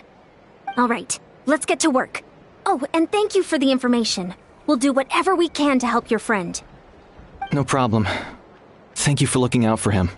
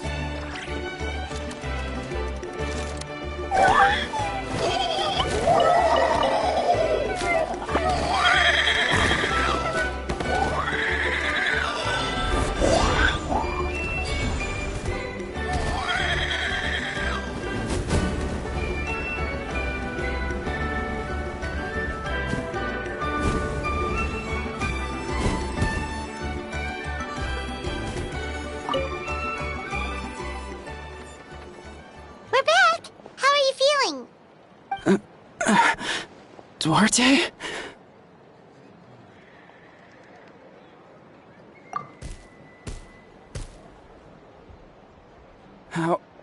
How did you get here? Are you here to save me? It's working! Shh! What now?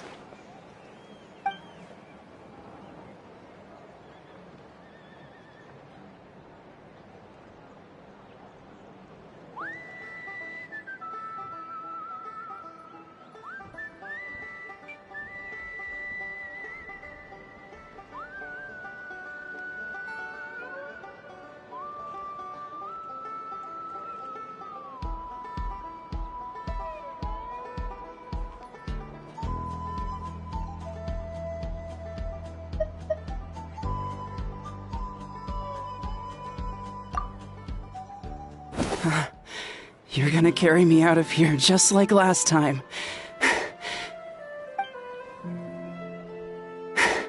Over a decade later, and you're still trying to save me. I can't believe you made it this deep underwater, but I'm so glad you found me. Once we're out of here, let's split a huge portion of blazed meat stew, just like old times. I owe you for this. We're almost at the surface. People tried to tell me you were dead, you know. As if I'd let that happen. I promised to protect you. There's no way. No way.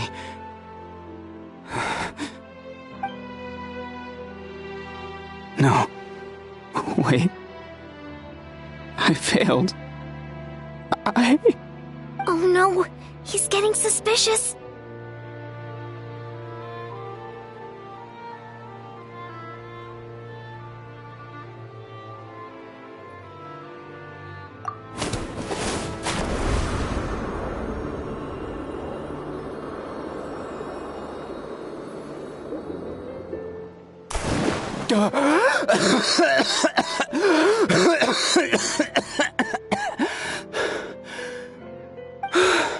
Duarte? Wait, you're not Duarte. How did I get here? Who are you people? Otoko! Is Kaylee? What's going on? All I remember is the battle against the Abyss, and then I was drowning. And a Saurian that looked like Duarte saved me. How did I get here?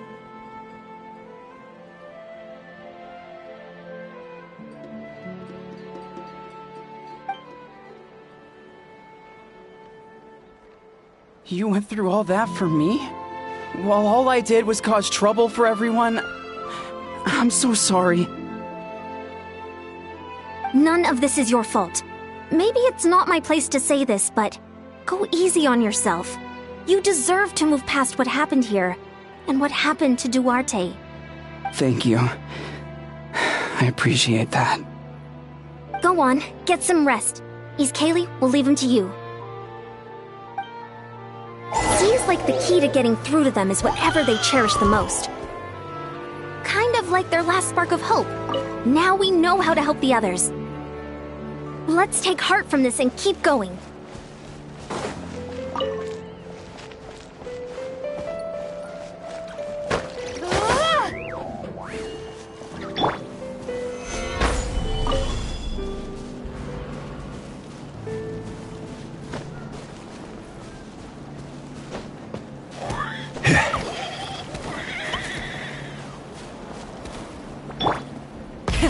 Rev the engines!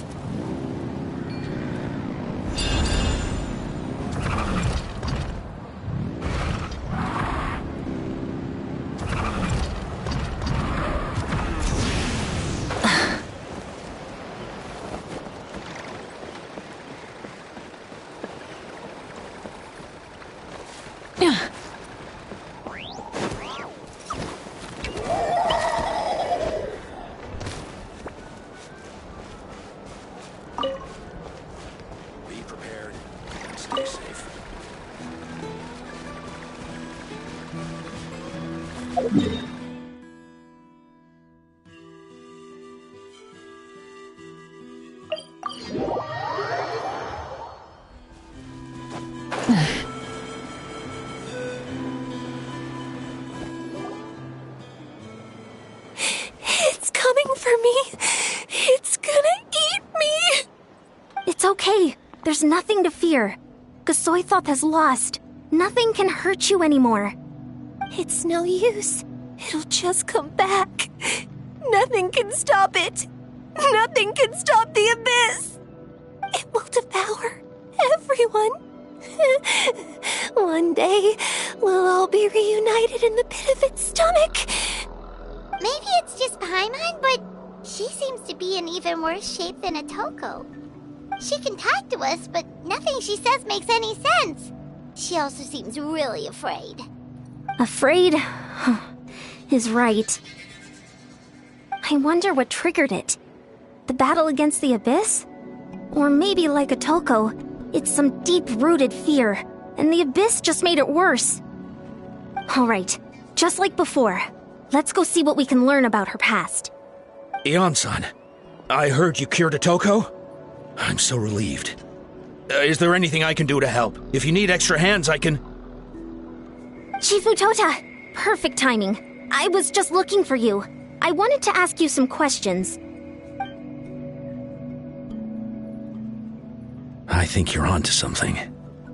The mental distress does seem to be connected to pre-existing fears and anxieties. Kochita doesn't like it when people talk about her past. But the situation is urgent. So, I guess I'll be the bad guy. Ion-san, do you believe there are people in this world destined for battle? Yes, I get that feeling sometimes when I'm instructing a particularly gifted student. It's something like, wow, you were born to play this sport. Then, what about people destined to be unfit for battle? Huh? What do you mean? When Kochita was little, her parents died fighting the Abyss. She was only 11 or 12 at the time, and her brother, even younger still. The two saw their parents collapse in a pool of blood as flames roared and spread all around them. Kochita trained hard to become a warrior, but still found fighting Abyss monsters too difficult to handle. She and her brother were left with severe trauma after the incident. Pain and fear that they could not get over no matter what. But isn't Kochita one of the warriors who fought the Abyss? Didn't you find her unconscious out on the field? Yes, we did. You see, something changed within her several years ago when the Abyss attacked our tribe and broke into her home. By the time the guards rushed to the scene, they found her standing there, weapon outstretched, hands trembling, her brother huddling behind her for safety, and the Abyss monster dead at her feet. She didn't even look at it, and just kept repeating the same thing over and over. You're the only family I have left. I won't let anything happen to you. She became a completely different person after that. She earned a reputation as a very capable warrior, and fought countless battles against the Abyss. We all thought she overcame the trauma, and we were so happy for her. But now it seems like even if she buried it deep within herself, the fear still never left her. Maybe fighting the Abyss was her way of making sure she wouldn't lose anyone else. Maybe the thought of experiencing that pain again scared her more than the Abyss. On the outside, her choice to fight made her seem strong, but she never forgot the trauma of that night. The Abyss just brought it back to the surface. How can we help her? This one is tricky. If we can find the right opportunity, then... Quali?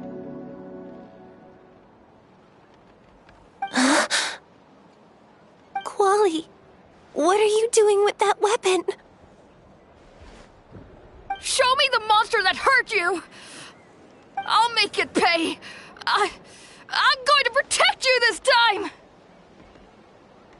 Calm down, Quali. That monster is already... I can do it! I don't care what it takes! I just want her to get better. She's the only family I have left. Family? Oh, hold on, Chief Matoda. Looks like Kochita's responding to his words. If Quali goes to battle, the Abyss will devour him. I can't let that happen. I have to do something. But it's useless. No one can beat the Abyss. It's a death sentence. Just like what happened to Mom and Dad.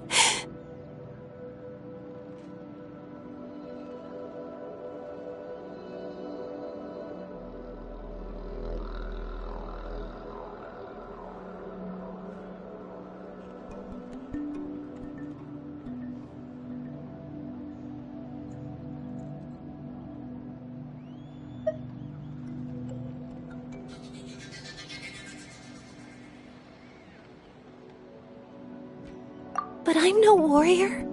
I'm just a coward. Still, I have to protect Quali. What should I do? Kochita. Fight it. One more time? Good idea, Traveler. Her fear of the Abyss runs deep, but she still has the will to fight. She just needs to defeat an Abyss monster by herself. And we can prove to her that the Abyss isn't indestructible, just like you said. I think it's worth a try. Plus, with us around, we can make sure she won't get hurt. Although, that also means finding an Abyss monster. Try checking the mountains to the north. A few fled in that direction after the battle. I dispatched a team to clear them out, so most of them should be gone. But there might still be a few stragglers. Great. Then let's go right now. Kochita, think you can make it? There's no turning back. I have to face it, even if it will devour me whole. I'm coming too! I'm not letting my sister face this alone! Not anymore! All right, then stick close. Let's go.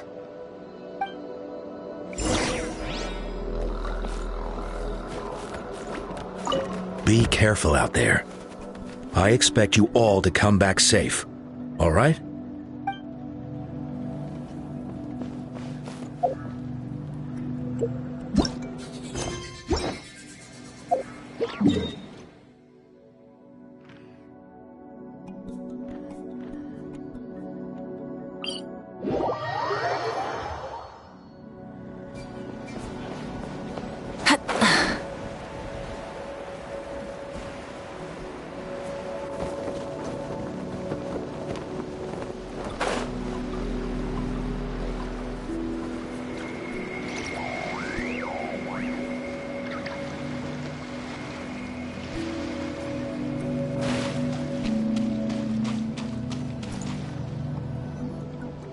Found him. Let's get started.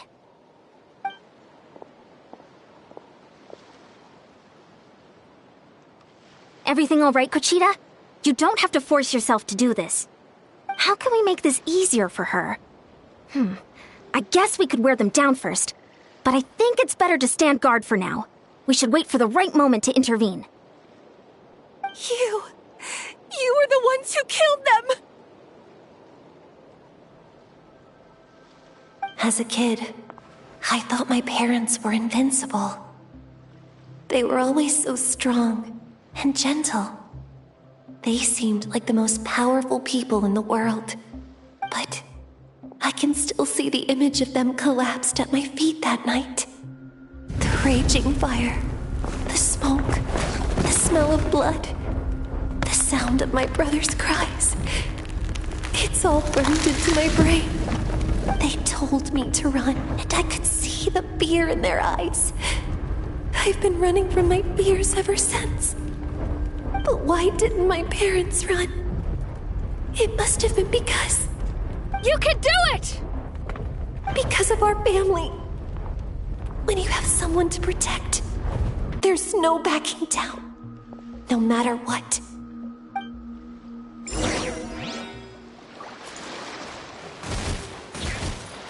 Stay away from my brother!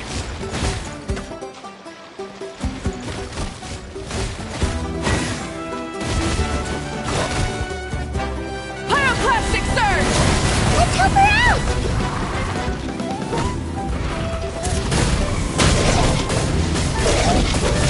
Incinerate!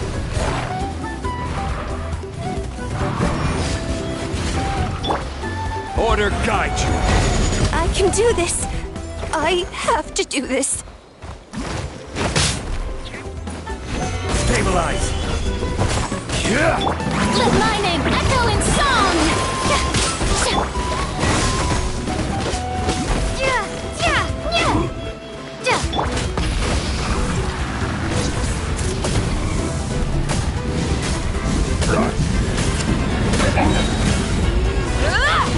Wrath from the sky! Go away!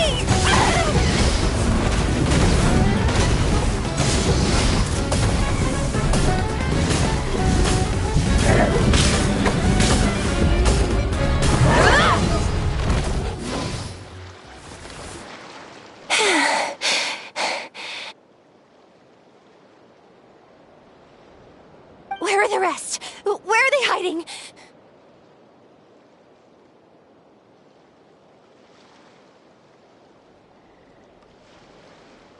That last strike was absolute perfection. You pulverized them in a single hit. That's impossible. They were gigantic beasts crawling with eyes, ready to devour everything in sight. No. Wait. What am I saying? Abyss monsters are not actually that scary. I've defeated them before. I know I have. She's back to normal! Kuchita! What just happened?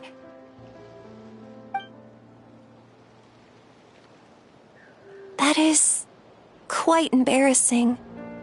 Sorry about that. I've always envied warriors who don't get scared or feel lost. It really felt like I was getting stronger over the years. But in the end, maybe I never made any progress at all. It's important to listen to your limits. Just like in training, pushing too hard will only hurt you in the long run. Everyone needs time to rest. Besides, I have a feeling you won't have to face those fears alone anymore. Even though we're both scared of monsters, you were always the one who stepped up to protect me. But not anymore. I'm going to get stronger. From now on, we're in this together. Is that so? Then I'll look forward to the day when you'll be all big and formidable. I finally feel like myself again. I couldn't have done it without you all. Thank you for everything. I think I'll rest here for a bit. I don't think I can make it back to the tribe just yet. I'll keep you company. All right, then we'll head back. I made sure to check the surrounding area for monsters, and it's all clear, so take your time. Sometimes, Our fears never truly leave us. But tomorrow's a new day. As long as you keep moving forward, there will be better days to come.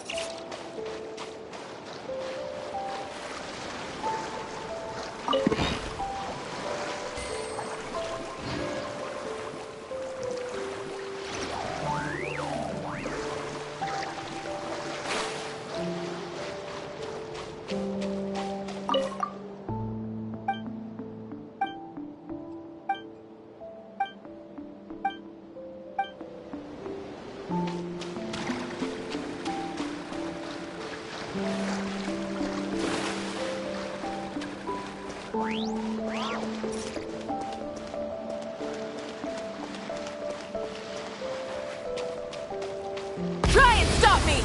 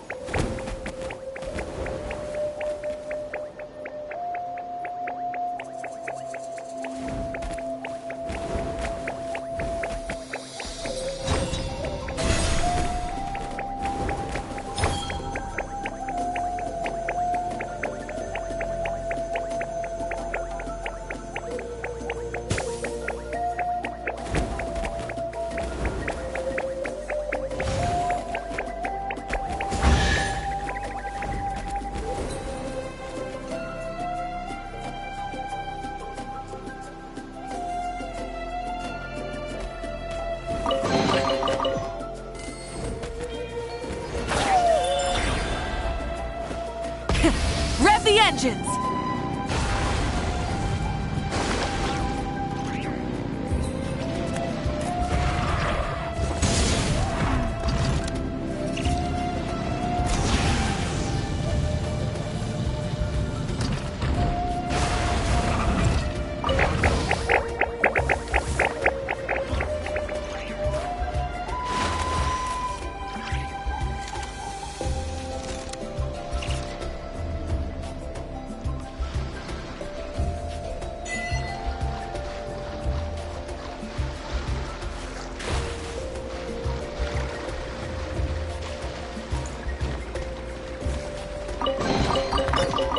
Hey, not a bad haul.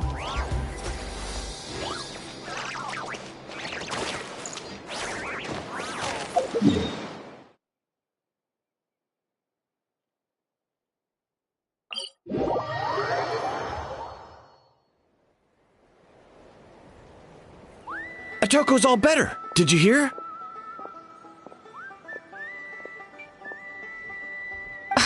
Really? Yes, really. It's all thanks to the Traveler and Ian-san. I see.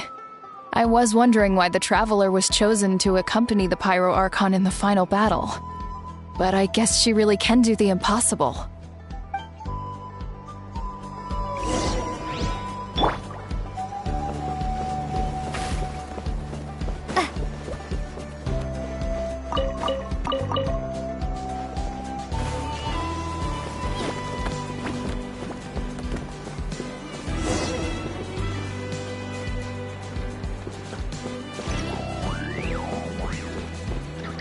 So all those rumors about the Traveler really are true.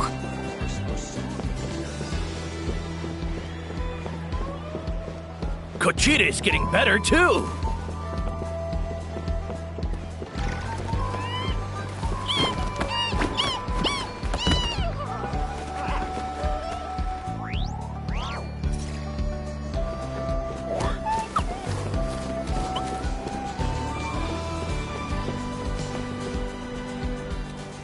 That's 2 people down.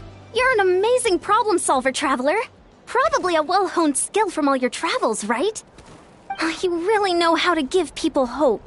Ever since you came to Natlan, I've been feeling a lot better about our chances of winning this war.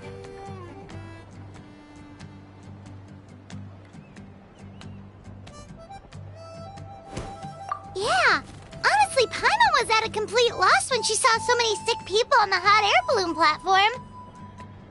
We only found a solution this time because you kept her cool and took control of the situation. You deserve most of the credit. Well, who am I to turn down such a nice compliment? Most people say the first step is the hardest, but it's not actually all that hard. Exaggerating the difficulty in your own head is where the fear comes in. I'll never get it, or might as well not try. I hear that kind of talk all the time.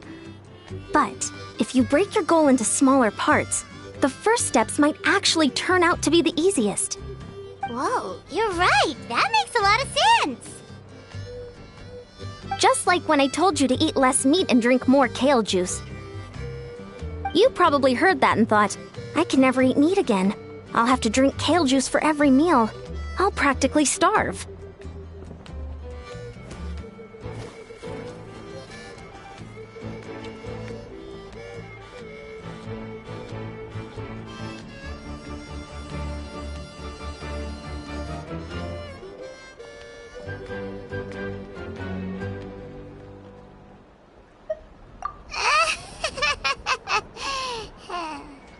In reality, all it takes to start is eating 2 fewer servings of blazed meat stew and adding some kale juice for nutrition.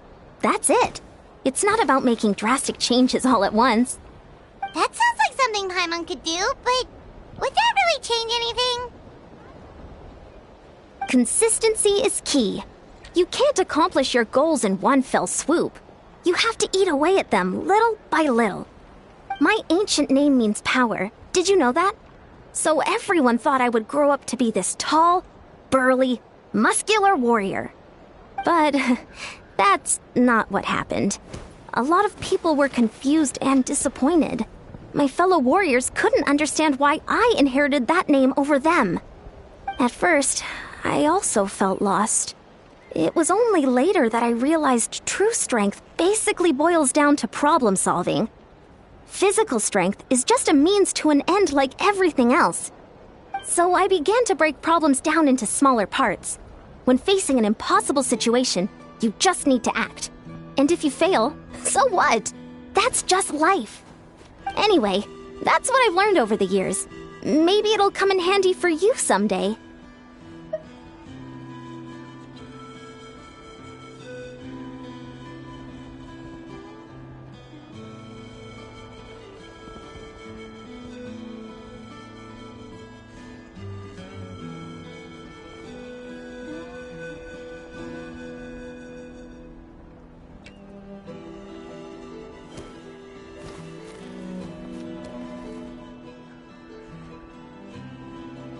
Oh! Well, when you put it that way, Paimon's almost encouraged to start drinking kale juice tomorrow! No, today! Paimon will start today! You're amazing, Ansan. You really make Paimon feel like she can do the impossible! Maybe your true strength is giving other people strength! I don't deserve that much credit. You already have that strength within you. I'm sure you've faced more obstacles than I can imagine during your travels. But you never gave up. That proves it. I bet I could learn a thing or two from you. Hyan-san! Bad news! Okoland is out of control! Stay calm. I'll be right there. Looks like the time for conversation is over.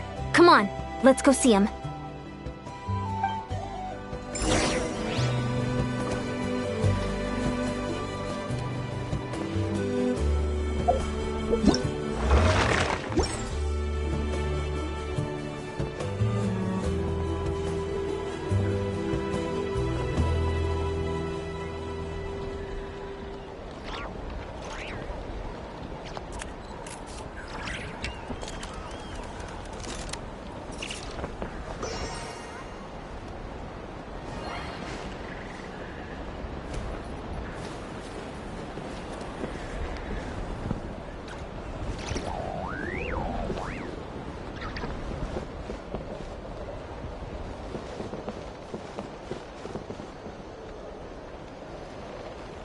How's Okotland doing?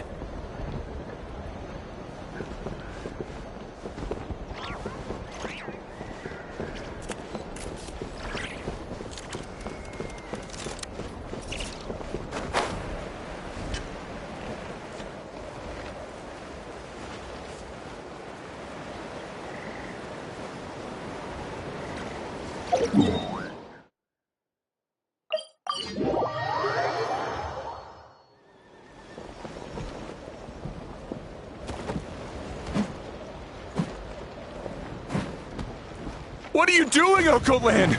Wake up! Don't you recognize us, my boy?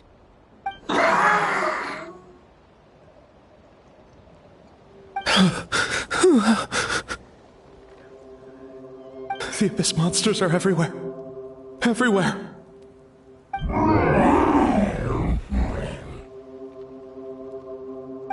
They've taken over the tribe. No corner is safe. Did we lose the battle? No. It's pointless to think about that now. A warrior only has one job. Fight until the very end. Careful! He's not himself! Okotland! Get back! I don't think he can hear us right now. We need to get him under control. Let's go!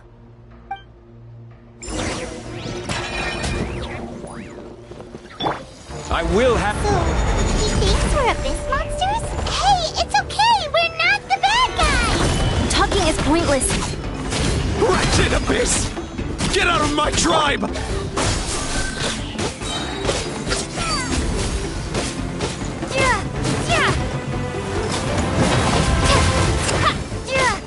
Mom, Dad, we're gone. This is my final battle!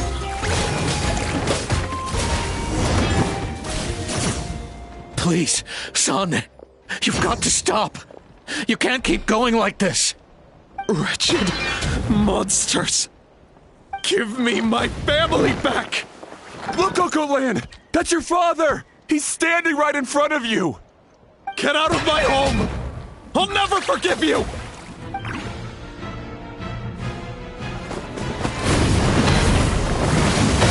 Watch out!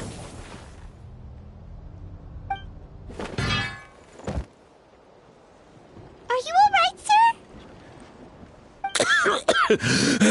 I'm fine. Please, don't hurt my son. He's just trying to protect his home. Don't worry. We'll figure something out. But what should we do now? He's different from the other two. It's like he can't hear us at all. He keeps calling us monsters. We're basically enemies to him now. Oh, Coatlan. He has a fighting spirit, that's for sure. But we can't keep him unconscious forever. I need to think. Abyssal corrosion syndrome. 500 years later, and it's resurfaced again. Huh? That voice, it's...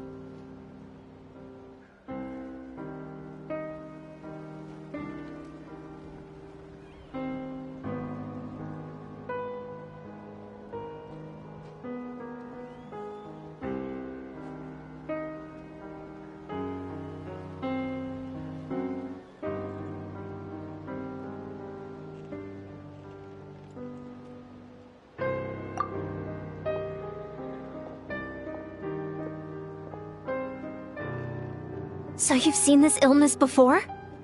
Direct contact with high concentrations of abyssal power causes irreversible mental trauma in most people.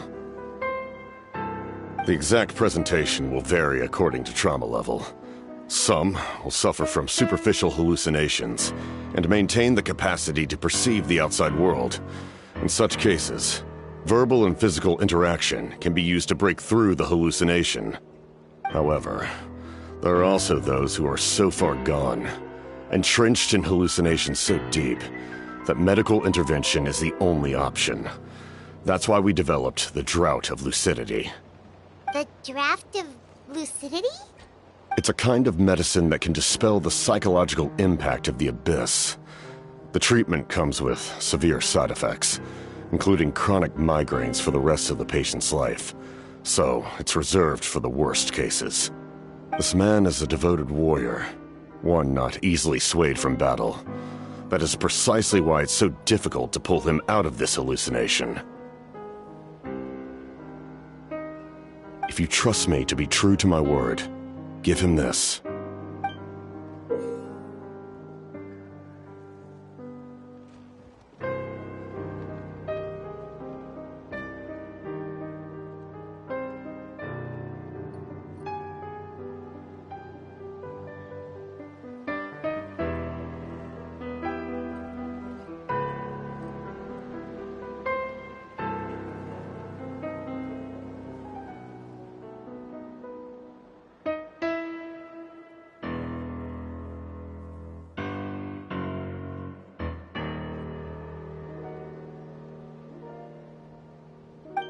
Wretched monsters! Setting up an ambush! Give me your worst. It's either your end or mine! Hurry! He's awake! Please, give him the draft. My son thinks he's alone in this world. In his mind, all his family and comrades are gone, and only enemies remain. There's nothing more painful for a warrior than losing everything you fought so hard to protect.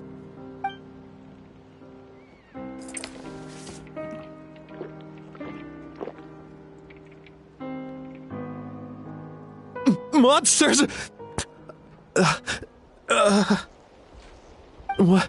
What's going on? Dad? What are you doing here? My head hurts. I just had the strangest dream. I dreamt the Abyss took over the tribe. It's all right, my boy. It was just a nightmare. Let's go home. You need a good night's sleep. But first, I want to thank you for saving my son. May I ask your name? Just Capitano is fine. I owe you more than words can say, Mr. Capitano. My name is Mune. You're welcome in my home anytime. Time to go, son. Can you stand?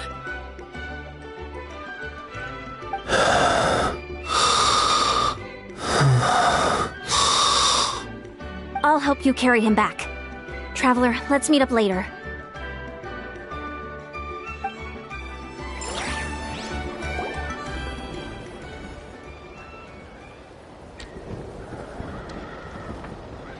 Thank goodness everything turned out all right.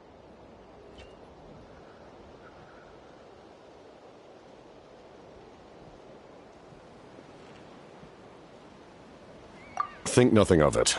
I agreed to offer you my aid, so this is merely a part of that duty. Besides, I care deeply about this land. Right! When we were with Moika, you told us you and your soldiers defended Natlan against the Abyss 500 years ago. That's right. My desire to protect this nation remains unchanged. When my platoon arrived in Natlan 500 years ago, like you, we were true outlanders. But as time passed, I encountered the people of this land and witnessed their desperate struggle against the Abyss.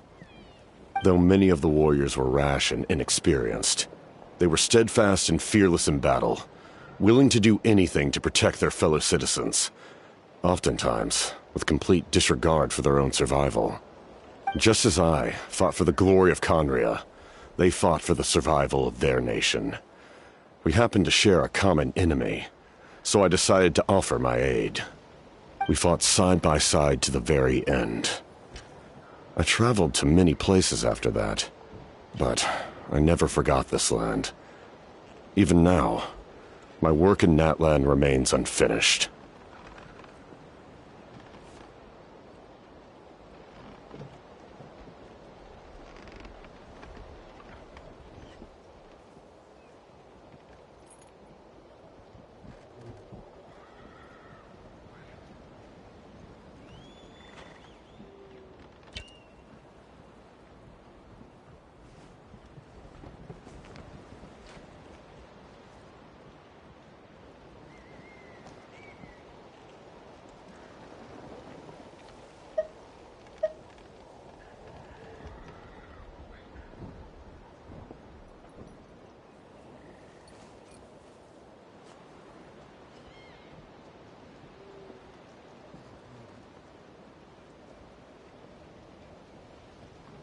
They remember who I used to be. The Sentinel Knight, who fought with the Masters of the Nightwind. Still, I prefer to leave all that in the past. That name carries with it the glory of my homeland and the honor of Natlan. Yet, I failed to bring my soldiers home. And I failed to help Natlan defeat the Abyss. But that's not your fault. The Abyss is way stronger than any of us imagined. You need not comfort me. I am no longer who I once was. Let the events of the past continue to collect dust in the annals of history. I will continue to help Natlan in my own way. Like, with the draft of lucidity? Who knew you could make medicine? Were you a doctor before? The drought was Guthred's invention. He was a respected military doctor, as well as my trusted second-in-command. We faced a similar situation to what you witnessed today. The endless battles against the Abyss triggered delusions among the soldiers, to the point where some attempted to kill each other.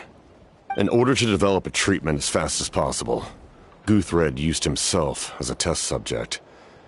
He passed away shortly after the drought was complete. That's who he was. Unrelenting in his pursuits. No matter the cost, no matter the sacrifice. In the end, he even gave himself up for a chance at success. I'm sure he would be pleased his creation aids people, even now. The Abyss has wrought enough suffering on this land. I sincerely hope this war will end soon.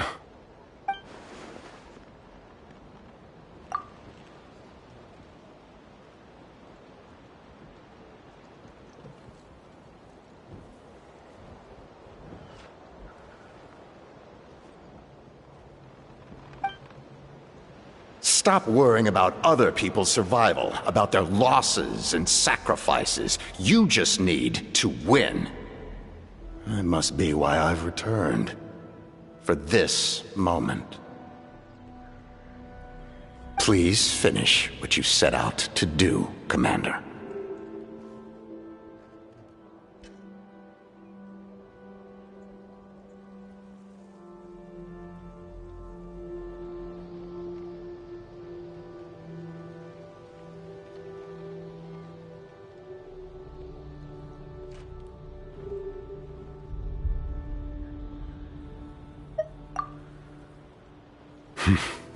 You're more perceptive than I imagined. However, some things are better kept secret for now. We may be working together, but our goals are not entirely aligned. What's with the secrets all of a sudden? I'm starting to think we should be more careful around you. I do not mean to jeopardize the trust between us. I simply prefer to keep this to myself, because it's a personal matter. All I can tell you is this. Natlan may have survived the worst of the crisis, but the souls of this land are still not at peace. And that is why my work is not yet done. Well, if it's personal, then we'll just have to trust you. If you have other questions, I'm willing to answer them. Wait, like anything? Paimon wants to know how you eat with the mask. Anything you want to ask, Traveler?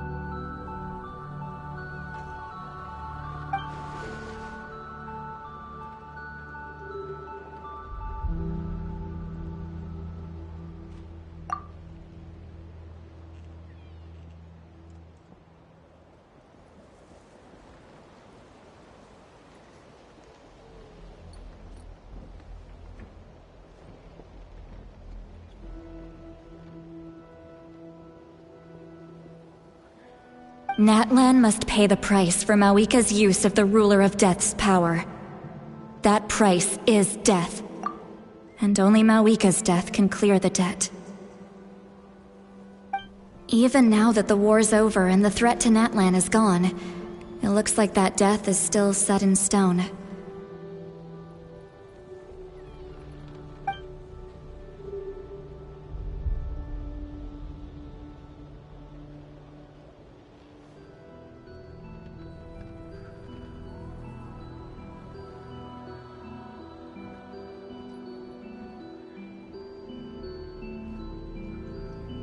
In the garden cultivated by the gods, flowers and weeds grow side by side. When the weeds compete for nutrients in the soil, the gardener intervenes to inhibit their growth. I'm not one to pass judgment based on my own standard of right and wrong. But it is an undeniable fact that she is responsible for my suffering, as well as that of my people. If that explanation is too difficult to understand, allow me to show you exactly what I mean.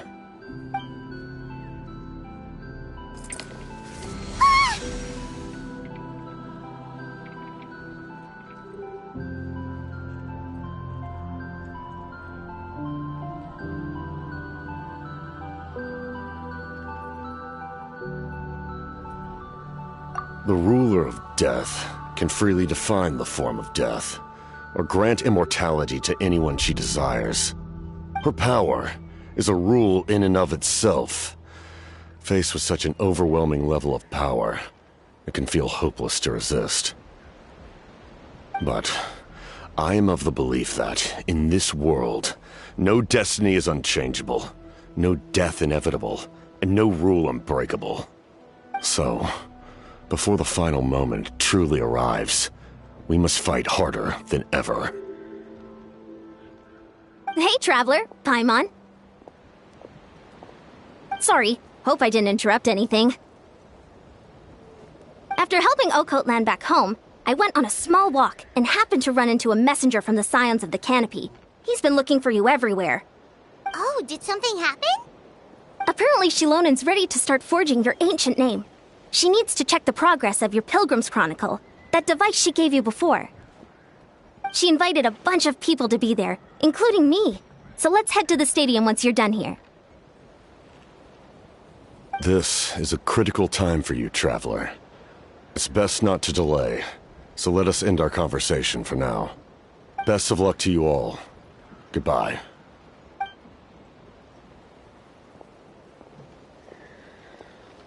What a mysterious guy. Still, he doesn't seem quite as intimidating as before. We're basically comrades now, right? Anyway, let's head to the stadium. We shouldn't keep everyone waiting. So in the end, the captain still hasn't told us his real goal.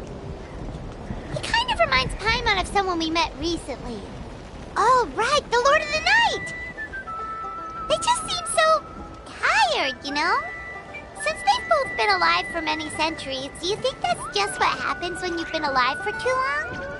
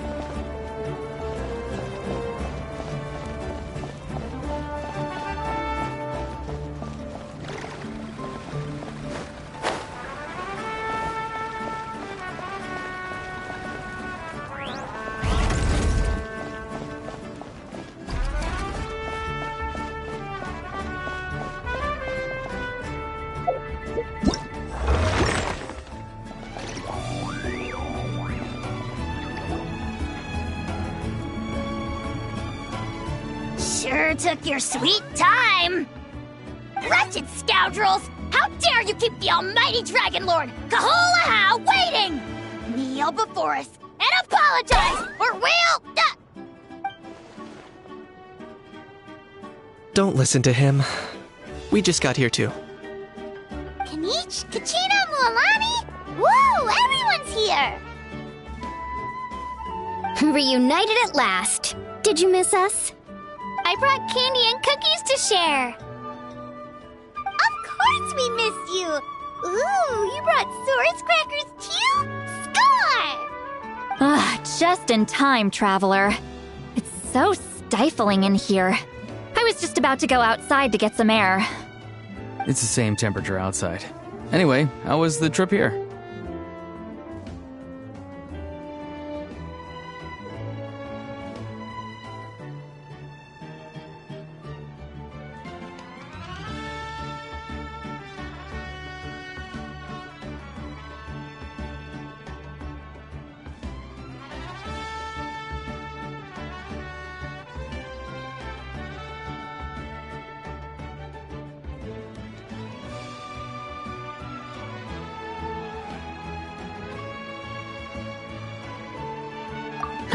To be honest, I also didn't expect this many people to show up.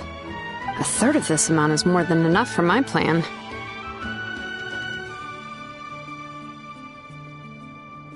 I need to ask them about you, gather their thoughts and hopes. That will help the formation of your ancient name.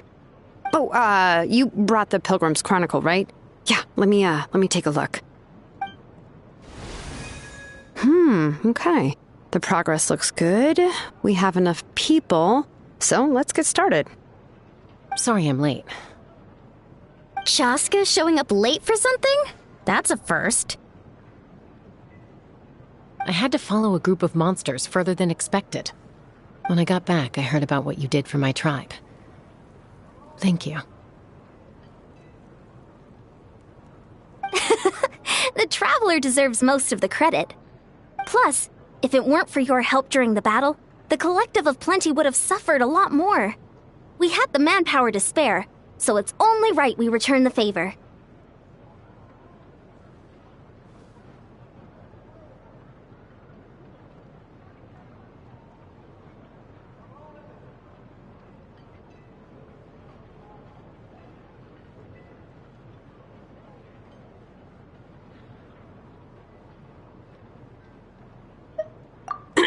Okay, let's save the pleasantries for later. Everyone's here, so let's get started. All right, let me remind everyone what's going to happen. I need each of you to stand before the Pilgrim's Chronicle and share your stories about the Traveler. Your words will be recorded and become a part of the Traveler's ancient name. Any, questions? Nope. All right, then, to start things off... Hold on. Remember what we discussed? Oh, right. I almost forgot. Traveler, Paimon, you, can't be here for this part. Huh? But why? We want to hear what everyone has to say. I need people's true thoughts and feelings. It's best if the subject in question isn't involved. It's much more difficult to express those feelings to someone's face. People get shy in those situations. It's just how it is. You're right. Just like when Paimon doesn't have enough more to pay for her meal, but she's too embarrassed to tell the Traveler, so she has to make up some excuse.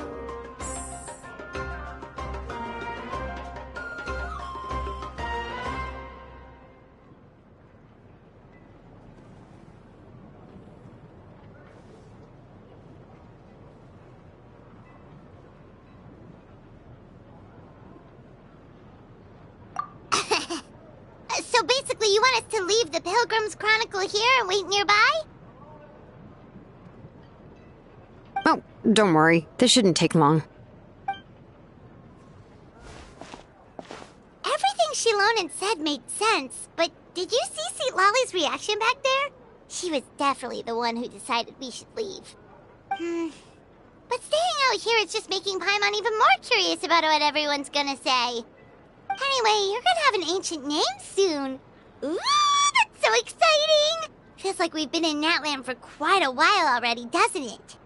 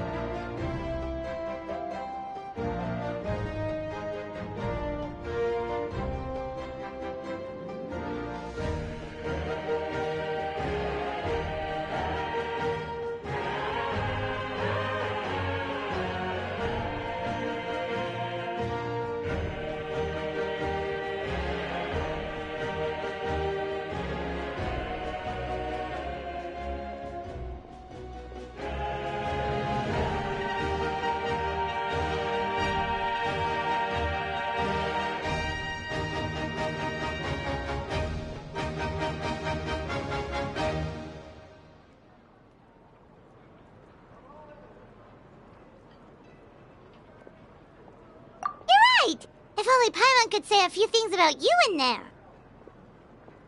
Well, looks like you're about to have that chance.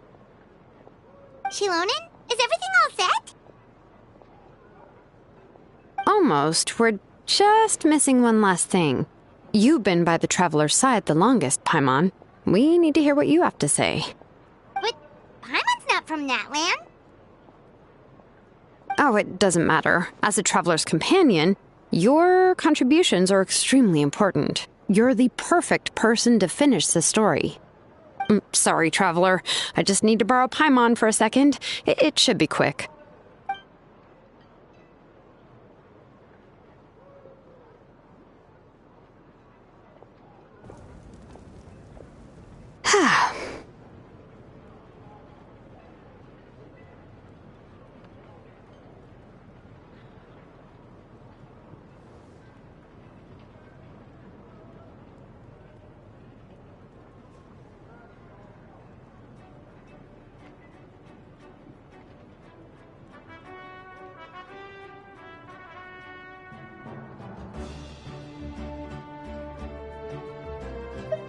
Paimon gave us a lot, and I mean a lot of information. I'm not even sure the Lord of the Night managed to get all of it.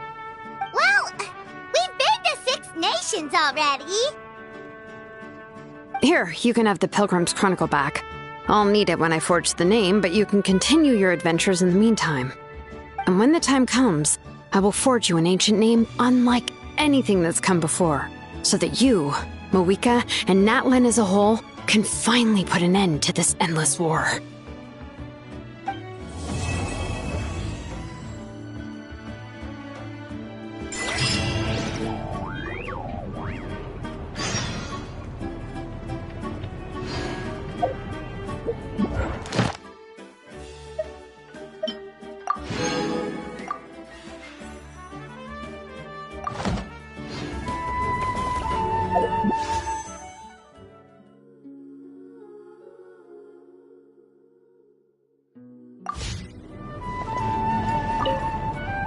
I'll need the Pilgrim's Chronicle back when I'm ready to forge the name.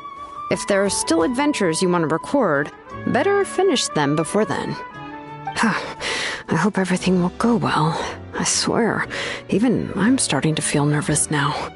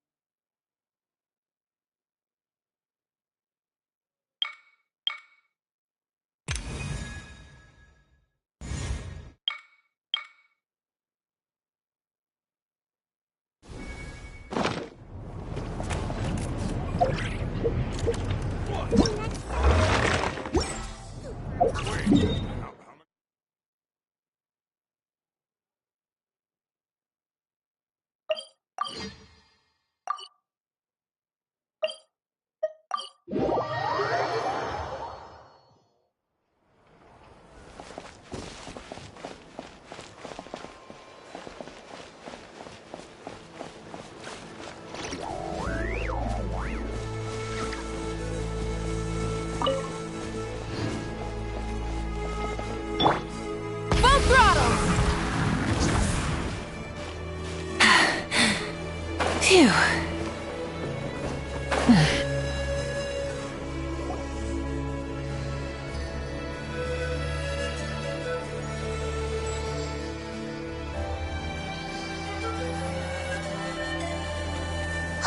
Something's hiding behind that statue!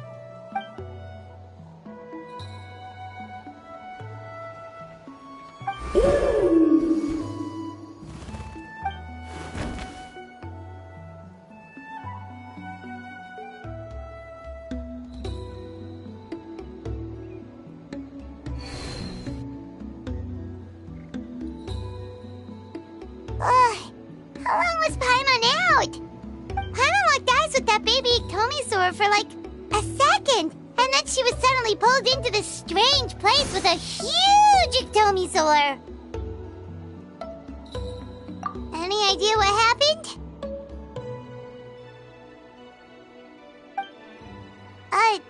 Traveler? Hey, what's wrong?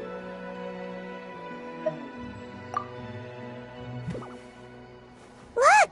It's that baby Iktomisaur! Seems like it wants us to follow it. Paimon's adventurous side says we have to see where this leads.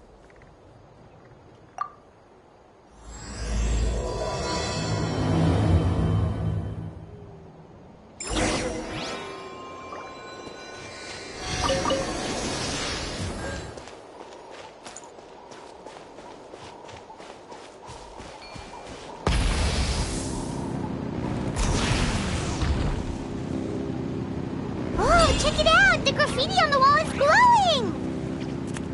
Masters of the Night Wind. And by the looks of it, masters of nightlife, too.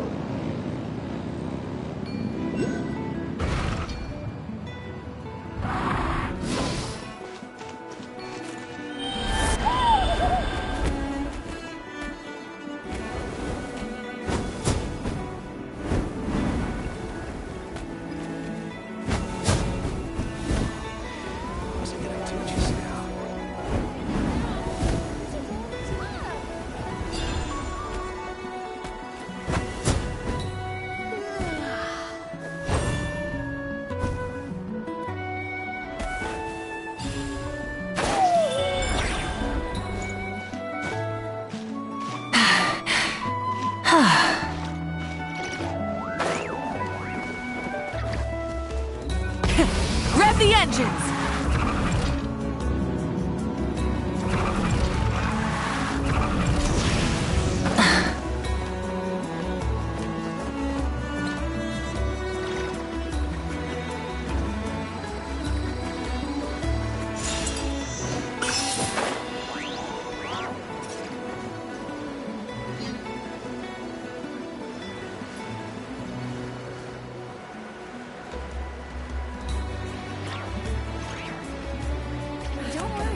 Sure they'll show up soon.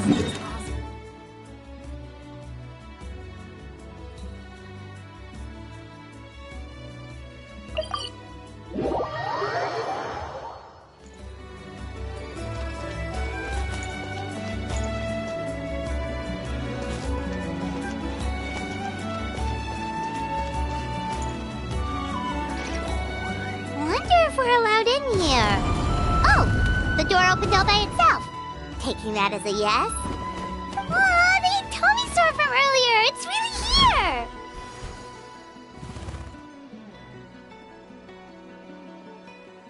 Then, let's go introduce ourselves!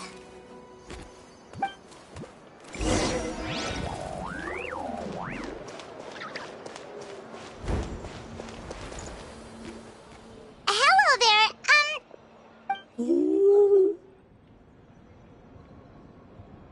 Okay. Probably doesn't understand what we're saying. Doesn't look like any cogs are turning in there.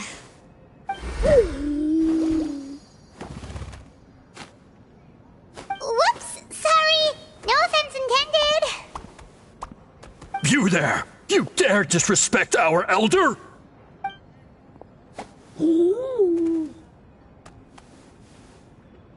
Oh, you mean... Oh, I see.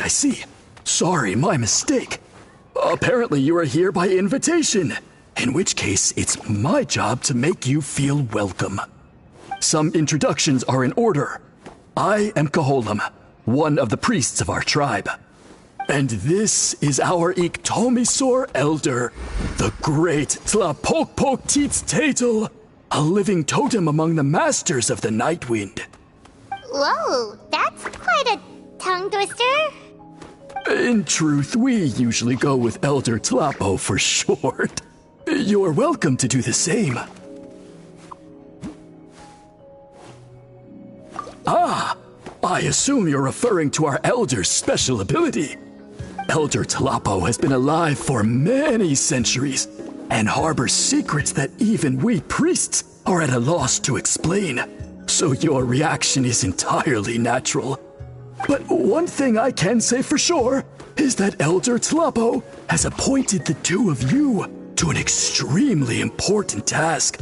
For this reason, I would like to ask you to undergo a test. What sort of test? And what kind of test? If it's all right with you, I'll take you to see our chief.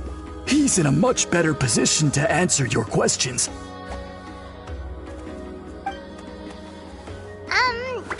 Okay, sure. Very well. Then please follow me. You can use this scroll to go directly to the obsidian altar, where the chief is. Don't worry, it's just one of the many mystical abilities of our tribe.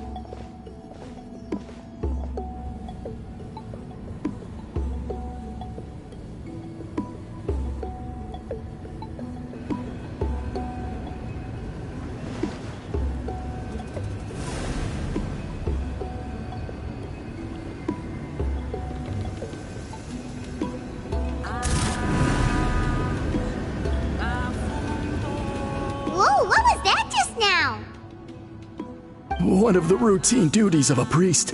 We attempt to contact the spirits of our ancestors to seek epiphanies and revelations. The chief is just over there. Please wait here while I have a word with him. I'll just be a moment. Well, the Masters of the Nightwind are definitely living up to their reputation as the mysterious ones.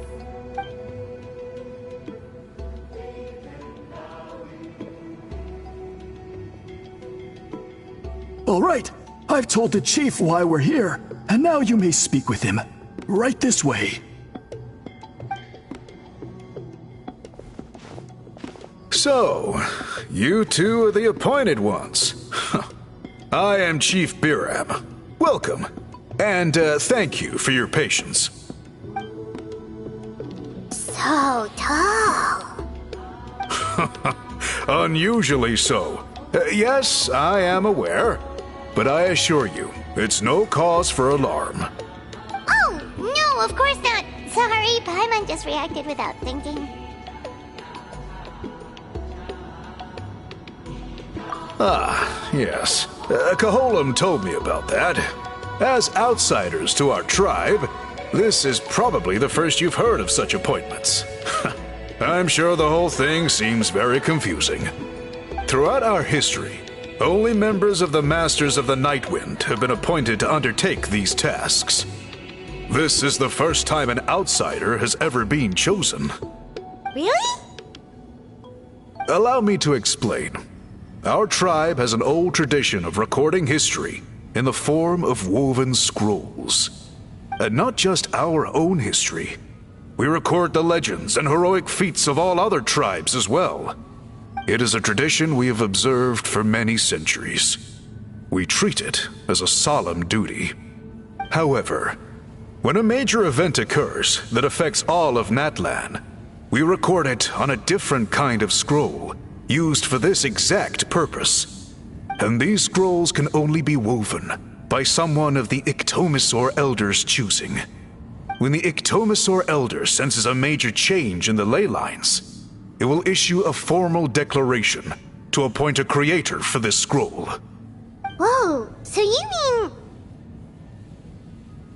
Elder Tlapo sensed a ley line change quite some time ago, but had not yet designated the scroll weavers until you arrived. Okay, but just so you're aware, we don't know the first thing about weaving scrolls. As a matter of fact, that does not surprise me at all. How come? In the 200 years that Elder Talapo has held this position, none of the appointed ones have ever been experienced scroll weavers. Does that mean 200 years of major historical events have gone unrecorded? No. They all submitted scrolls in time, yet each of them claimed it was not their own work, but a gift from the spirits. Man, this tribe gets more mysterious by the second. Yes, well, that is the part that troubles me. The notion that we have to rely on esoteric things like gifts from the spirits to record historical events of such great importance. It is unsettling. Huh. That's pretty surprising to hear, coming from the chief of this tribe. I can imagine. You probably see the Masters of the Night Wind as a people shrouded in mystery, who pride ourselves on our arcane practices. But I am something of an exception. I may be the chief, but when it comes to our traditions, I'm in fact a proponent of change and reform. I have dedicated my energies to deciphering the many mysteries of our tribe. In doing so, I hope to establish clearer rules that will help sustain our traditions in the future. Wow, that sounds great! So have you figured out the mystery of the gift from the spirits? Sadly not. It is something I've been investigating for a long time, but I have yet to uncover what this gift truly refers to. Only a small handful of events over the years have been recorded on these special scrolls, with decades between each one. And by the time the next scroll weaver is appointed, my time as chief will be long gone. I will not be in a position to investigate as thoroughly. So... While I haven't gotten to the bottom of the matter, I have made some progress. But the only way I can develop my theories further is with the cooperation of the appointed ones.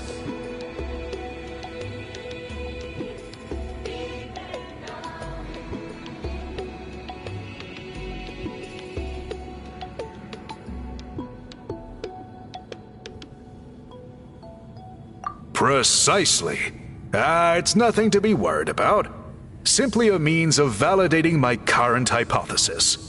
It shouldn't take you long, nor will it put you in any danger.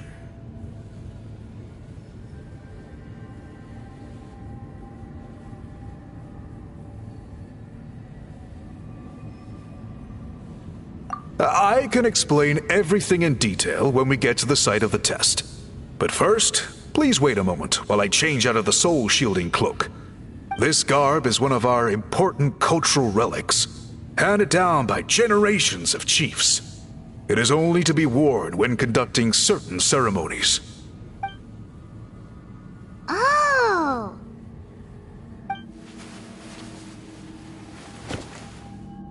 Please, follow me.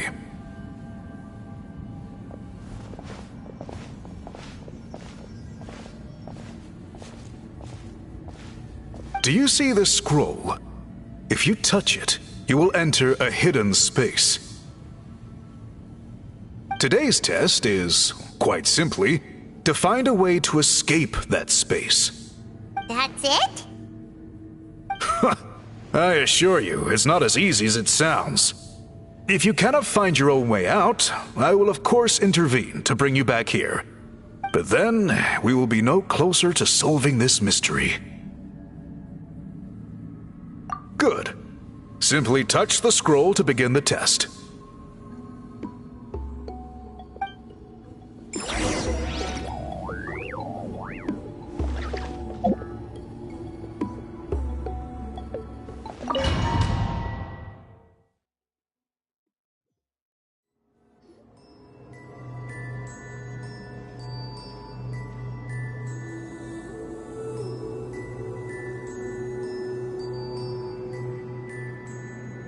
Whoa, we really did get teleported.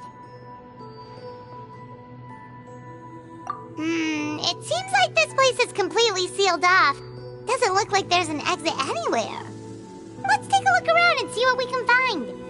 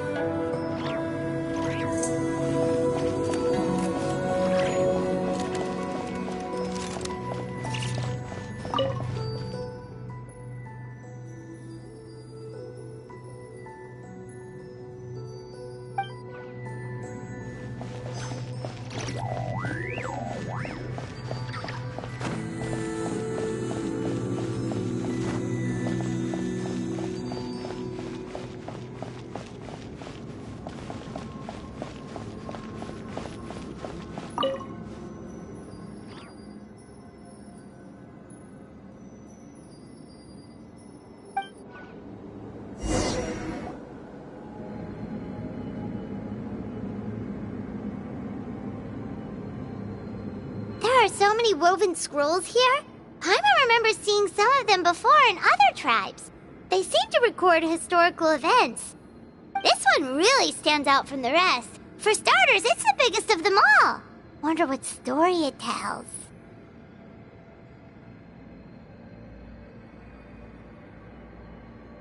Yeah, you're right.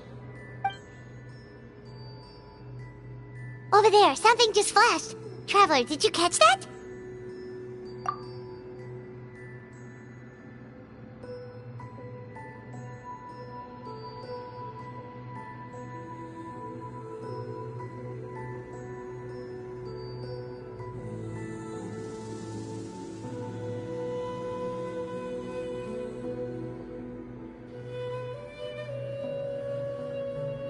Oh, right! Paimon's with you.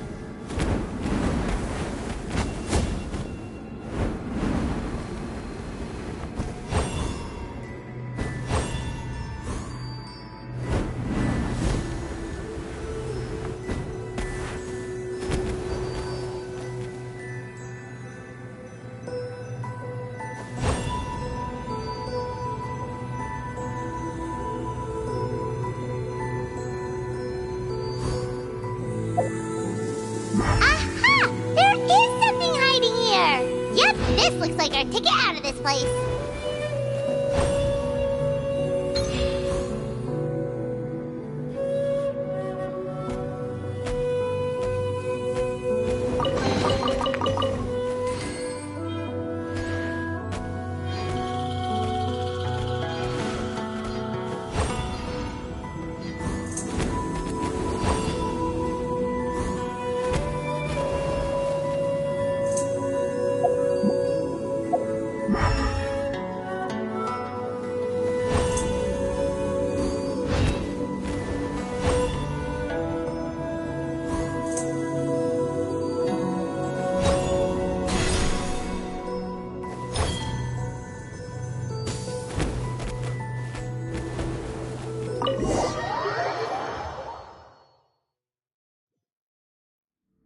Whew! We finally made it out!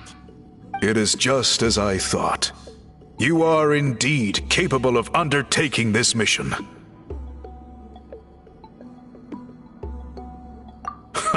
Yes. You saw many distinctive-looking scrolls there, didn't you? Sure did. This specific kind of scroll was left to us by our ancestors.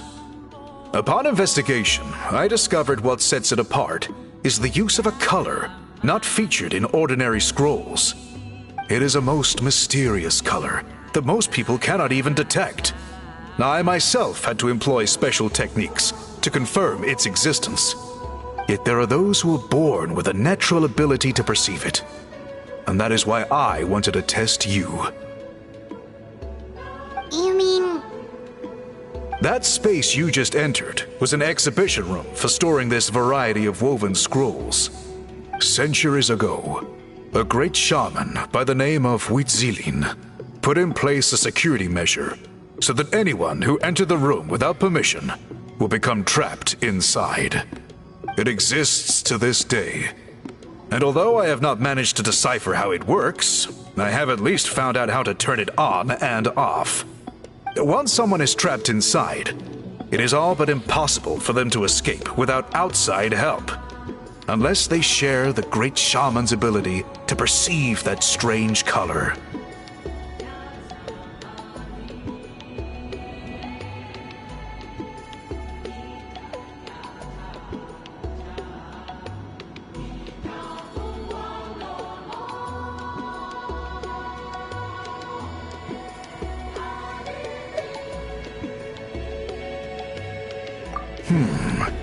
Clearly, you must have this ability, which leads me to believe that our Ictomisaur Elder can sense this ability in people, and that it appoints a scroll weaver on this basis.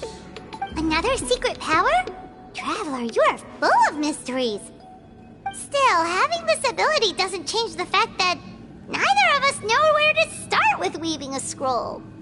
Don't worry about that. The method for weaving this kind of scroll appears to be largely the same as for an ordinary scroll. The main difference is in the dye that gives it its unique color. If my suspicions are correct, this dye is the key to weaving the scroll, and your special ability is the key to obtaining it. The dyeing process is also a little different from the norm, but I don't anticipate any major issues there. As long as you two can source the dye itself, I can assist with the application. Cool! We'll follow your lead! Great! Then please use your abilities to source the necessary ingredients. And in the meantime, I will have someone prepare some fabric for test dyeing. We'll make a few sample pieces to test out my hypothesis. And if that goes well, we can begin the scroll in earnest. If you agree to help, you can expect to be handsomely rewarded once this is all over. So, what are your thoughts?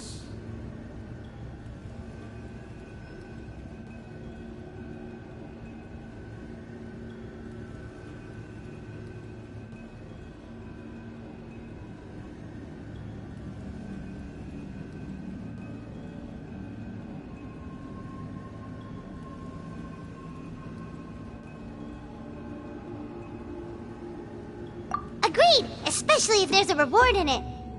What is the reward, by the way? Is it food? Paimon hopes it's food. Given the stakes involved for our tribe, I was thinking a substantial sum of mora would be appropriate.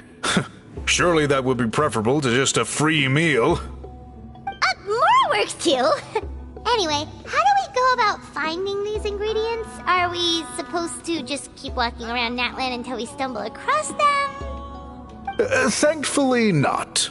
I've already identified a location where I suspect they may be found. And I've arranged for someone to guide you there. Your guide is waiting just outside. You can set off at your leisure.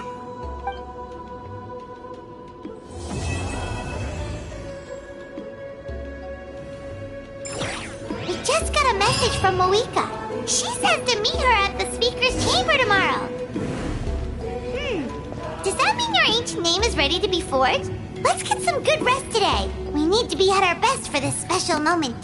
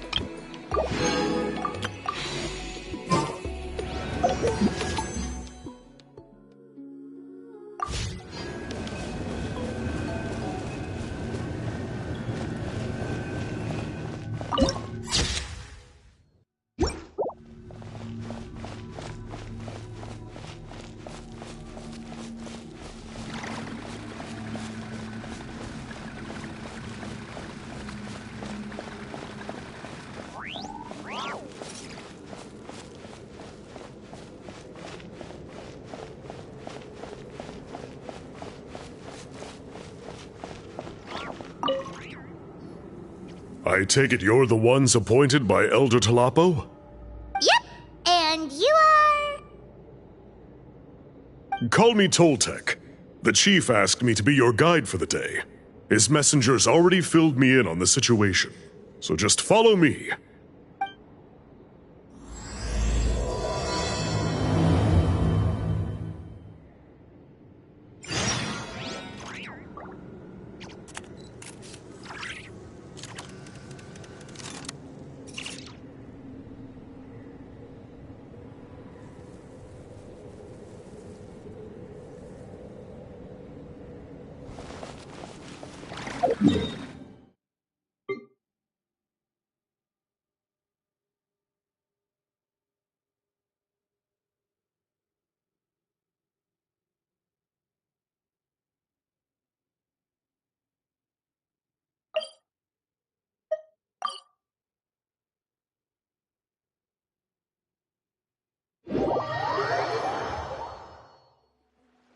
So the die is somewhere in this cave, huh? This is as far as I can take you. Only the appointed ones may proceed from here. Why's that?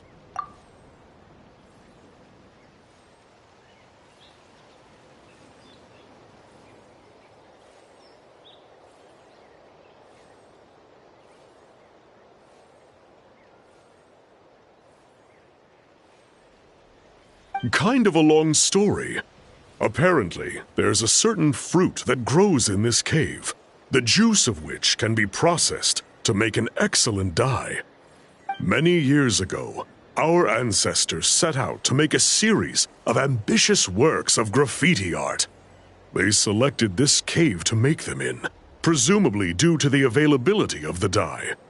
However, they didn't want anyone to see their work before it was completed, and so they sealed off the entrance to control access. To bypass the seal, you have to have mastered the art of color perception, or something like that. Oh, right. The strange thing is, our ancestors never removed the seal, even after they finished the graffiti art. Since it was sealed off, the only person who's been inside is the great shaman, Huitzilin, and that was 200 years ago. According to her, the artwork tells the story of a hero by the name of Kuntur. But I digress.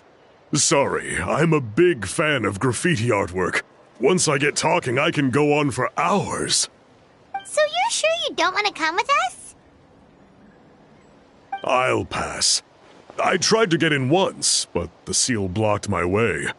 I tried getting my Iktomi to clear it with its powers, but even that didn't work. I guess it's supposed to be a test left there by our ancestors. If you don't pass the test, you're not worthy of viewing their works of art. Aww. Don't worry about me, though. I wouldn't be joining you this time even if I was able to get in. Unlike our chief, I don't have the guts to challenge our traditions. This task is specifically appointed to someone by the Iktomi Elder. Who knows what bad things might happen if I got involved? Fair enough. All right, we'll try not to take too long.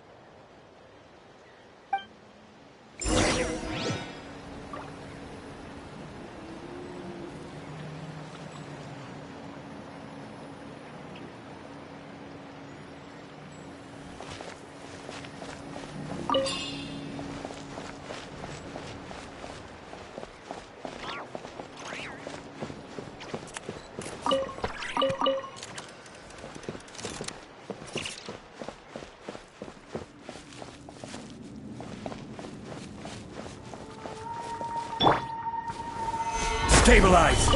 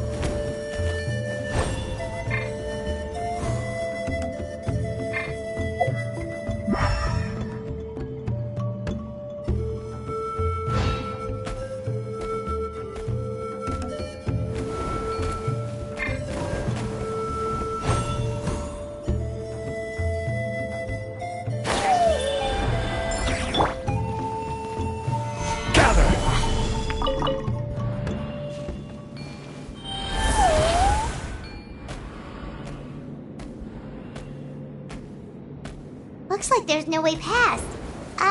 Maybe try the same thing as before?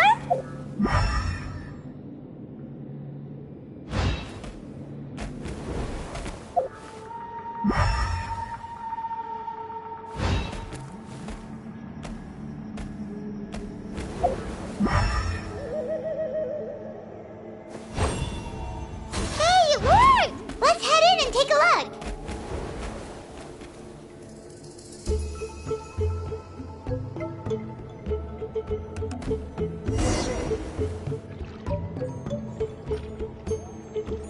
This should be the place.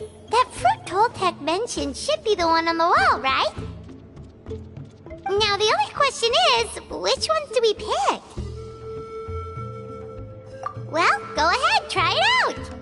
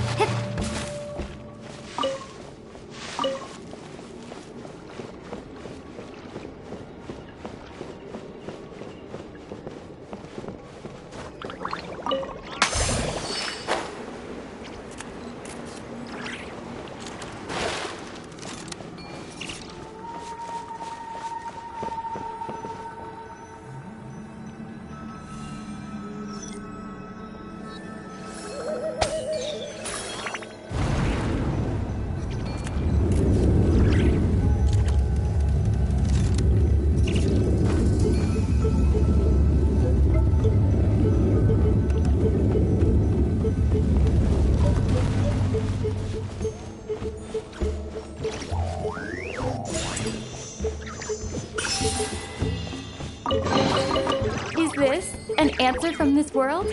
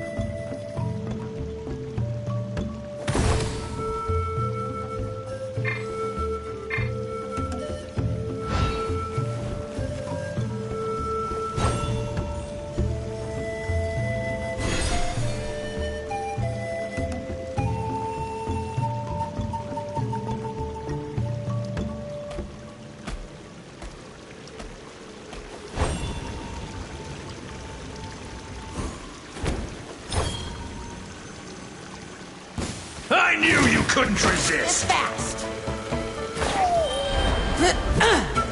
Light it up!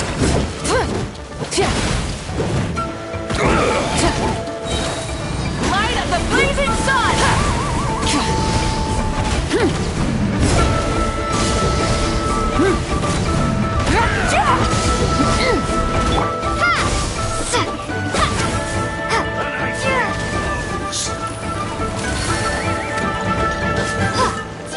This is order.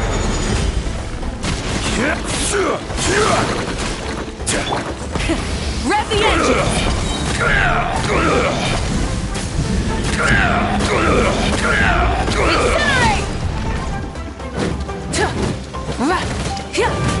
Accelerate!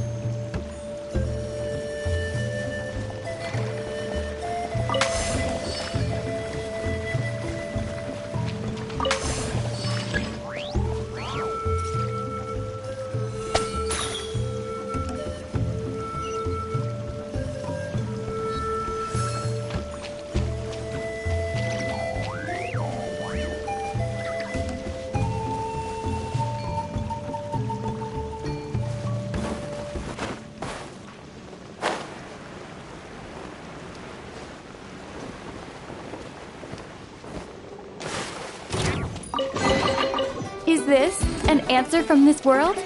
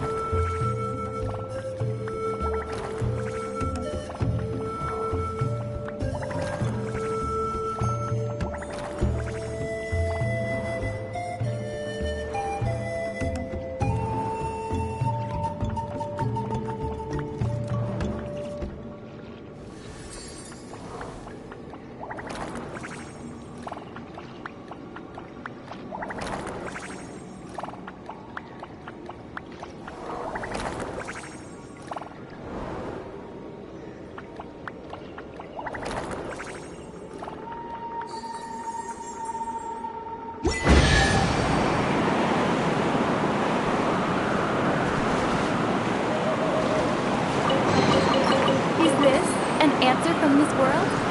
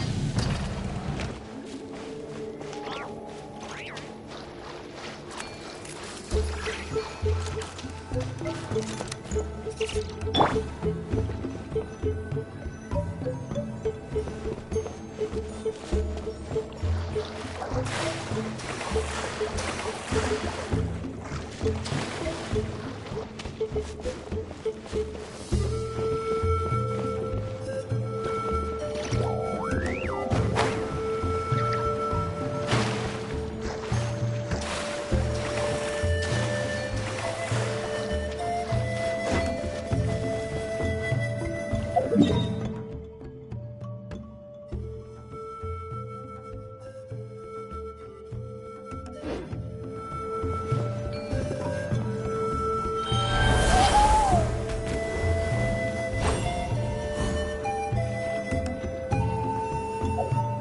saw something, right? Whatever it was, grab it!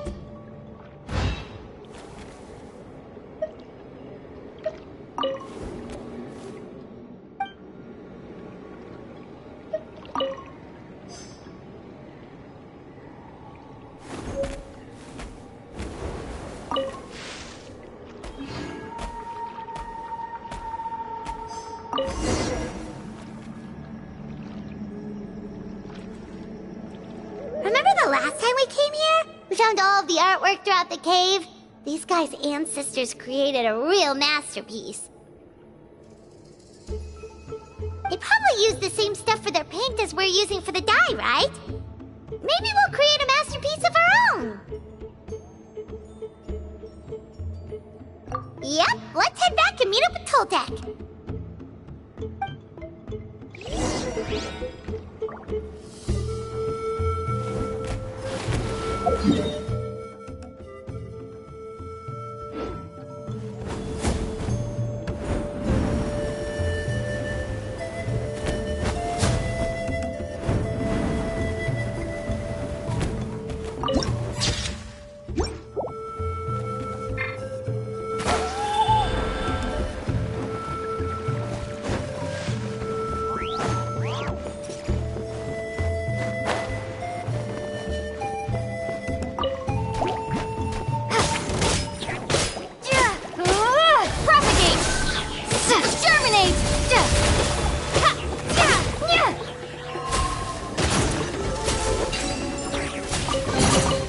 Reward on the road.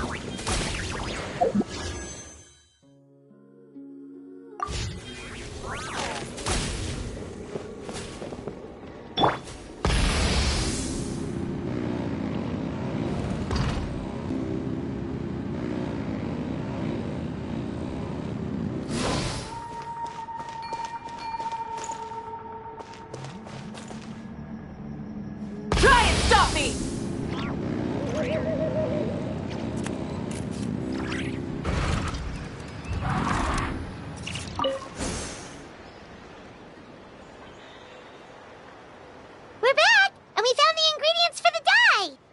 Sounds like you made it through the seal, then.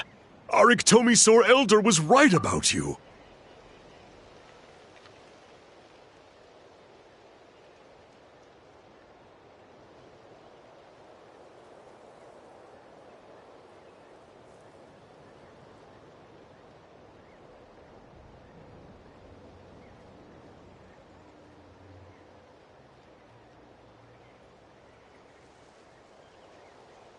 It's getting late.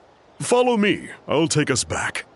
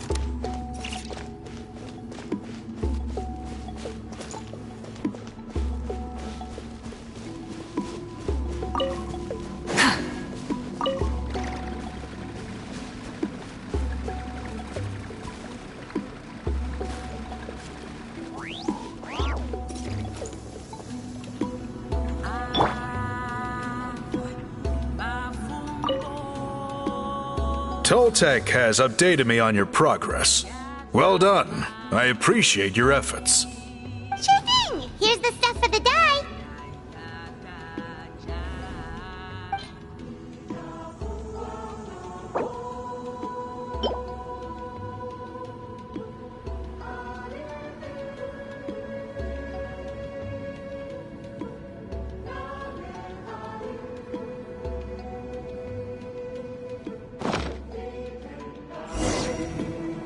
I see. Yes. This is certainly a very different substance from typical dyes. Okay, now let's try our hand at making some samples. The fabric is ready for testing. Got it! Please come with me.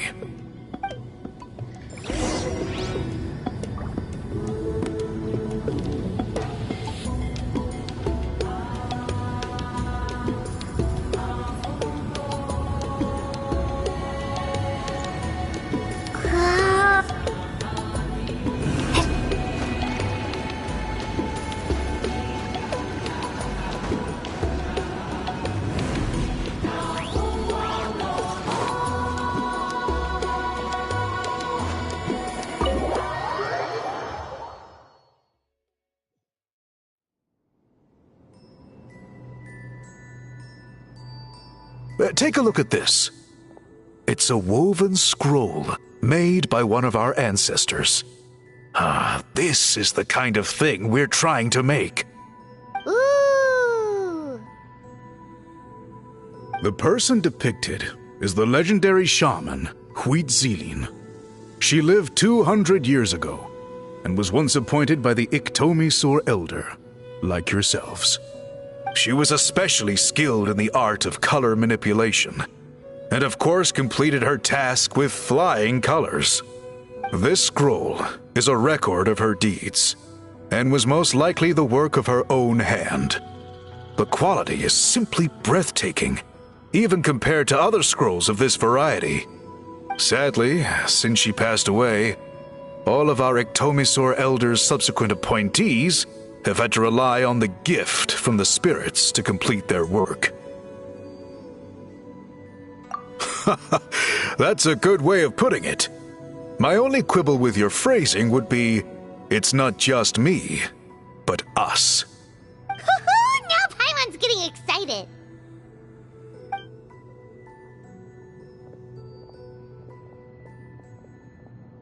Bring out the samples.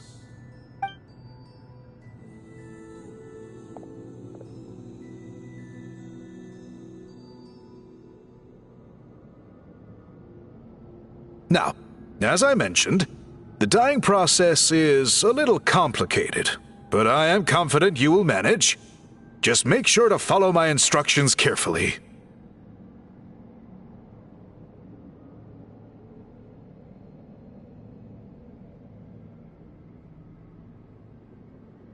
The pattern has already been sketched out on the sample, so you just need to dye each block with the correct color. But you'll need to wait for the dye to fully soak in between each step to make sure the colors don't run.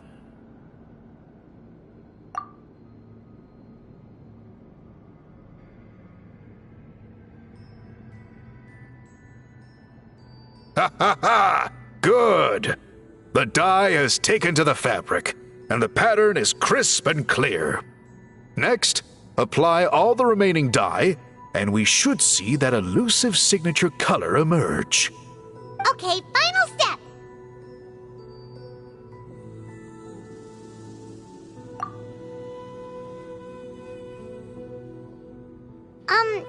Did it work?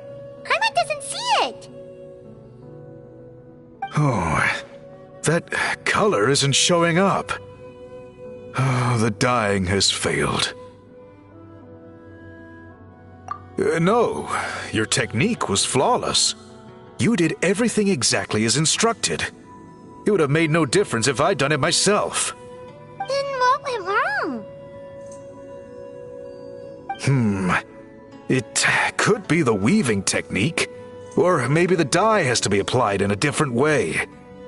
Oh, whatever the case.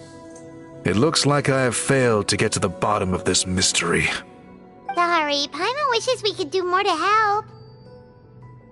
I am the one who should be apologizing. I made you do so much work, and it was for nothing. I will, of course, honor my commitment to compensate you for your trouble, but I do hope you won't give up on this task. I plan to keep investigating, and will be sure to keep you updated with any progress. Don't worry, we're not quitters. Paimon does have a question, though. This whole process of recording history on woven scrolls seems so complicated. Why don't you just write it down instead? You said yourself you're all about change and reform.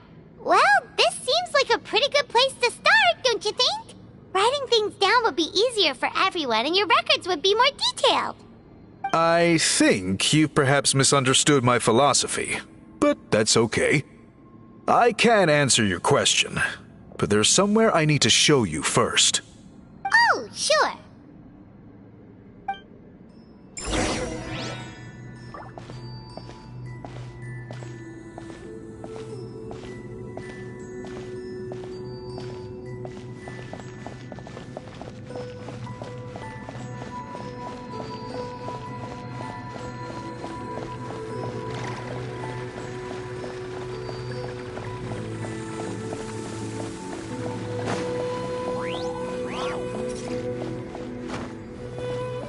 You can't just choose any old mystical ability. It has to be the right one for you.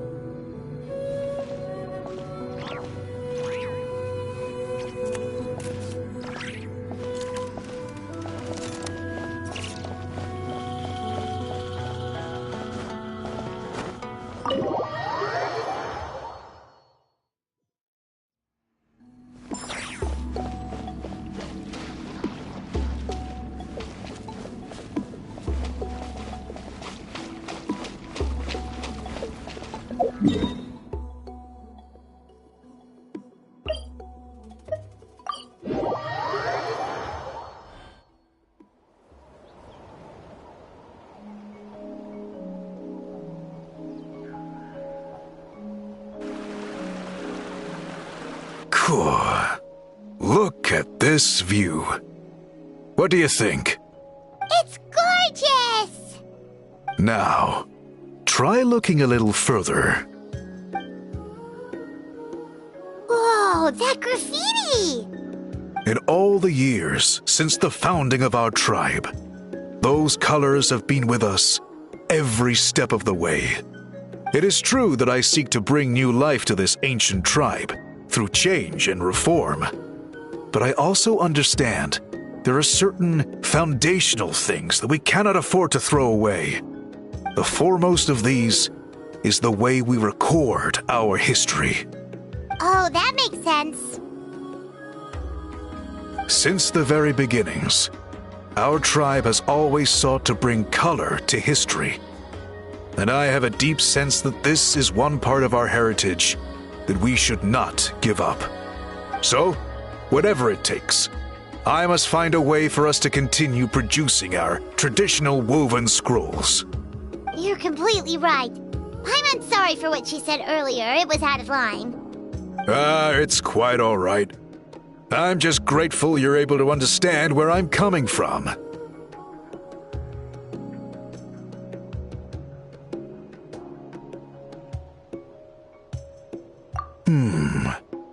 Then let us hope that when we next meet, we succeed in reviving this tradition.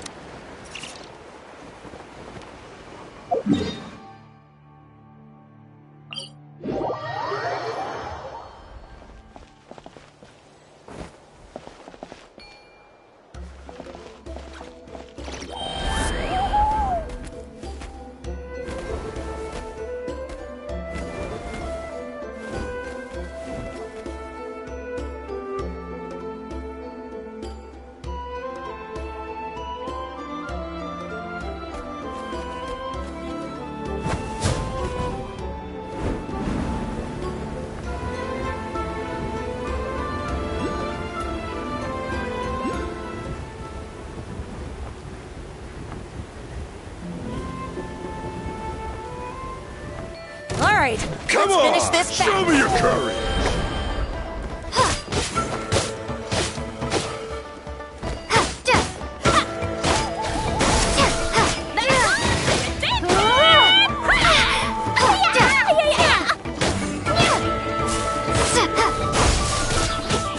That was quick. I'll keep this close.